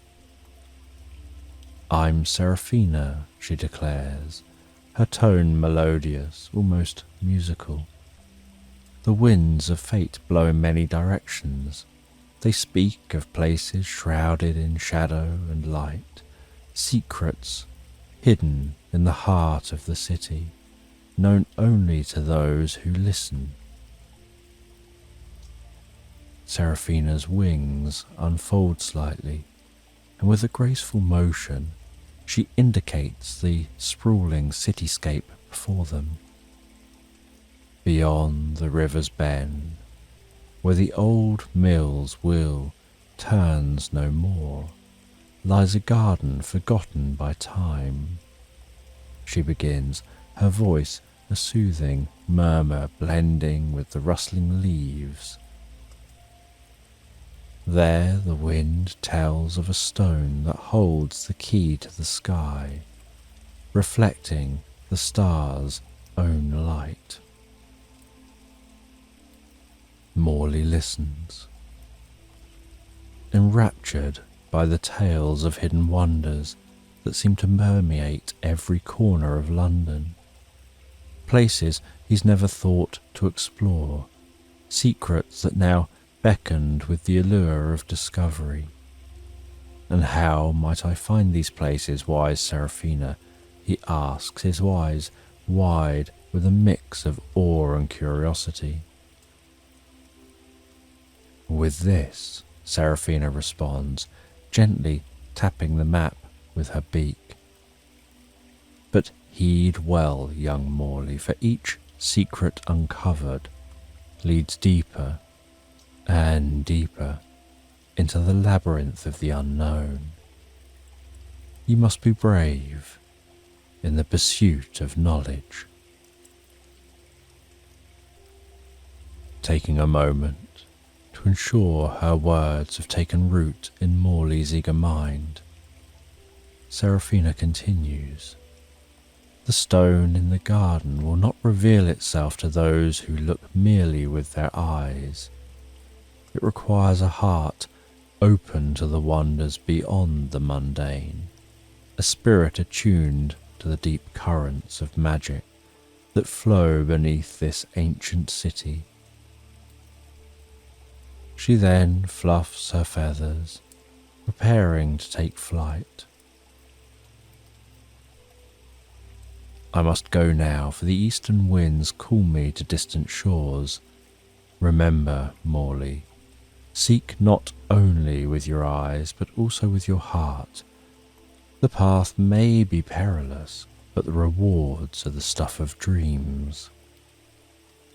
And with these parting words, Seraphina takes to the skies, her silhouette a part of the night, leaving Morley more determined than ever. He tucks the map back into his bag and sets his sights on the old mill's direction, his mind buzzing with possibilities, his heart open to the hidden truths of the world. The key feels heavier in his paw, now not just a token of his journey, but a symbol of the larger quest that he undertakes. Morley makes his way through the cobblestone streets of London, his tiny legs carrying him swiftly beneath the looming silhouettes of old Victorian buildings. The night grows deeper, stars twinkling above like distant lanterns guiding his path towards the majestic structure of Tower Bridge. Its twin towers stand as sentinels over the Thames, casting long, haunting shadows across the dark waters that flows below.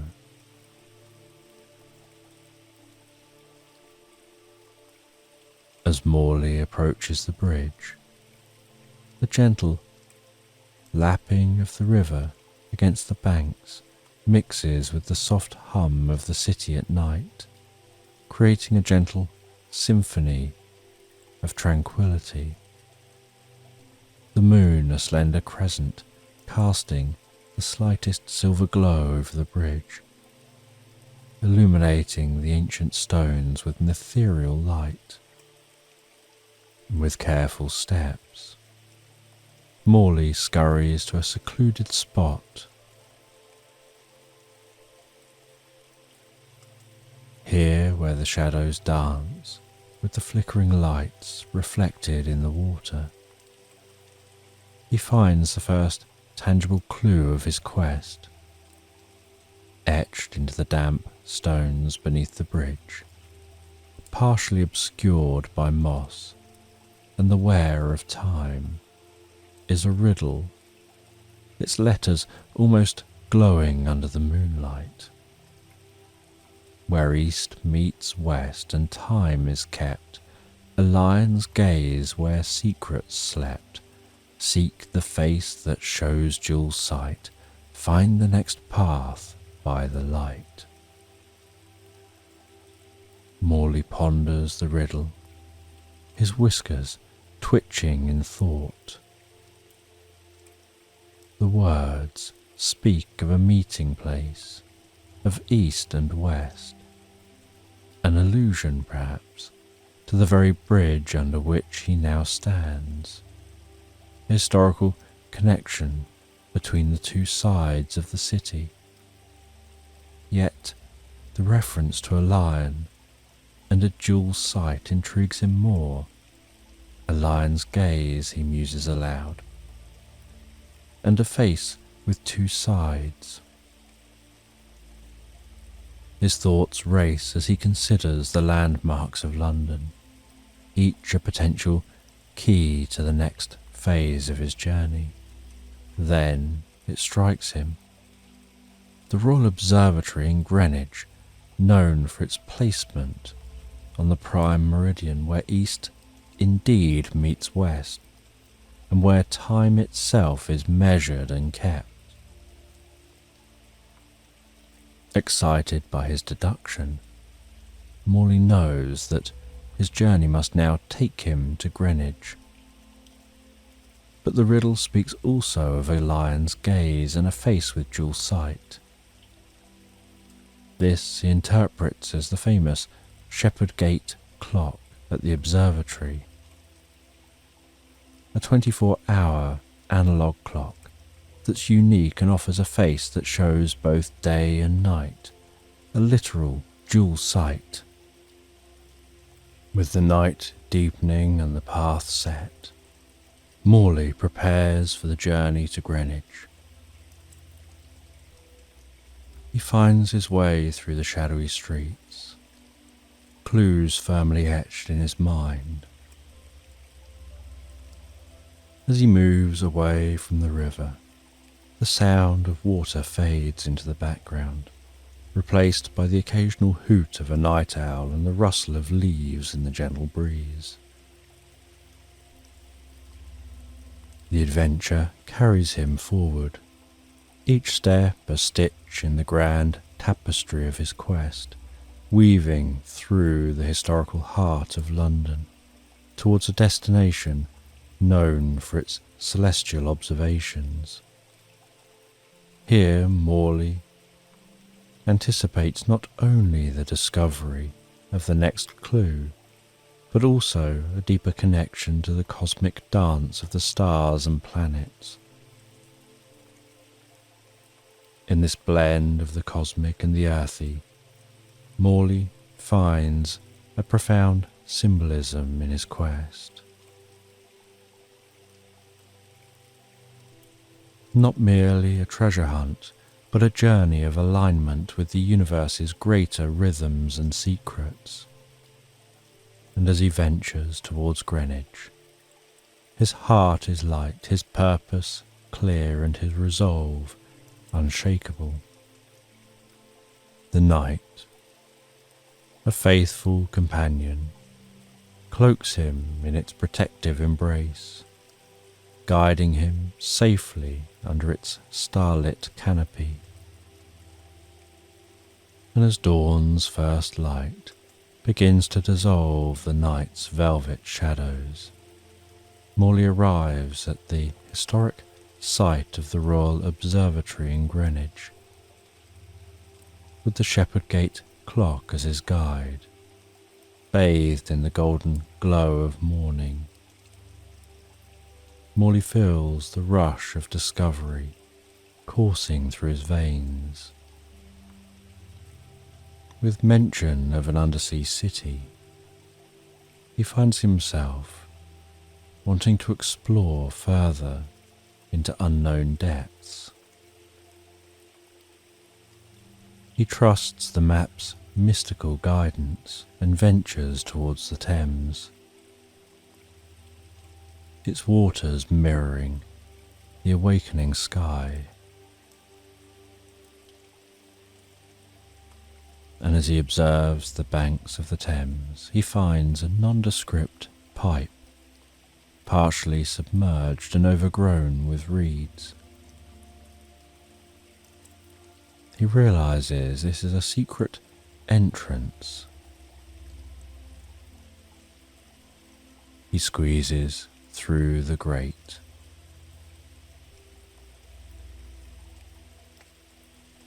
And begins to follow this pipe. Sounds of the city fading, replaced by echoing drips of water. The scent of cool, moist air. This path illuminated by streaks of bioluminescence that seem to cling to the walls of this pipe. The light growing stronger, pulsing gently, guiding him deeper and deeper beneath the river. And after what feels like an eternity, he emerges into an expansive cavern that takes his breath away, discovering himself in an undersea city.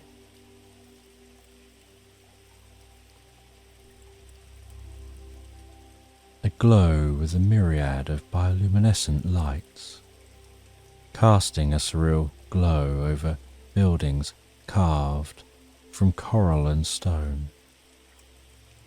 The architecture seeming to be a harmonious blend of nature and craftsmanship, towering structures spiraling towards the cavern's ceiling,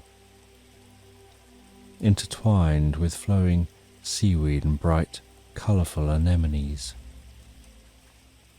The city was alive, not just with light, but with its inhabitants. Various sea creatures had adapted to this unique environment.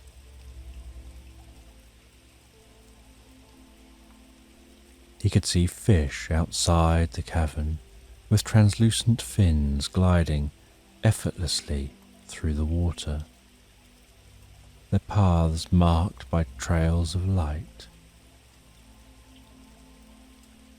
Different animals scurrying along the seabed. Bioluminescence here seemed to have replaced the sunlight.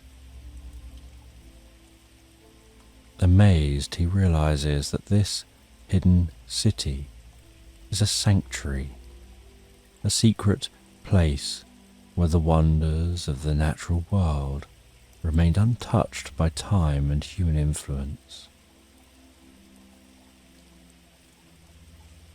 He walked through the streets of this secret undersea city. He could see high overhead jellyfish floating lazily, tentacles trailing lights like drifting stars. He headed to a grand library where scrolls were written on seaweed paper, preserving the history of this underwater realm. And as he explored, he encountered the city's guardian, a wise old turtle adorned with a shell patterned like stained glass. The turtle spoke of the city's origins, a refuge from the world above, built by creatures seeking solace from the ever-encroaching reach of civilization. The guardians of the city, he explained, were sworn to protect the knowledge and beauty of this place, ensuring it remained a hidden gem beneath the waves. The turtle offered a clue to his next destination, a pearl that glowed with a soft eternal fire. Embedded in a sculpture in the city's central plaza. This pearl, the turtle explained, was the key to understanding the deeper connections between all living things, a symbol of the unity and harmony that thrived in this secluded utopia. Morley thanked the turtle and thanked the residents of the city for their hospitality and wisdom. He left the city as it seemed to pulsate with a farewell song, lights dimming and brightening in a gentle rhythm, and emerging after some time back on the riverbank. Morley paused to reflect on the unusual and incredible world he'd just witnessed.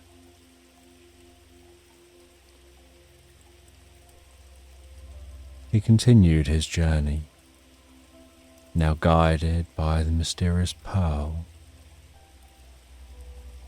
and as he travelled, the map led him away from the familiar streets of London towards an ancient, secluded library, rumoured to house the vast knowledge of the world's magic. According to legend, this library was guarded by a giant, a being of immense size and wisdom, who maintained the balance between the arcane and the known.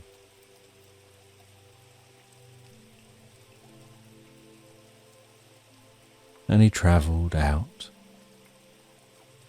beyond the edge of the London city to a structure that appeared grand and imposing, that was tucked away behind the veil of time and nature, making it invisible to those who weren't specifically searching for it. And as he approached, the scale of the doors alone was enough to make anyone stop and pause a moment. They were crafted from ancient oak, with intricate carvings that seemed to shift and move, depicting scenes of magical creatures and mythical lore. The doors creaked open with a ponderous groan, revealing a vast hall lined with shelves that soared to dizzying heights, filled with books of every conceivable size and age. And standing in the doorway was the guardian of this mystical archive, a giant whose height reached the rafters of the library. his eyes twinkling with a kind and knowing light, regarding Morley with a welcoming gaze. "Welcome, little seeker," the giant's voice boomed, resonant and deep, yet imbued with warmth. "I'm Borealis, keeper of the arcane archives. It's rare indeed for one so small to journey so far into the realms of magic and knowledge. What brings you to my sanctuary?" And with a mixture of awe and courage, Morley climbed the steps to meet Borealis at a comfortable eye level. Taking the glowing pearl from his bag, he shared his quest, including the discovery of the map, the undersea city, the riddles he solved along the way. "Ah, you are a true adventurer at heart," Borealis remarked, his voice echoing softly among the towering bookshelves. "This pearl you carry is known as the Orb of Liss, a powerful artifact that illuminates truth and wisdom. It's fitting that it brought you here, to the very place where such truths can be expanded on." Motioning for Morley to follow, Borealis led him through the aisles of the library. He had to run just to try and keep up with the giant. The air was filled with the scent of ancient parchment and the whispering echoes of enchanted tales. They arrived at a particular section of the library where the books seemed to radiate a subtle, mystical light. "Herein lies the knowledge of the magical forces that bind the world," Borealis explained, gesturing towards the shelves. Each tome and scroll contains secrets of the arcane arts, guarded and preserved through the ages. You can look through these texts. What you learn here will aid you on your journey, and perhaps enlighten paths yet untrodden.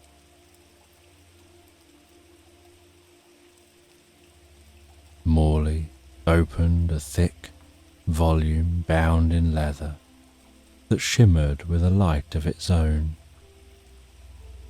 Opening the book, he found the pages filled with intricate symbols and spells, alongside detailed illustrations of magical phenomena and their applications.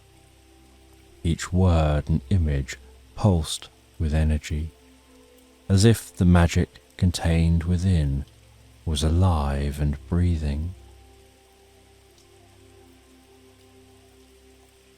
As the hours passed, Morley absorbed the wisdom of the ages, his understanding of magic deepening, his perception of the world expanding.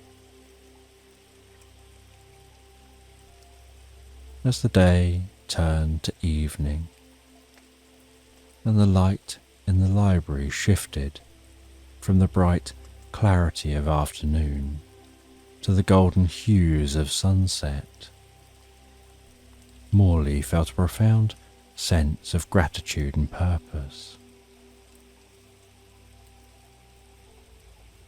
Borealis bestowed upon him a small enchanted compass.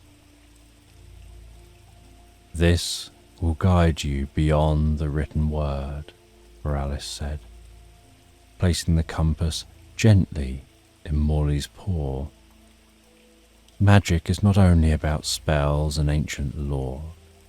It's also about finding one's true north, understanding one's heart and role in the grand tapestry of life."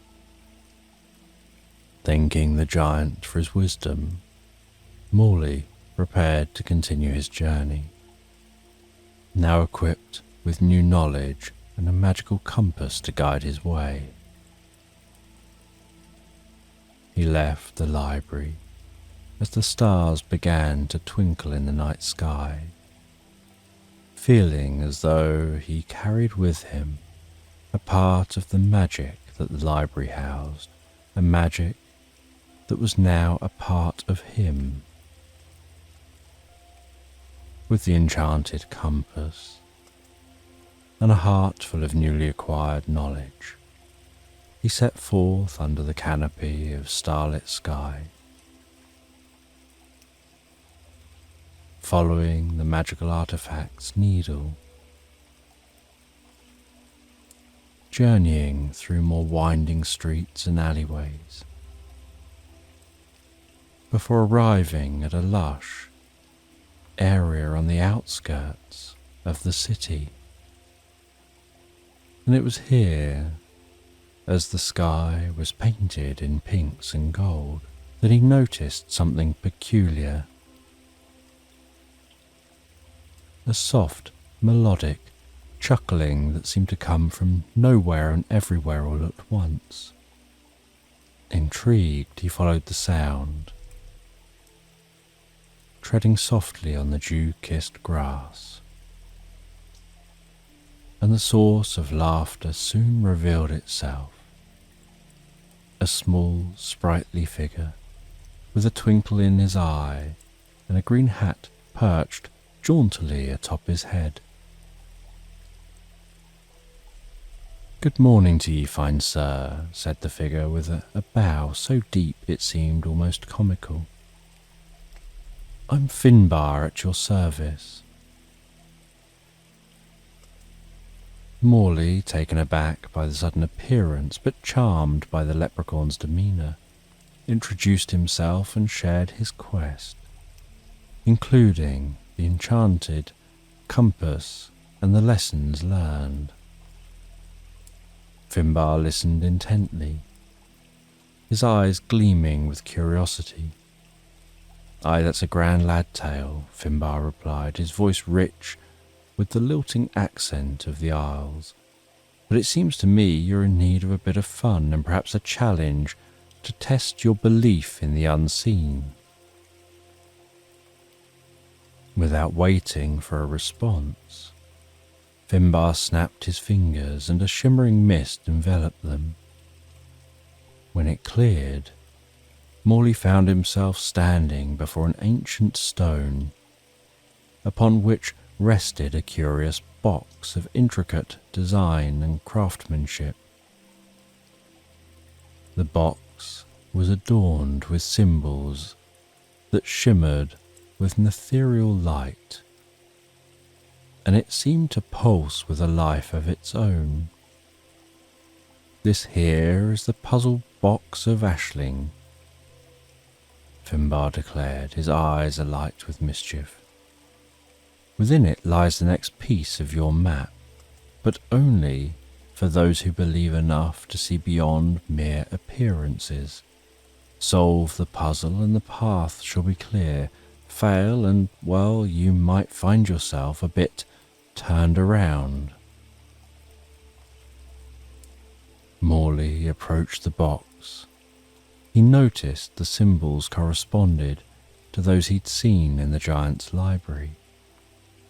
Touching the box, he felt a warmth hum beneath his fingers, as if the box responded to his presence. Remembering the teachings of Borealis, he closed his eyes and let his intuition guide him, his paws moving deftly over the symbols, pressing them in an order dictated by the silent whisper of the magic within him.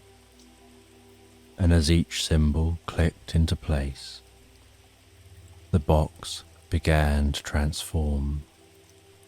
Sections of it moved independently, rearranging itself with mechanical fluidity until it unfolded like a blooming flower, revealing its core.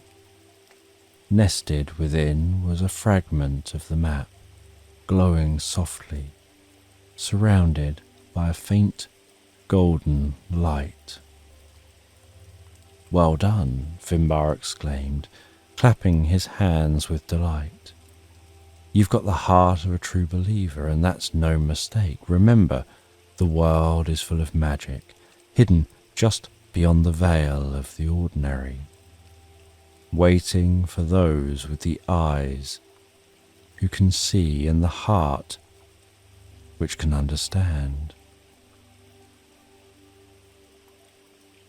With the map fragment secured and a new lesson learned, he thanked the leprechaun for the challenge and the wisdom.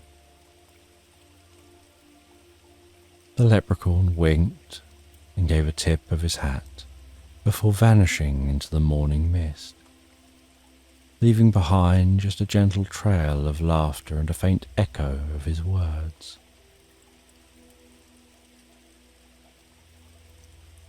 And as Morley continued his journey, the compass leading him ever onwards, he felt a deep sense of connection with the world around him. The lesson of the leprechaun deepening his understanding of magical forces, those things which are invisible to the naked eye, but can be deeply felt. And with each step, his belief in the unseen strengthened, fueling his quest with a new sense of purpose and wonder. And he ventured deeper and deeper into the heart of an ancient woodland, known among the local fae and gentle spirits as the Sylvan Glade. As he padded through the thick carpet of fallen leaves, the forest seemed to awaken, greeting him with the rustle of leaves and the soft, curious calls of its hidden dwellers. The trees, ancient and wise, stood tall like guardians of old secrets, their branches a tapestry against the sky. The woodland was alive with preparations for an upcoming winter solstice, a time of renewal and celebration. Morley could feel the magic in the air, a buzz that tingled through his whiskers. The animals of the forest, from scurrying squirrels to stately deer, were all busy with their various tasks, collecting food, decorating with berries and vines, and crafting lanterns from nutshells and fireflies. And Morley ventured further, until he was met by a council of elder animals who'd gathered under a grand oak, its trunk wide and welcoming. And the elders, a wise old owl, a stout badger, and a graceful doe, regarded Morley with interest. "Welcome, little traveller," the owl hooted in a deep, resonant voice. "What brings you to our conclave on such an important day?" Morley explained his quest, talking about the map, magical lessons, the gifts he'd been given. He was tasked with helping the smaller creatures of the forest, those who struggled to prepare due to their size or the scarcity of resources. And with vigour and a warm heart, he set about his tasks. He helped the field mice collect seeds and berries, taught the young rabbits how to weave garlands of ivy and holly. He even helped orchestrate a choir of songbirds. And as he worked, he realized that each task, though small, was vital to the harmony of the woodland's community. His efforts helped the animals and taught him the importance of unity and cooperation. The forest thrived because each creature, no matter how small, contributed to the well-being of all. And on the solstice, the forest was transformed into a wonderland of lights, music and laughter.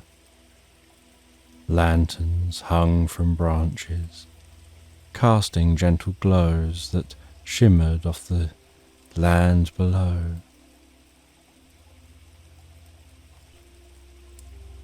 And at the height of the celebrations, under the light of the full moon, the elders presented Morley with another piece of map, encased in a crystal clear icicle which sparkled under the moonlight. And with this secured, Morley felt a deep connection to these woodland creatures. And he knew that his journey was far from over, but at every step of this journey he learns lessons, helping to continue the journey in a deeper and more profound way. And Morley set off following a gentle stream, walking past ancient trees, arching gracefully overhead.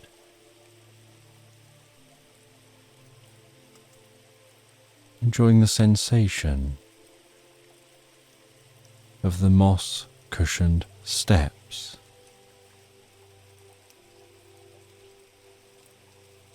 and the stream's waters were clear, reflecting the vibrant life of the woodland. And while he gazed into the water, so it showed not just reflections of the land around them, but also shimmered with the quality of a dream half remembered. And while gazing into the water, a gentle voice began talking in the background. Beautiful, isn't it? An old fox was sitting beside him with eyes deep and wise, and she murmured to him, "Many call it the heart's echo. It shows us no one is truly alone. Our desires, our joys, and our sorrows echo in the hearts of others, connecting us in ways we often fail to see." The fox explained that the stream was a sacred place, a place of reflection, a place that showed the beauty of the world and revealed the inner truth and beauty of others.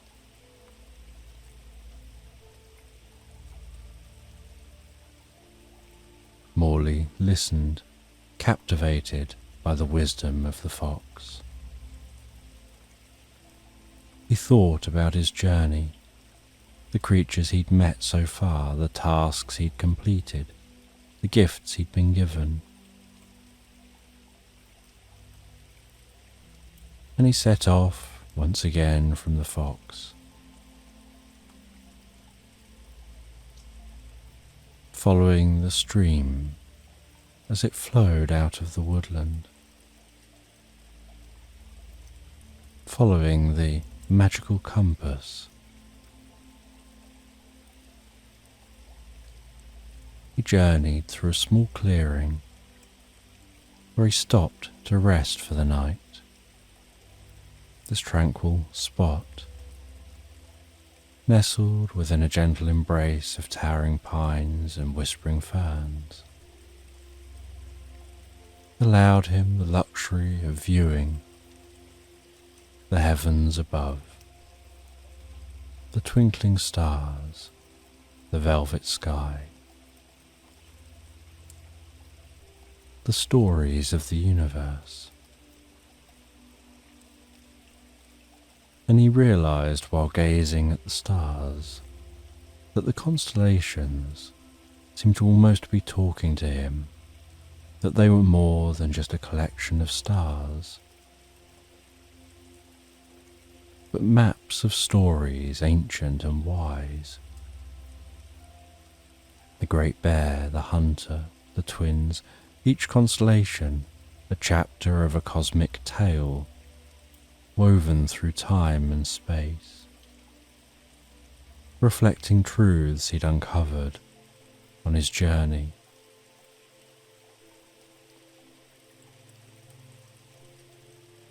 And each star almost seemed to sing to him,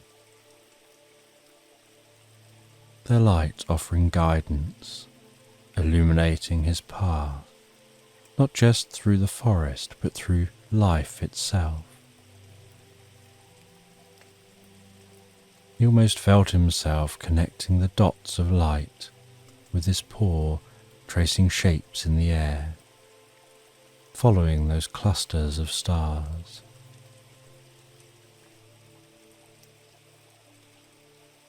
Inspired by his observations, and his heart full of wonder, he took a look at the map, laid the bits of map out before him, and found that he could align these bits of map in such a way that the fragments mirrored the constellations above,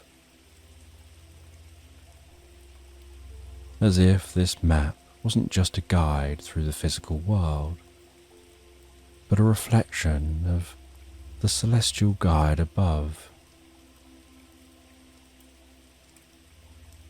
Each piece a star, and each star a story.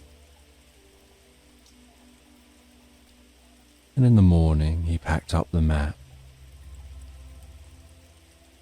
continued his journey, finding that the journey itself seemed to be the learning he really set out for, and that the map was leading back to the home he'd left behind.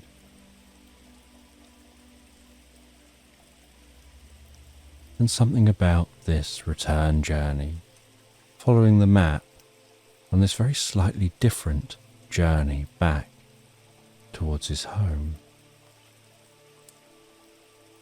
He found himself continuing to learn from the journey, recognizing new things he'd missed on the way. This return journey making the world seem slightly different, perhaps leaves seeming more vivid, the breeze carrying slightly more of a melody, the rays of sunlight dancing just for him. The world seemed the same, yet slightly different, as if he's seeing it anew through eyes that had witnessed the unseeable and understood things in a whole new way. And back at his home, he felt the build-up of emotion, like feeling overwhelmed at returning to a friend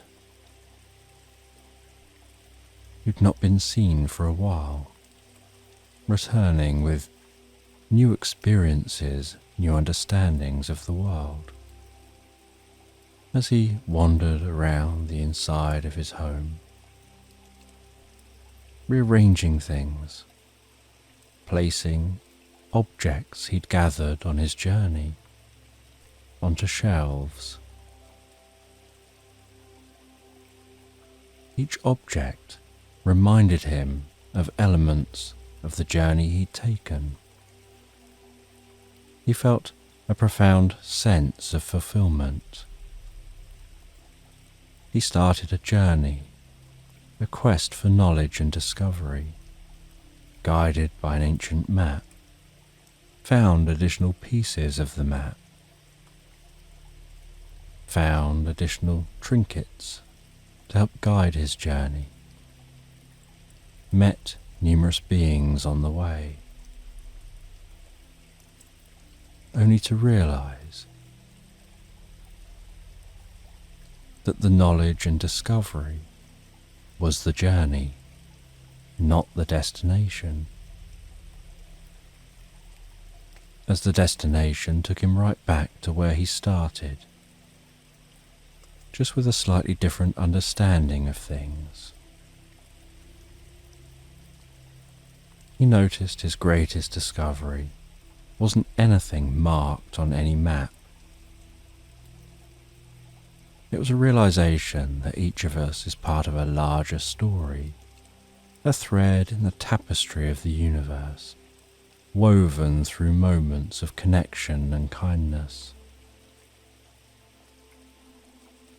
And in the comfort of his home, surrounded by familiar sounds of night, Morley drifted into sleep, a smile curving his lips, enjoying sweet dreams filled with starlight, hints of the forest, waves of the sea, rustling pages of ancient books, being carried along by the everlasting glow of a journey that led him right back home to the place where it all began, and where it would continue one magical moment at a time. And as he continued to drift and float into a deeper and more profound sleep, his mind recounted the journey he'd taken,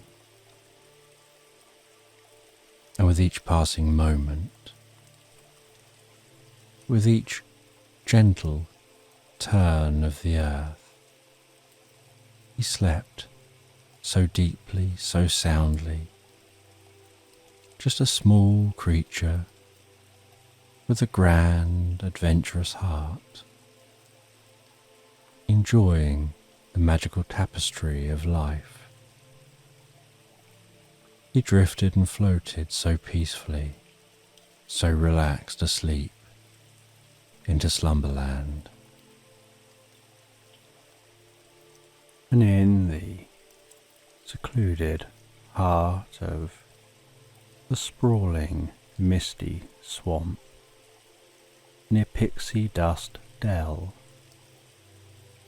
a place forgotten by time and untouched by the sun's direct glare,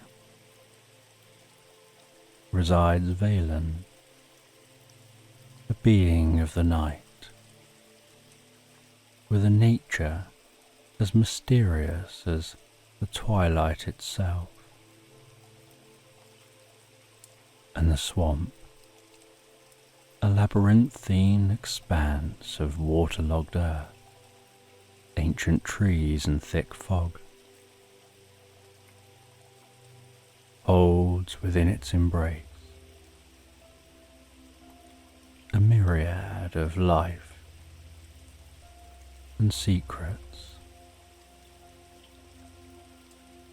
The air here is perpetually saturated with the heavy, sweet scent of wild lavender that blooms in abundance mingling with the earthy aroma of damp moss,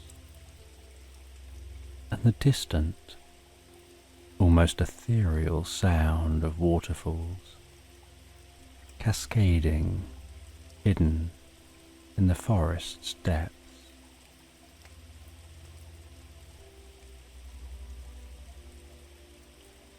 In Valen's abode,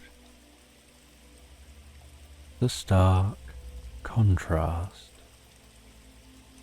to the typical haunts of vampiric lore,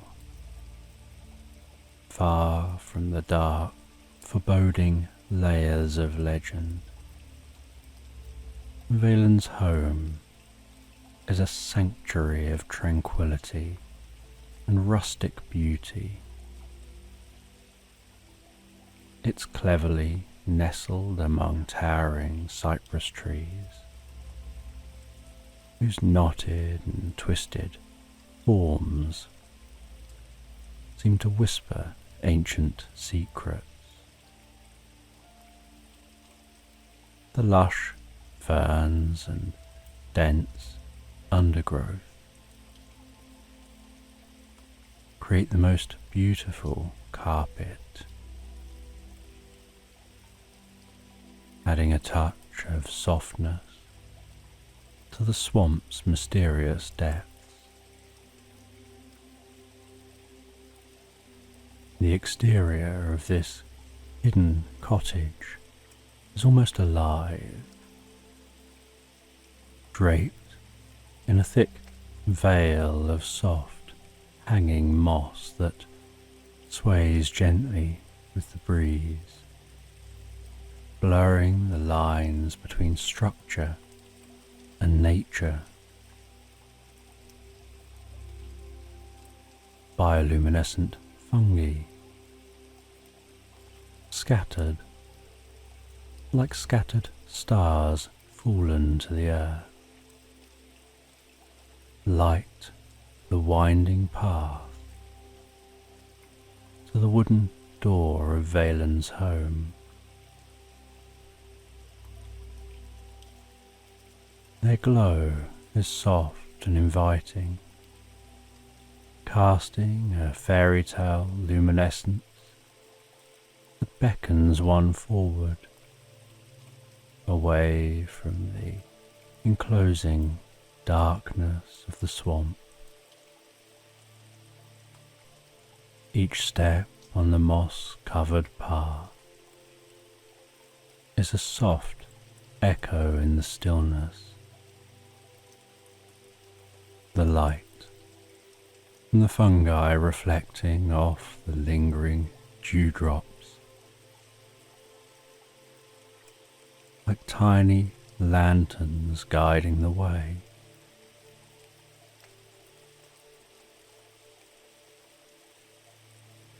Upon entering, the interior of the house reveals itself to be warm and inviting. An oasis of comfort amidst the often unforgiving swamp. The walls are lined with shelves heavy with ancient books, whose spines tell tales of centuries past and knowledge preserved.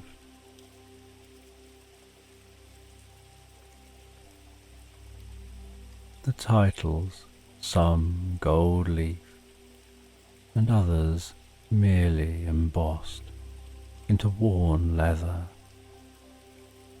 speak of alchemical mysteries, forgotten histories, and poetic works that have survived the ravages of time.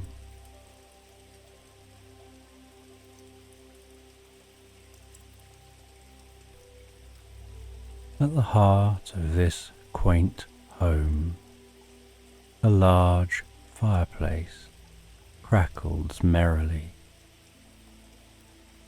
the flames dancing lively and casting a warm flickering light across the room. The flyer's glow touches everything, making the room come alive with shadows and light that play across the furnishings, giving the space a life of its own. And near the hearth lies a large, overstuffed chair, its fabric worn soft from years of use. It faces the warmth of the fire, inviting relaxation and contemplation. This chair, situated perfectly to benefit from the light of both the fire and the moonshine that occasionally pierces the swamp's canopy, is where Valen spends many hours, lost in thought or engrossed in a dusty tome.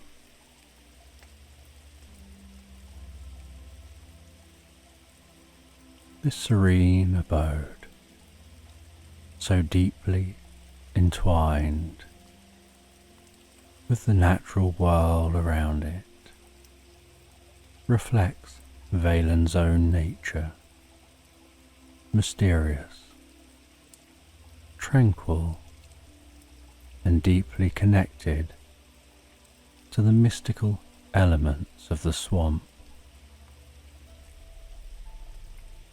And it's here, in this unexpected sanctuary, that Valen's story begins.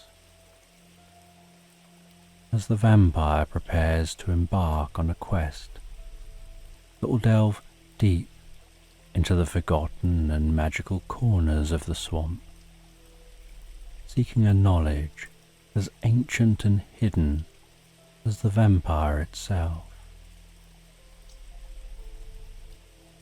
And as twilight descends upon the swamp, casting a silvery glow over the water and trees, Valen begins the nocturnal rituals that define his existence. This vampire, with eyes shimmering like the surface of the nearby lake under the gentle caress of moonlight, moves through the swamp with a grace and reverence reserved for those who see not merely the landscape, but its soul. Valen's profound connection to nature is evident in every step, every pause, and every breath. Drawing deep from the wellspring of life that pulses quietly in this secluded haven.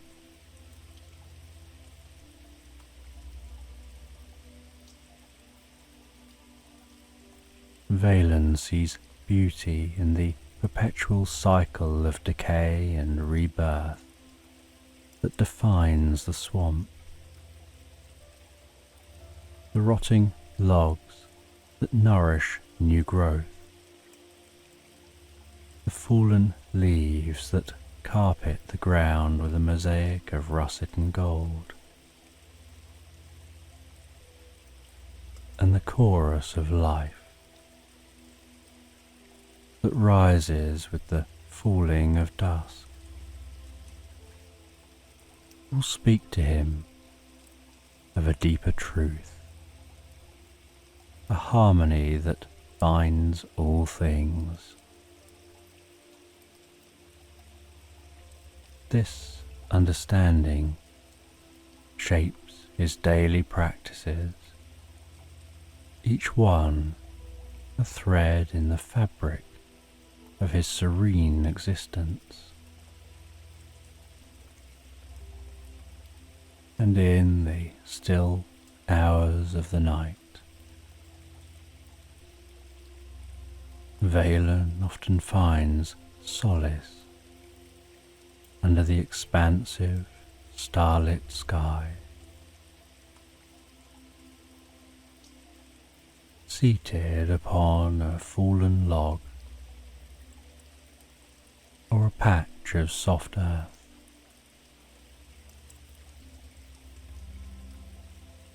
here he meditates, attuning himself to the whisper of the trees and the soft lapping of the water.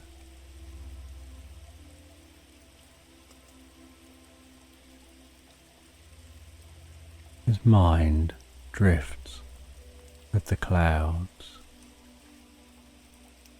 moving through the cosmos, exploring realms of thought and sensation that transcend the physical.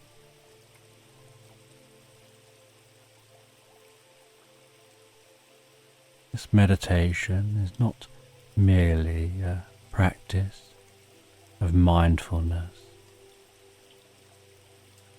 but an ancient ritual that connects him with the pulsating energy of the universe. A reminder of the interconnectedness of all things.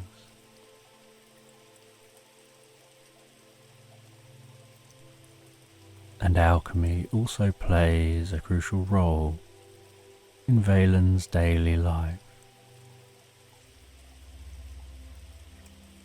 Along the water's edge, where the fog lingers like a gentle embrace,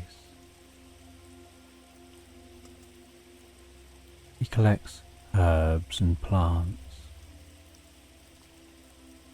each with unique properties, understood only by those who study the old ways. And in a small clearing, sheltered by weeping willow branches that stir softly in the breeze, Valen grinds these herbs, using tools carved from the very bones of the swamp.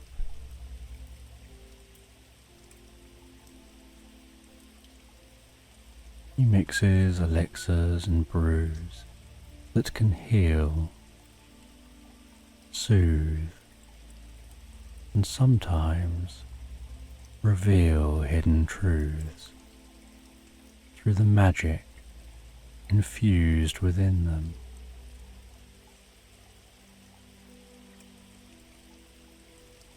And Valen's most personal and reflective activity is his painting. Set up on a crude easel made from twisted branches, his canvas awaits him like an old friend. The colours he uses are ground from the rocks, plants, and even the very mud of the swamp itself. Each hue a rich ochre, a deep green, a vibrant red. Is vibrant with the essence of the place.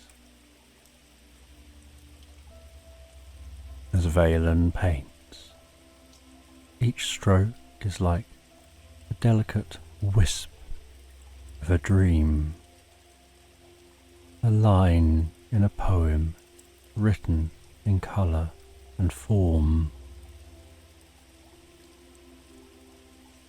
His paintings are visual expressions of peace and longing, capturing the mystical and ephemeral beauty of the swamp. They're portals to the soul, inviting the viewer to look deeper and find the tranquility that lies beneath the surface.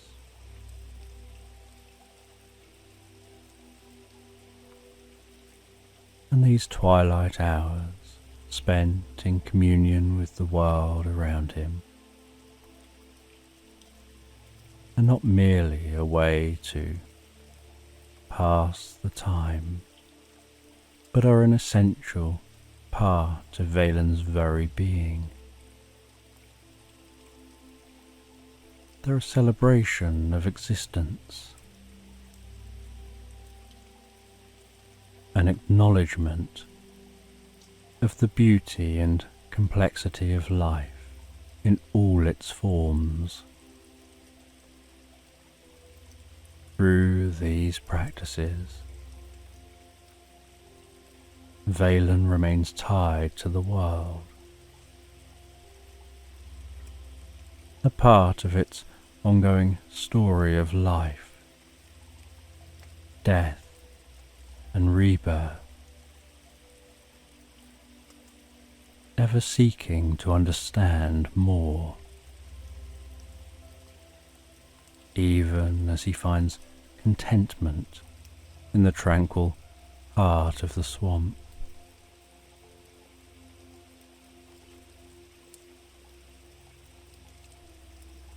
And on a tranquil evening, as the swamp embraces the silence of night, and the only sounds are the soft calls of nocturnal creatures, and the gentle rustling of the wind through the trees, Valen is immersed in study.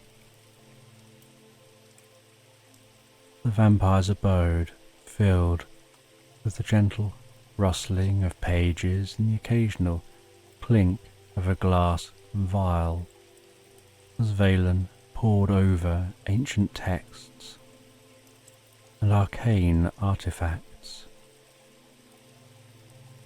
each piece a fragment of the vast puzzle of knowledge he sought to solve.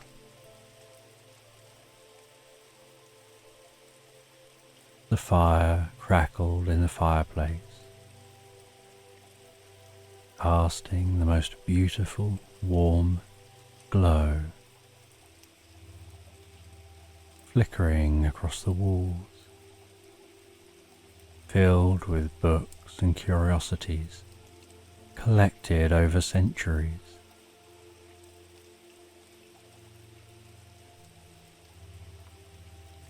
And as the clock nears the midnight hour, a soft, rhythmic knocking at the door breaks the steady rhythm of Valen's scholarly pursuits.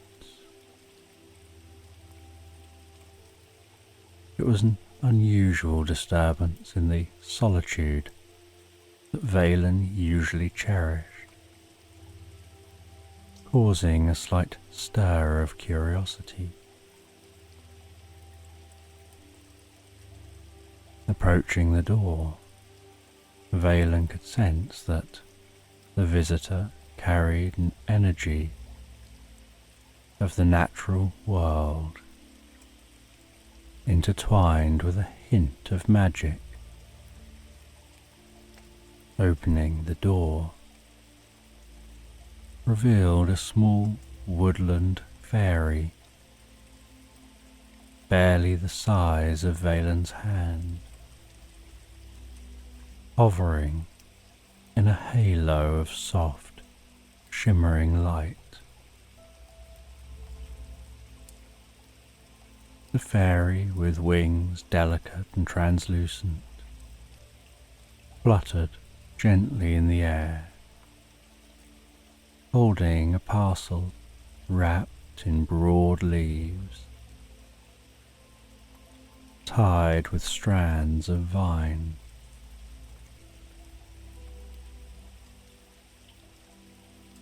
The leaves were fresh, their vibrant green indicating a journey taken through the heart of the swamp,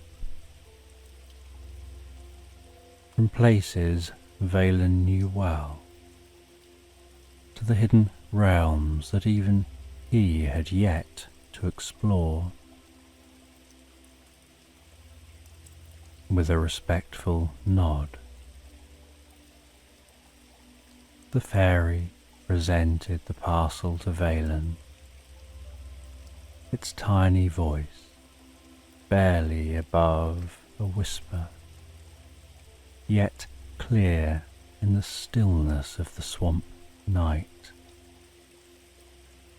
The threads of fate weave your path to night, Valen of the shadows, the fairy intoned, its words laced with the weight of destiny. Accepting the parcel, Valen felt a surge of anticipation, the kind that comes from standing on the cusp of a great discovery or adventure. Inside the parcel, protected by the leaves, was an ancient scroll. It was crafted from a material that seemed to absorb the faint light of the room, shimmering with an inner luminescence that suggested it was not entirely of this world. Unrolling the scroll, Valen discovered a beautifully intricate script and illustrations that depicted a mysterious canvas said to be woven from the threads of the universe itself. The canvas, according to the scroll, held the power to expand one's consciousness,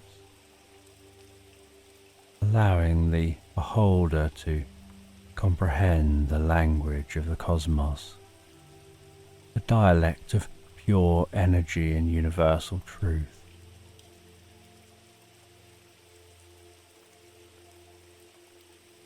The scroll spoke of a quest to locate this profound artifact, hidden deep within the most secluded part of the swamp,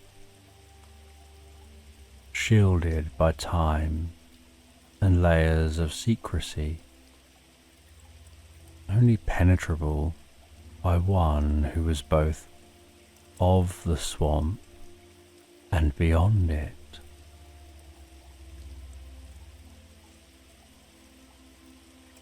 The canvas was described as a bridge between realms,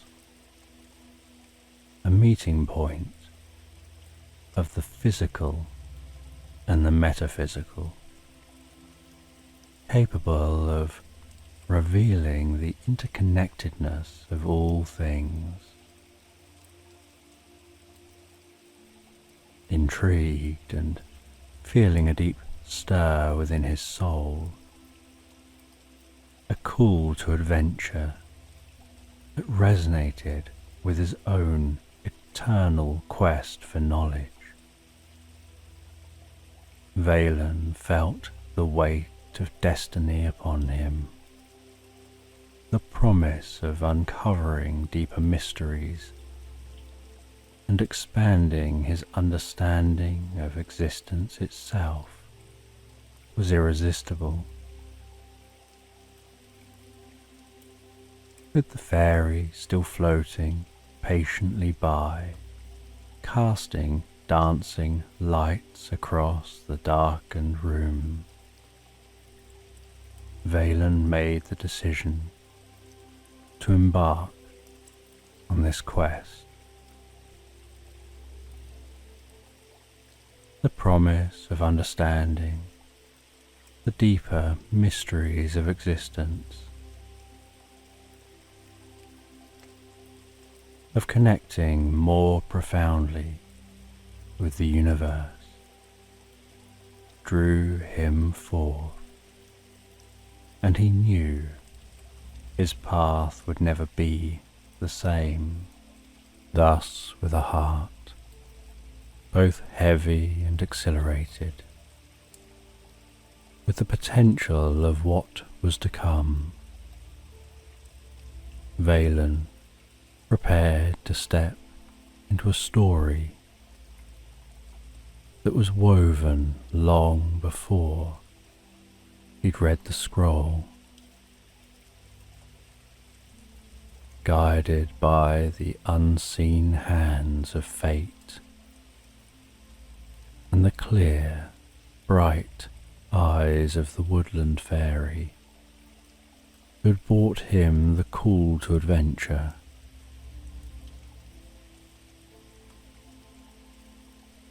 and as the moon ascended, casting its silvery light through the dense canopy of the swamp,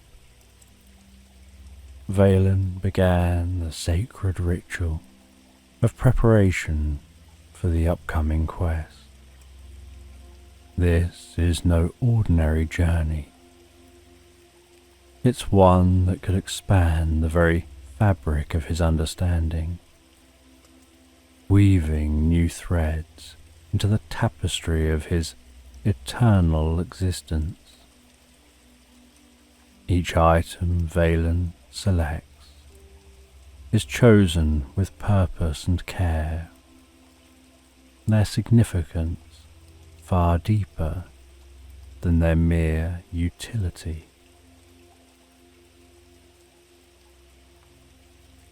The first to be chosen is a compass, no ordinary navigator's tool, but a rare artifact in itself.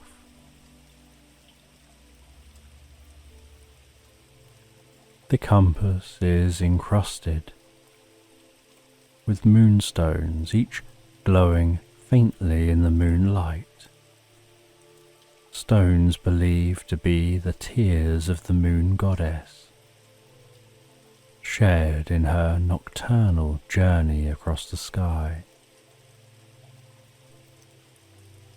The compass does more than point north.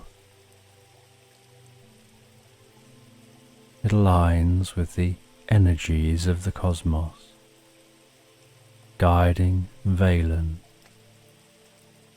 not just through physical space, but through the spiritual mazes he's sure to encounter. Next, Valen selects his cloak, woven from the midnight silk of enchanted spiders that dwell only in the darkest recesses of the swamp. This cloak is as dark as the new moon sky, and it shimmers with a subtle magic that can blend into the shadows, providing protection and concealment from whatever unknowns lie in wait. The threads are said to be spun from the very essence of night, providing comfort and a touch of magic.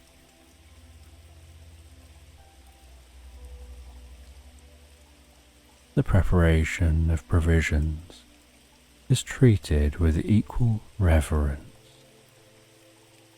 Valen packs a small, sturdy satchel with jars of food, each prepared with ingredients gathered from the heart of the swamp. There's peanut butter, ground from peanuts harvested under the full moon, imbued with energy to sustain even the weariest of travellers,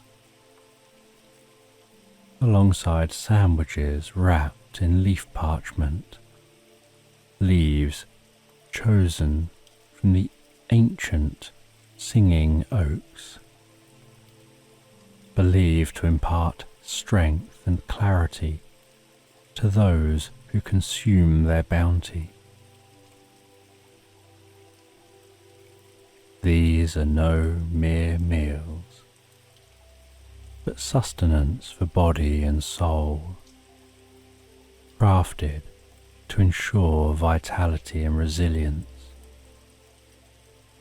Most crucial of all is the map, a seemingly ordinary scroll that Valen secures within a leather tube attached to his belt.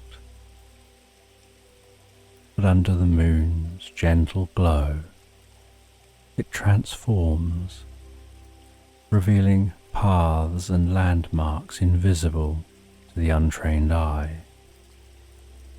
Secrets of the swamp that have awaited the right moment, or the right person to be revealed. The map's not just a guide, but a key to the deeper mysteries, encoded with symbols and signs that speak of ancient magics and hidden truths. With these preparations complete, Valen takes a moment to stand outside his abode, under the vast expanse of the star-lit sky. He breathes in the cool, damp air of the swamp, letting the familiar scents of earth and water fill his senses. This moment of quiet reflection solidifies his resolve.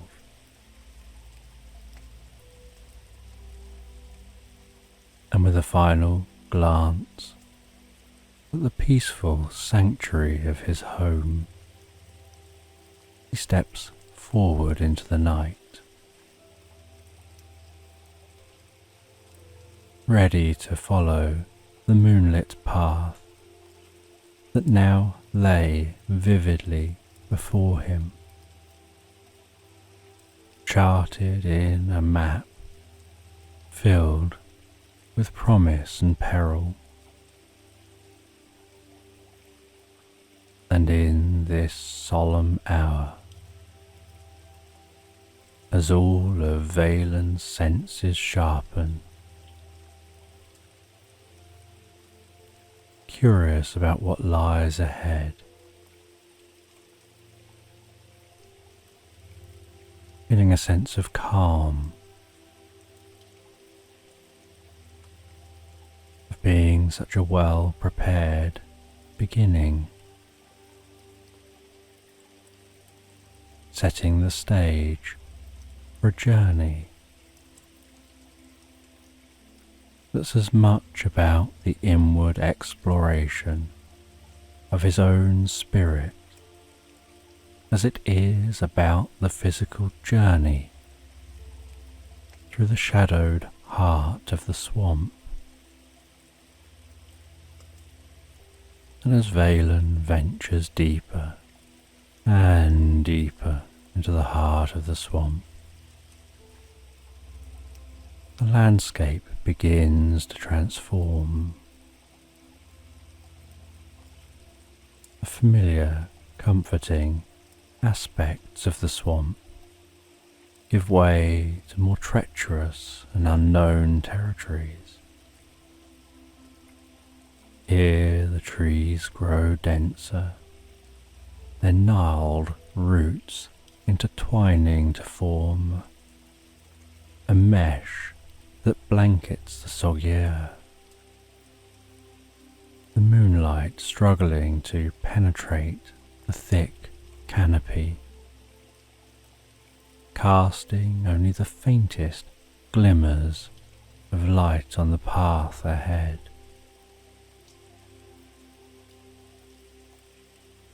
Creating a world in perpetual twilight.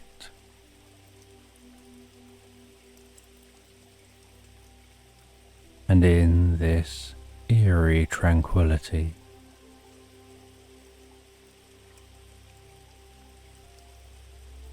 a thick fog rolls in silently from the deeper reaches of the swamp, enveloping everything in its ghostly embrace. And the fog is an ancient guardian of the swamp, a sentient entity that has protected its secrets for centuries. It hangs low over the murky waters, which are as still as glass, and reflect the fog in wispy tendrils that seem to grasp at the air itself.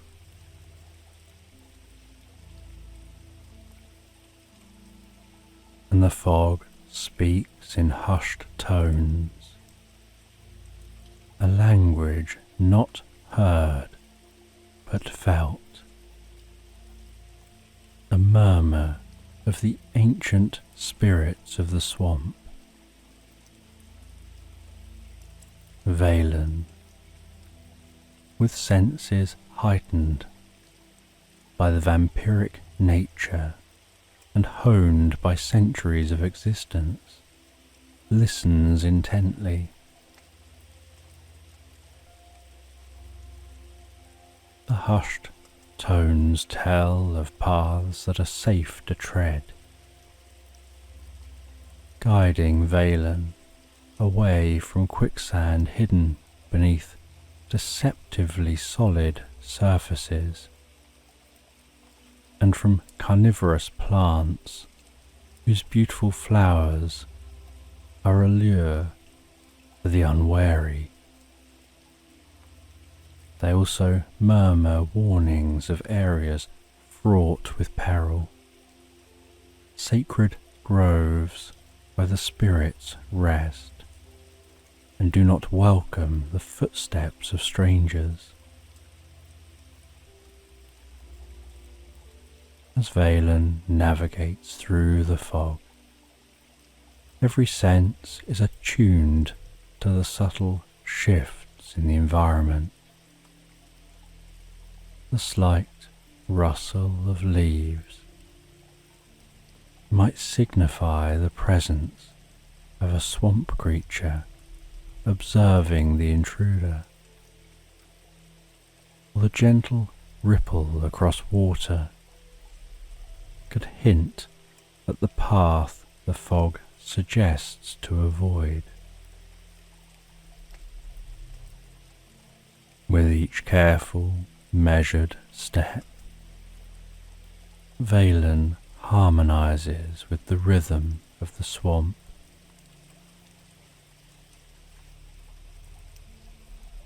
This attunement transforms potential obstacles into opportunities to bond further with the mystical land.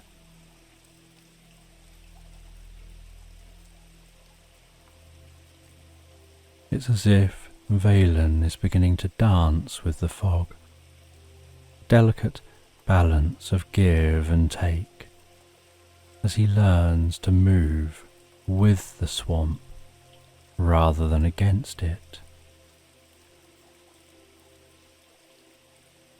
And in this deep communion with the swamp, he gains a deeper understanding of the interconnectedness of all life within it. The fog serving as a guide and protector, enveloping Valen in its ancient wisdom.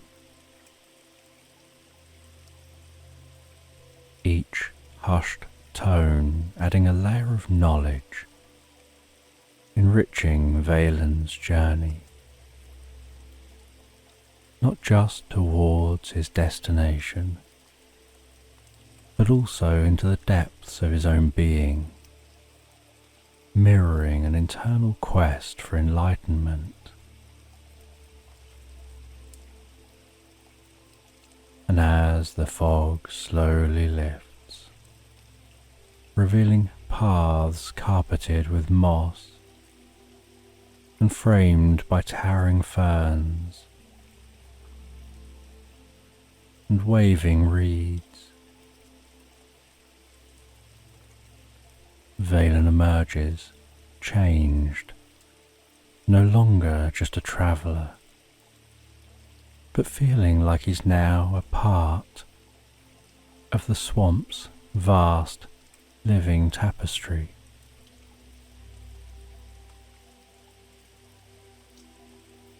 And as he delves deeper and deeper into the heart of the swamp, the environment grows increasingly enigmatic. Trees stand closer together, branches intertwining to form natural archways, seeming to guide his path. The air thick with the scent of wet earth and ancient leaves, a fragrance that tells of centuries past in silent observation by the flora of this secluded world. As he navigates through a dense thicket where the underbrush clings stubbornly to every step, Valen's guided by an unexpected sound, a soft, rhythmic croaking that punctuates the stillness of the swamp. Following the sound, he pushes through the last of the dense foliage and steps into a clearing that feels almost like a different realm entirely.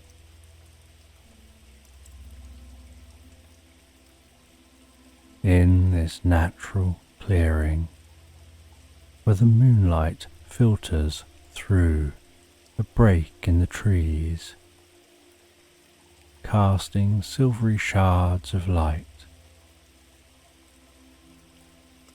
illuminating dust particles,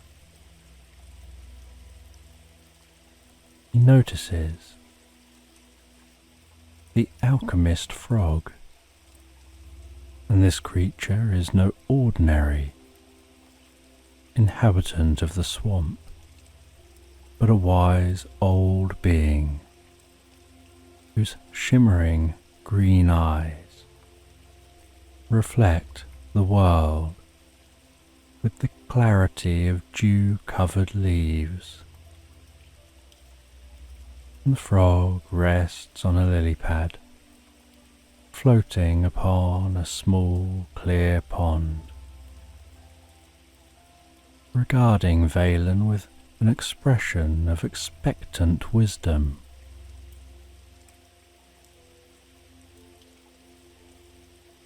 Valen approaches with a respectful nod,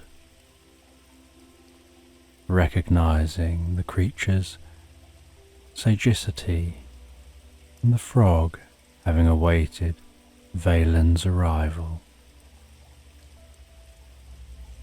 Croaks softly, the sound resonating like a bell in the quiet of the night. "Welcome, seeker," the frog begins, its voice surprisingly deep and melodic. "I've seen visions of your quest in the reflective surfaces of raindrops and in the murmur of the streams. But to proceed safely, you must first answer a riddle." The riddle the frog presents is as old as the swamp itself, a test not only of intellect but of one's ability to connect with the natural world. I speak without a mouth and hear without ears. I have no body, but I come alive with wind. What am I? Valen considers the question, looking around the clearing, allowing the serenity of the space to fill his senses. The answer comes to him as a soft breeze dances through the clearing, carrying with it the sounds of the swamp. "An echo," Valen whispers back to the frog. The alchemist frog nods, its eyes twinkling with approval.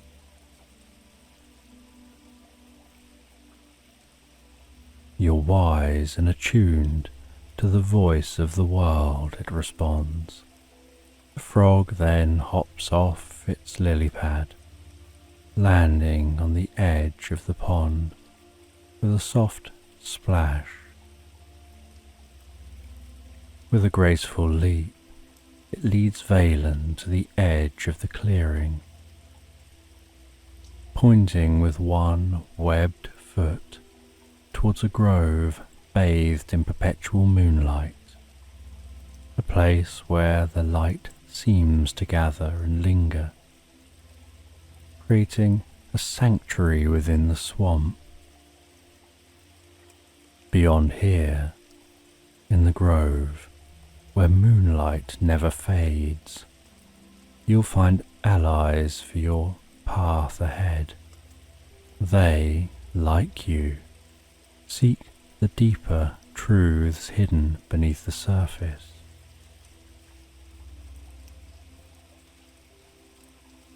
The frog's voice fading into the sound of the night as it retreats back to the pond.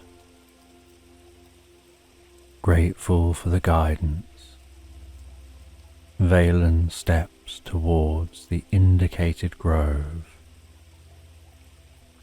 his heart buoyed by the prospect of meeting others who share his quest. The encounter with the alchemist frog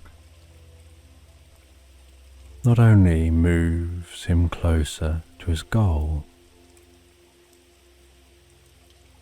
but also deepens his connection to the swamp and its mystical inhabitants.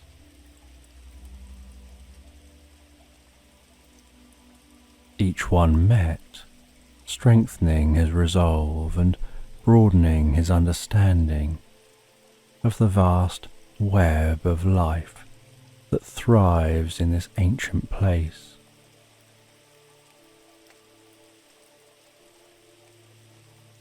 And following the wise frog's advice, Valen ventures deeper and deeper into the heart of the swamp, towards a grove bathed in an eternal moonlight that seems almost supernatural in its persistence.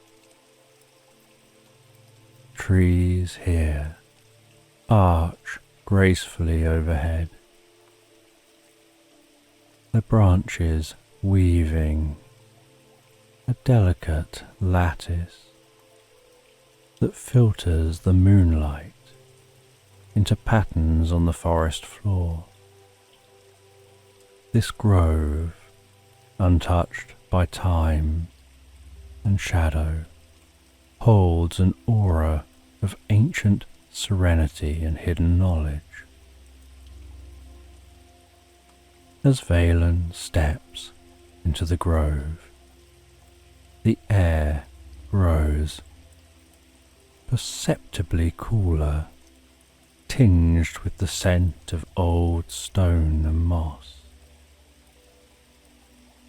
The ground underfoot is carpeted with a thick layer of moss that silences his steps,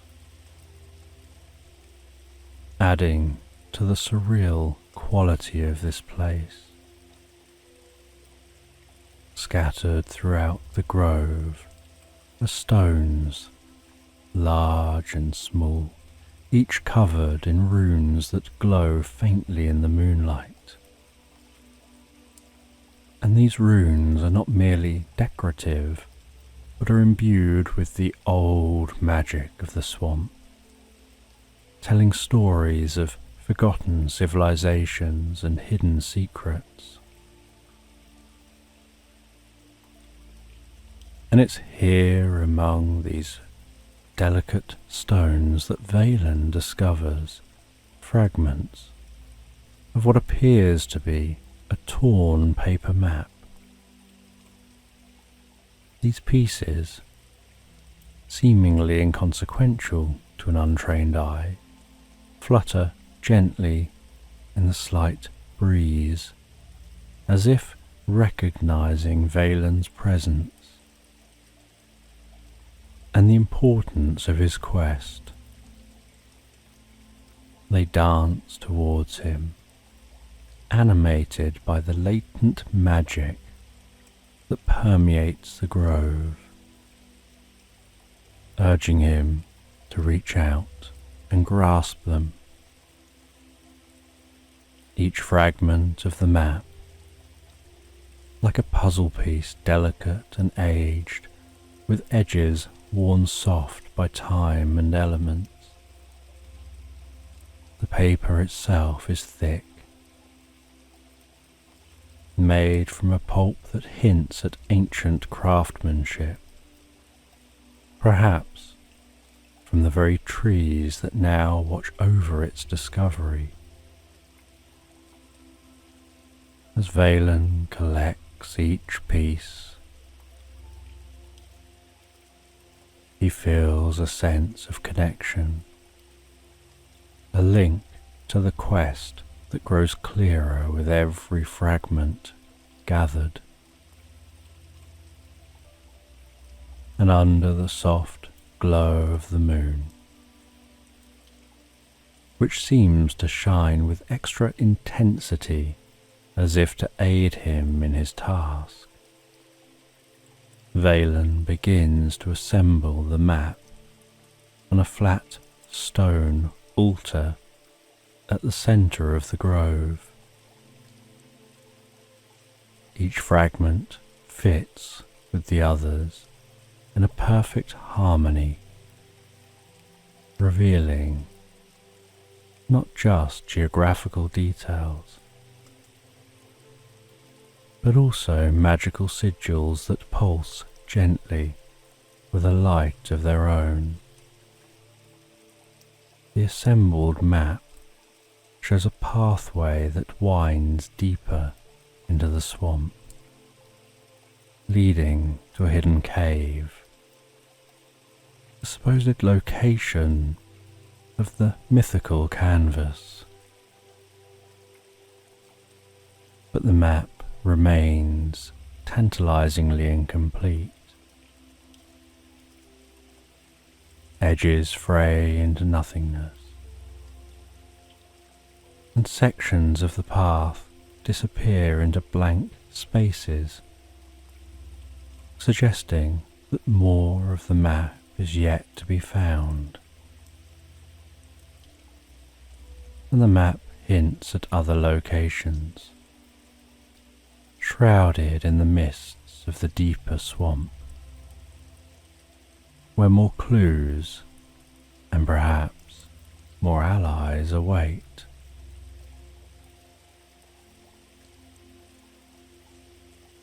And with purpose and curiosity, Valen stores the partially assembled map in his satchel.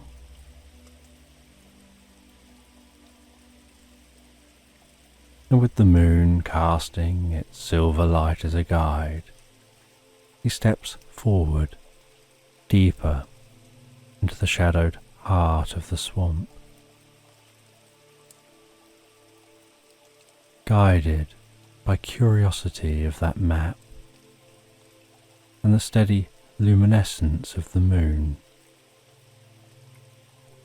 he finds himself at the verge of an ancient, overgrown part of the swamp that feels untouched by time. He passes hanging moss and finds himself at the mouth of a hidden cave. This secluded entrance, shrouded in ivy and shadows, giving it an almost mystical appearance, as if it were a portal to another world.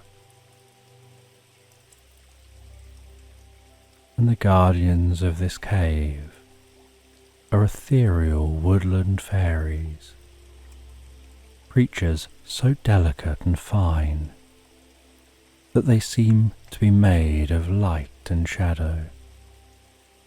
These fairies have wings that shimmer like the finest silk, catching the moonlight and scattering it in a kaleidoscope of soft colours around the cave's entrance.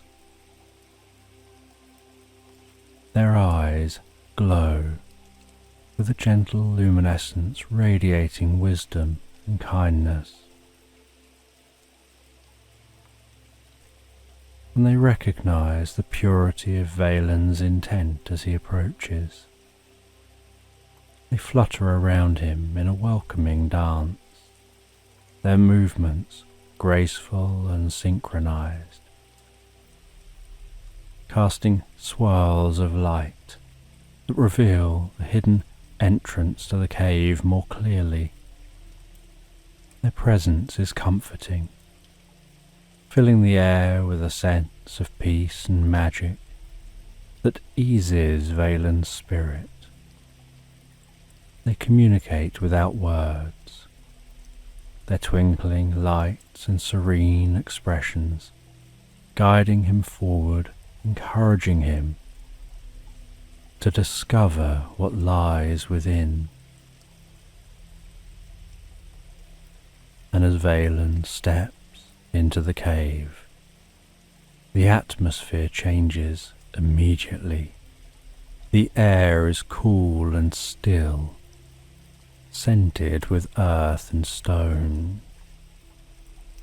The walls of the cave are decorated with intricate carvings that depict celestial patterns and ancient tales, stories of the cosmos, of stars born from the darkness, of time flowing like a river. These carvings are works of art, crafted by unknown hands through the ages, and they pulse faintly with their own inner light, as if echoing the life they had once held.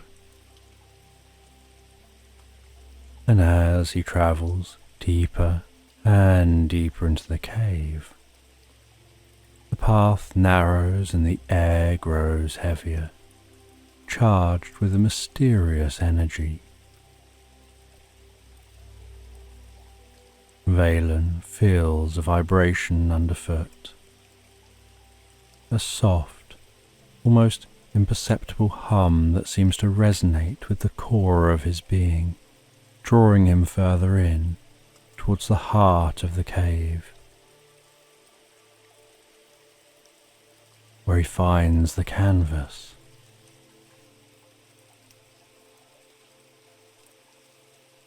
And the canvas is not merely a piece of fabric.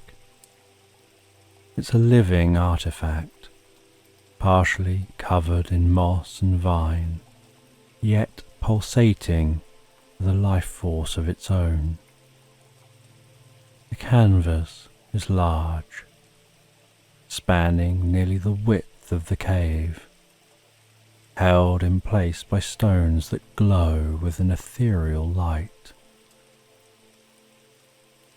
It seems to be waiting for him, calling to him, with a voice that only his heart can hear.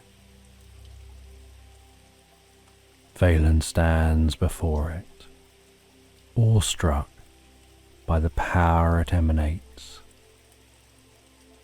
the canvas beckoning him, inviting him to unveil its secrets and discover the truths it holds. And in this moment of profound significance, he's aware of the deep sense of knowledge and understanding, and the fairies continue to dance around him, casting their light upon the canvas. And with his hands trembling, Valen reaches out. He brushes aside the moss and vine, reveals more of the canvas's surface, which begins to glow brighter with each layer removed, and the hum grows louder.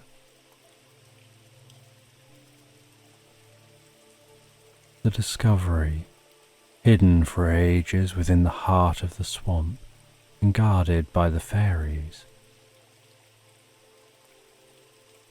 begins to reveal its secrets to Valen. Canvas shimmering with a subtle inner light, each fibre vibrating with the accumulated wisdom and knowledge of eons, holding secrets waiting to be unlocked. And as Valen touches that canvas, his fingers brushing against the textured surface, he notices an immediate response. The contact doesn't just feel tactile, it's almost responsive, like touching the surface of water. His touch sends ripples across the canvas, spreading out in concentric circles that emit a soft harmonic resonance. The sound, like the gentle hum of a celestial choir, fills the cave, vibrating through the air and resonating within his very soul. The canvas isn't just a passive object to be observed. It requires interaction and engagement. And Valen realizes that to unlock its full potential and to access the profound truths it holds, he needs to harmonize with it. He begins by adjusting the stones around the canvas. And these aren't any ordinary rocks, but geomagnetic crystals, each resonating with earth energy. He positions them carefully around the canvas, channeling the energy into the canvas. Next, he turns his attention to a small stream of water trickling down the cave wall.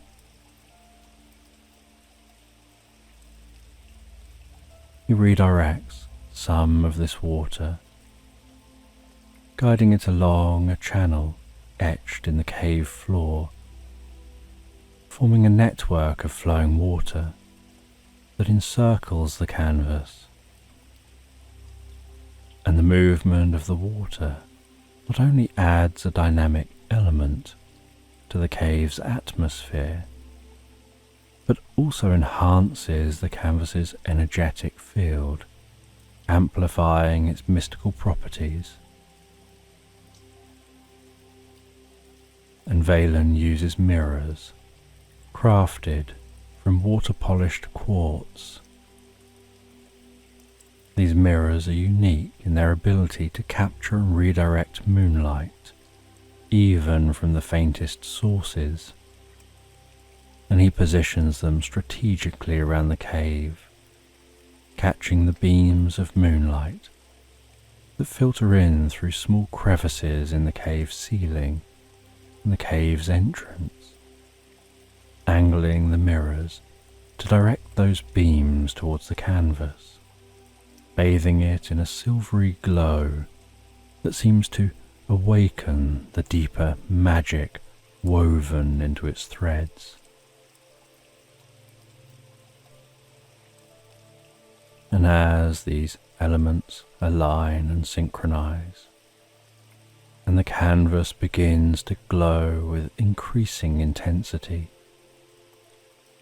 the vibrations of the earth, water and light converge upon the tapestry, infusing it with a power that visibly manifests on its surface.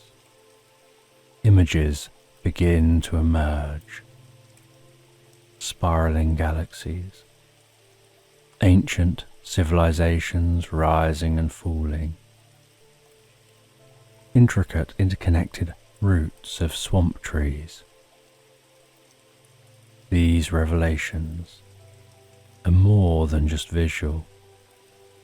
They're insights, filling Valen with a deeper understanding of the universe's interconnected nature.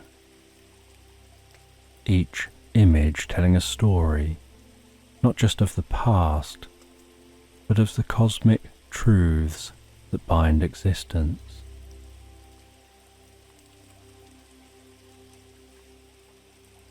Valen stands transfixed.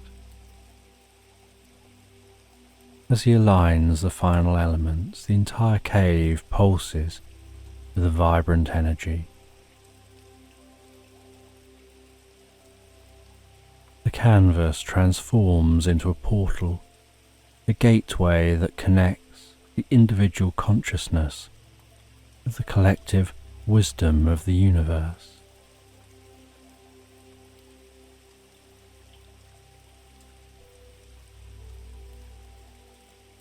Valen feels an overwhelming sense of serenity as visions flood through his mind. He sees the birth of stars, formation of galaxies, the intricate dance of cosmic forces that weave the fabric of reality. He witnesses the rise and fall of ancient civilizations, and how these contribute to the reservoir of collective knowledge that spans across time and space. Experiencing these as the essence of life itself. Amidst these revelations, the fairies emerge, their faces alight with gentle smiles. The soft fluttering of their wings, filling the cave with a gentle melodic hum.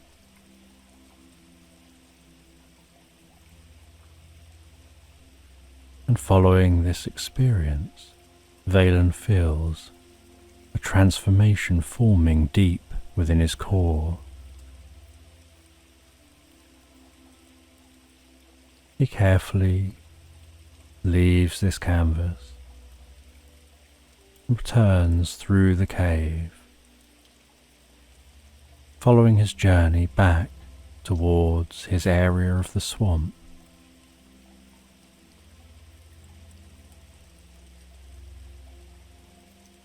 The fairies light his path with their luminescent glow as they flutter around him like guardians of light.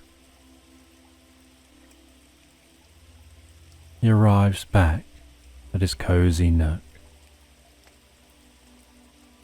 He feels a serene calmness envelop him. He reflects on his experience.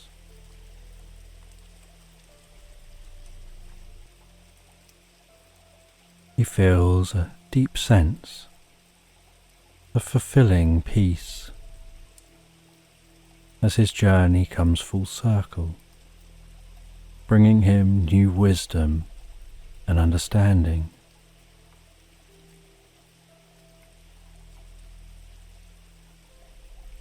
He takes a moment to settle into his comforting solitude, relaxing back in his home, like relaxing in an old familiar cloak. Seating himself by a crackling fire, casting warm flickering light across the room, drifting in and out of deep reflective contemplation.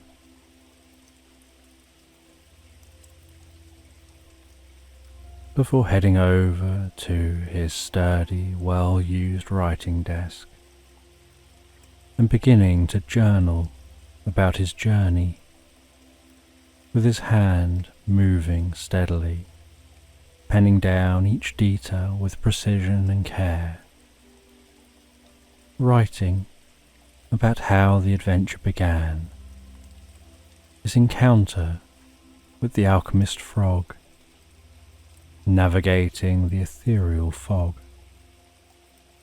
the riddles of the fairies, until finally discovering that canvas.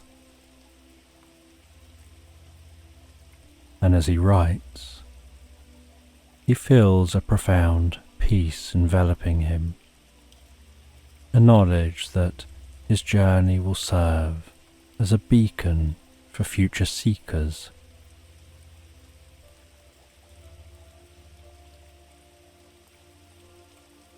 He imagines the wanderers and dreamers who may one day stumble upon his journal, curious to follow in his path.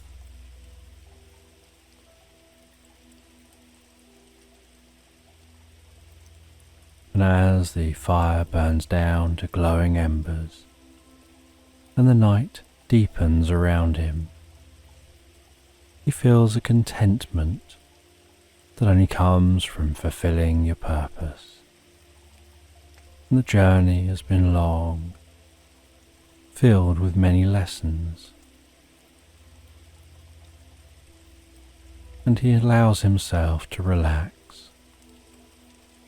and drift into his mind for a little while.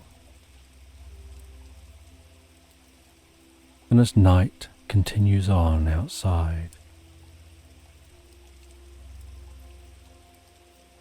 Valen feels an overwhelming connection to the cosmos, feeling a profound sense of place and purpose, a deep connectedness to the world around him.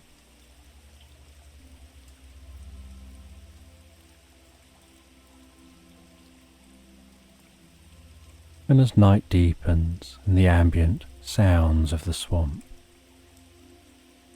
the gentle hush of the wind, nocturnal calls of creatures, the rhythmic distant sound of a running river, all melding with the soft ticking of a clock in his room, marking out time in a place that feels so timeless. He heads to bed, closes his eyes, and drifts into a restful sleep.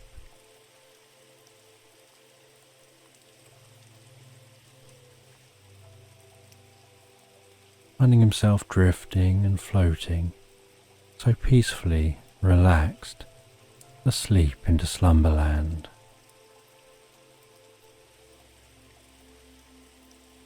And it's a story about a person who is travelling on a spaceship.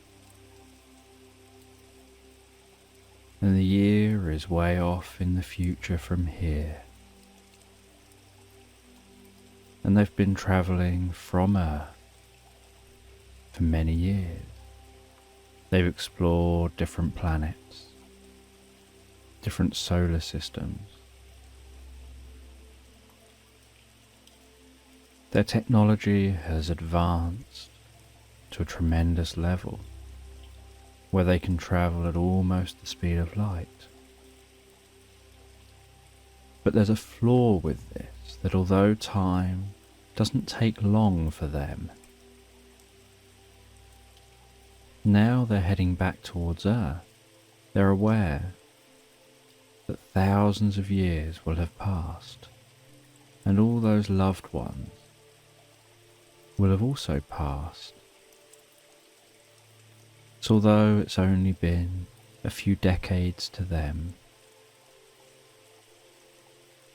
time has been different for those they love. So while they're making their journey, they start working with some colleagues on ideas to address this. And they end up creating this idea of warping space and time around them using light, by firing some long beams of light and then spinning those beams of light and speeding up the spinning of those beams of light faster and faster and faster, until the beams of light are spinning at almost the speed of light, and that those spinning beams should create a path of being able to travel from the present into the past, where you can travel around the beams in one direction, and you'll go into the past, and you can travel around the beams in the other direction, and you'll go into the future.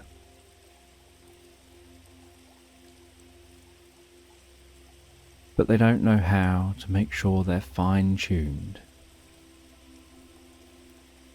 So as they approach the Earth,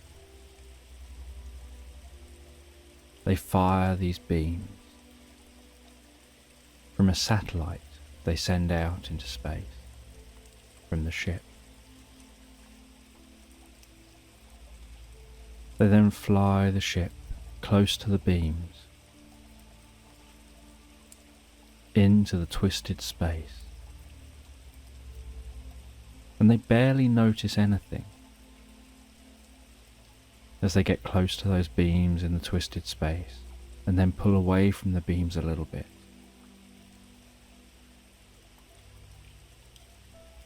And as they do, they can see the Earth beneath them, and they decide to travel down to the Earth to take a look at where they are now.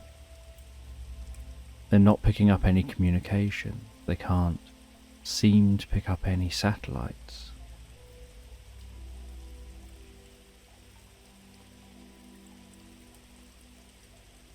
And they go down to the Earth with a lander, and they land that ship on the Earth.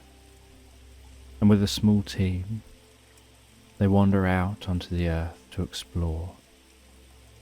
And they're aware that something is different about the atmosphere. It just seems a bit heavier and a bit more sluggish in some way. While at the same time, it makes them feel a bit lightheaded.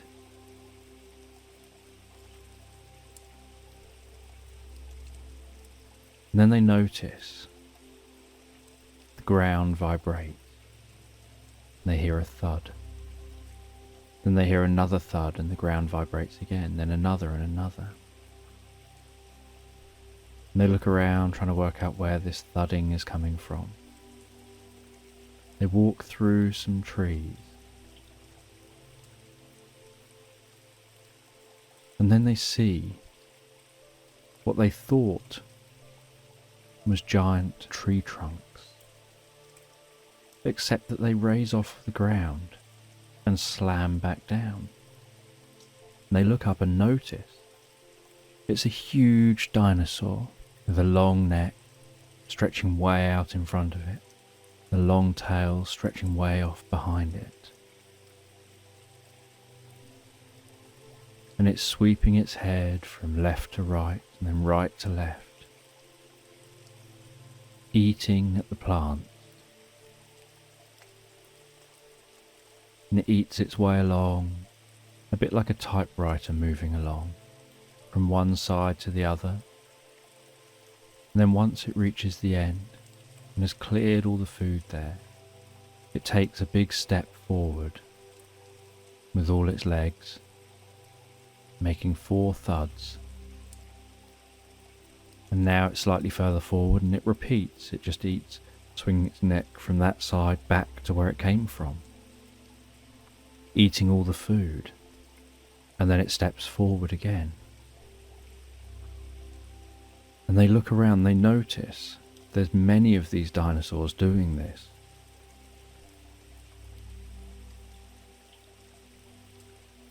Then they hear a loud, ear-splitting screech. And loud thuds, like running. Like something enormous running. And then they see what looks like a T-Rex burst out from the forest and jump at one of these dinosaurs. And the dinosaur just pushes them off. But the T-Rex type dinosaur tries again and again.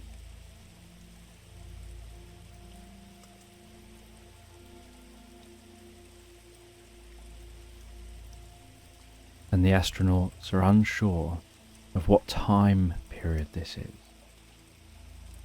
But it seems that this dinosaur must be a bit desperate if it's trying to take on something so big. I was wondering, maybe these dinosaurs had started to die out, maybe some infection or something had happened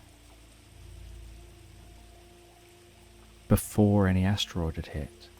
But they thought to themselves, if they've come that far back into the past, what if they're unlucky enough to have come back to just when an asteroid is about to hit?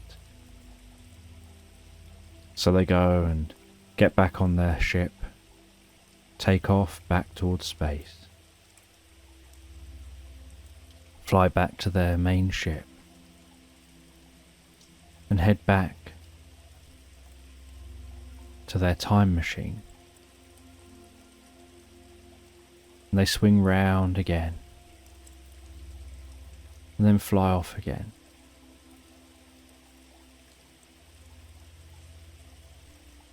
And they fly in a ship back down towards the Earth. Again, they don't notice any satellites. They don't pick up any signals. They don't have much hope that this will be about their time. But at least the Earth, this time round, looks more like the earth they're familiar with.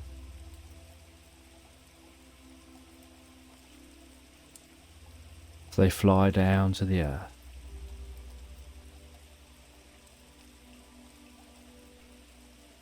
And they land on a shoreline. And they can see out to sea.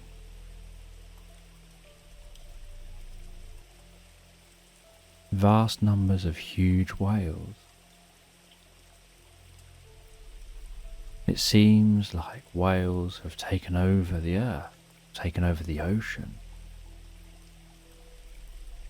And they watch from the shore as whales breach the surface, let out breath, have a rainbow of water, a cloud above their head, before diving down as a group.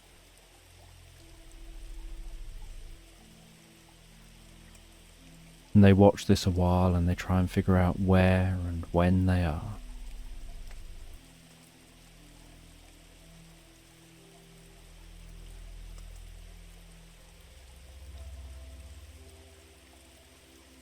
And they notice that this must be prior to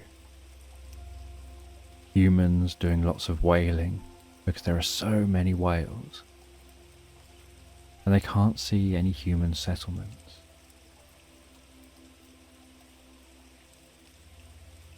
And they decide to get in their ship, fly to another area to see if they can find evidence of humans somewhere, to get an idea of what time they're in.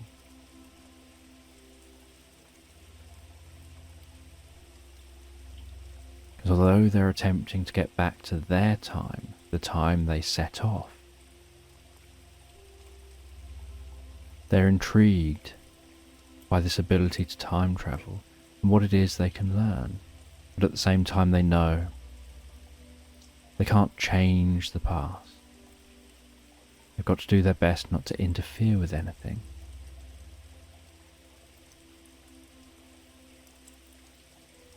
And they fly over the earth, and their ship travels faster than anything that would be seen for many years, for centuries,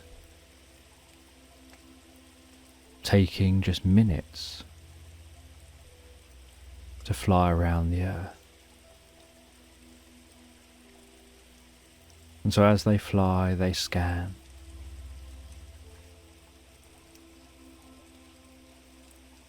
And they can't see any significant structures while they fly around.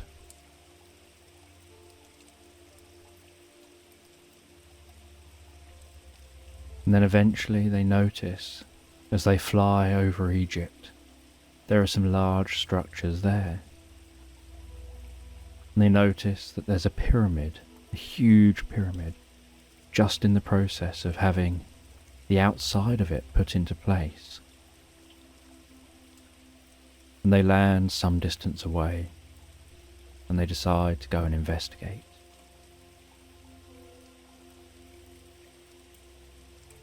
And they walk into a nearby village.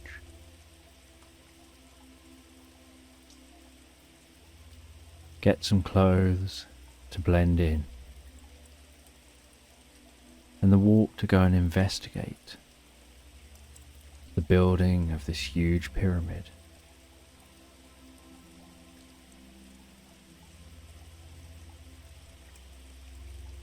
And they watch from a distance, trying not to draw too much attention to themselves, while also trying to study. And they see the way the slabs are being pulled into place, and the huge numbers of people that are working on the structure, while others are farming, others are ferrying things down the river.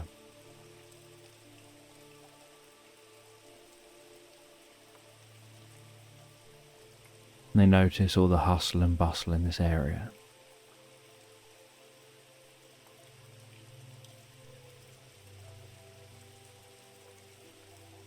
and they decide that they need to go back to their ship before they get noticed or accidentally interfere with the timeline.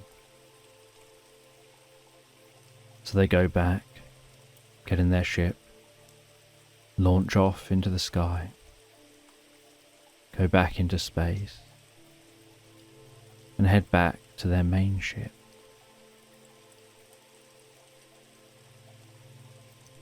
They try to work out the calculations for exactly the point they need to reach when passing their time device, so that they can come out in their time. They know they're getting closer. They've gone from dinosaurs to Egyptian civilization. So using those two measurements, they work out pretty much where they think they need to reach as they pass around their time device, so that when they pull away from it, they should be in their usual time, in the time they set off.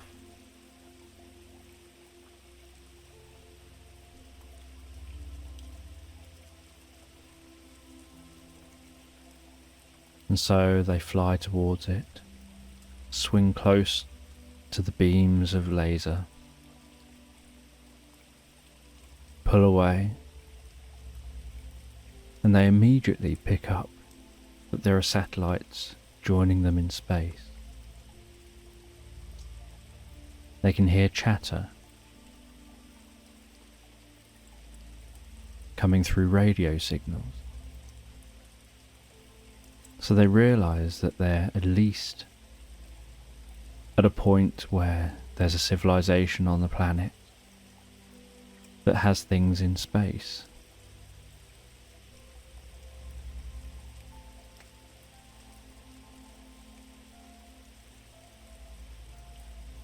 They fly down to the earth.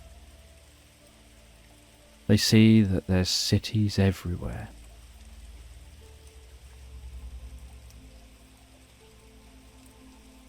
They notice that it doesn't look like they're back to their usual time yet. But they don't know exactly what time this is.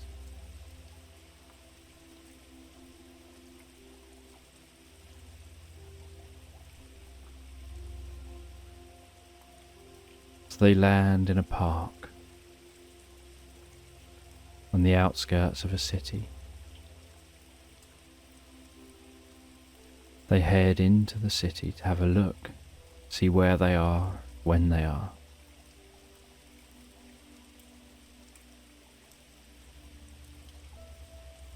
And they recognize it as being the late 20th century. They recognize a yellow bus that goes past. They don't yet know the exact date, but they know the time period. And then they find a newspaper stand, and they now know the exact date. And they know that by knowing the exact date, they can now refine their judgments and refine how they can make sure that their next leap takes them home.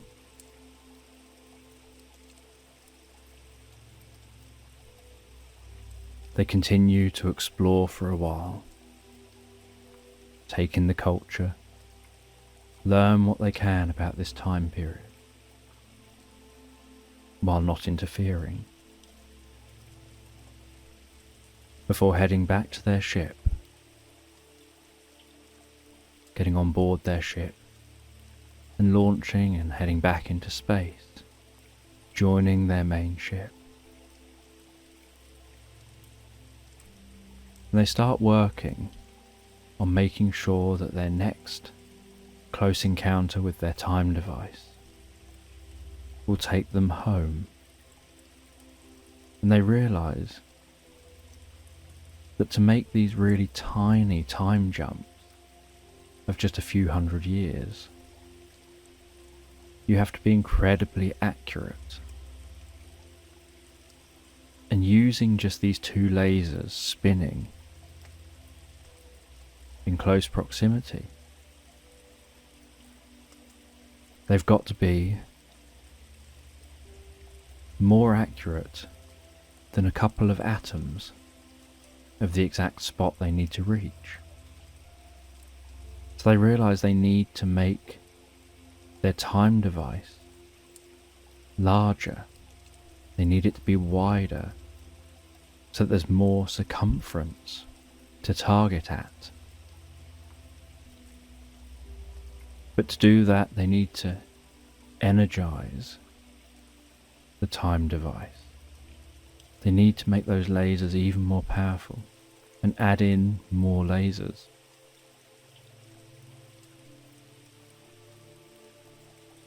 So they work day and night, adding in more lasers, adding more power, finding ways to increase the power.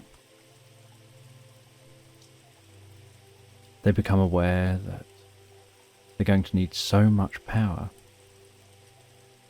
it will almost totally drain the remaining power supplies of their ship.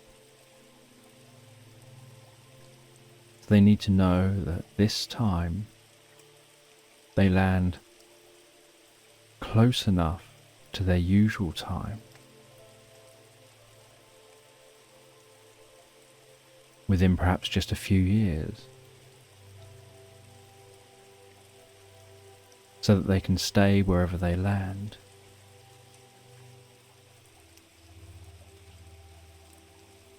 So after energizing those laser beams, broadening the laser beams, they start the device again, firing those laser beams, spinning them.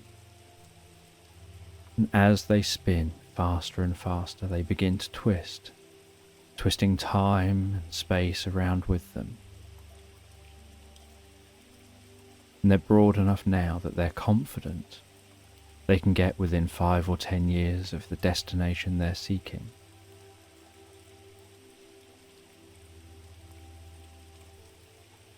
So they decide to aim for about 10 years after they set off. They've aged by about 30 years. But they decide if they aim for about 10 years after they set off, hopefully they'll arrive either just as they seem to have set off, and no more than about 20 years after they set off.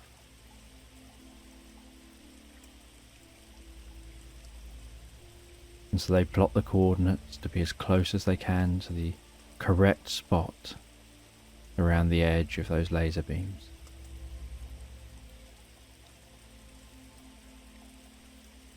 And they fly the ship to that point before curving off away from the laser beams. And they find themselves in a crowded space, in a familiar space. They can pick up communication. They're aware that this communication seems to be from around their kind of time that they set off. They can see that there's lights and there's artificial buildings on the moon. They can see that they're in around the time that they should be.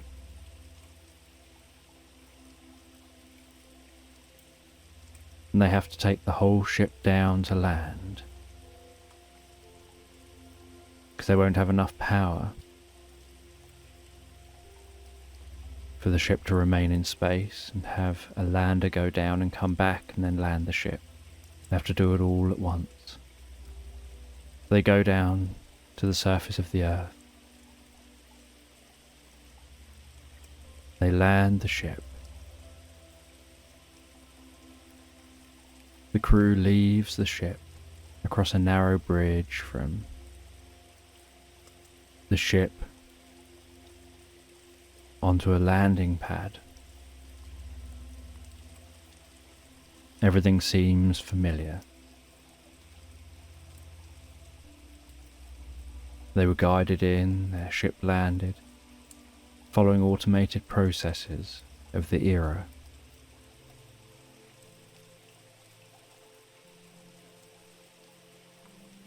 And they get greeted by people who know who they are and realize who they are, who tell them that it was as if they've only just left, and yet they look quite old. And they realize they've landed not long after they took off and went exploring. And they explain what their journey has been. They explain where they've been to distant solar systems. They explain the creation of their time device and how they've learned to master that time device, and how one can be built in space above the Earth to be powered from the Earth. And they all go their separate ways back to their loved ones,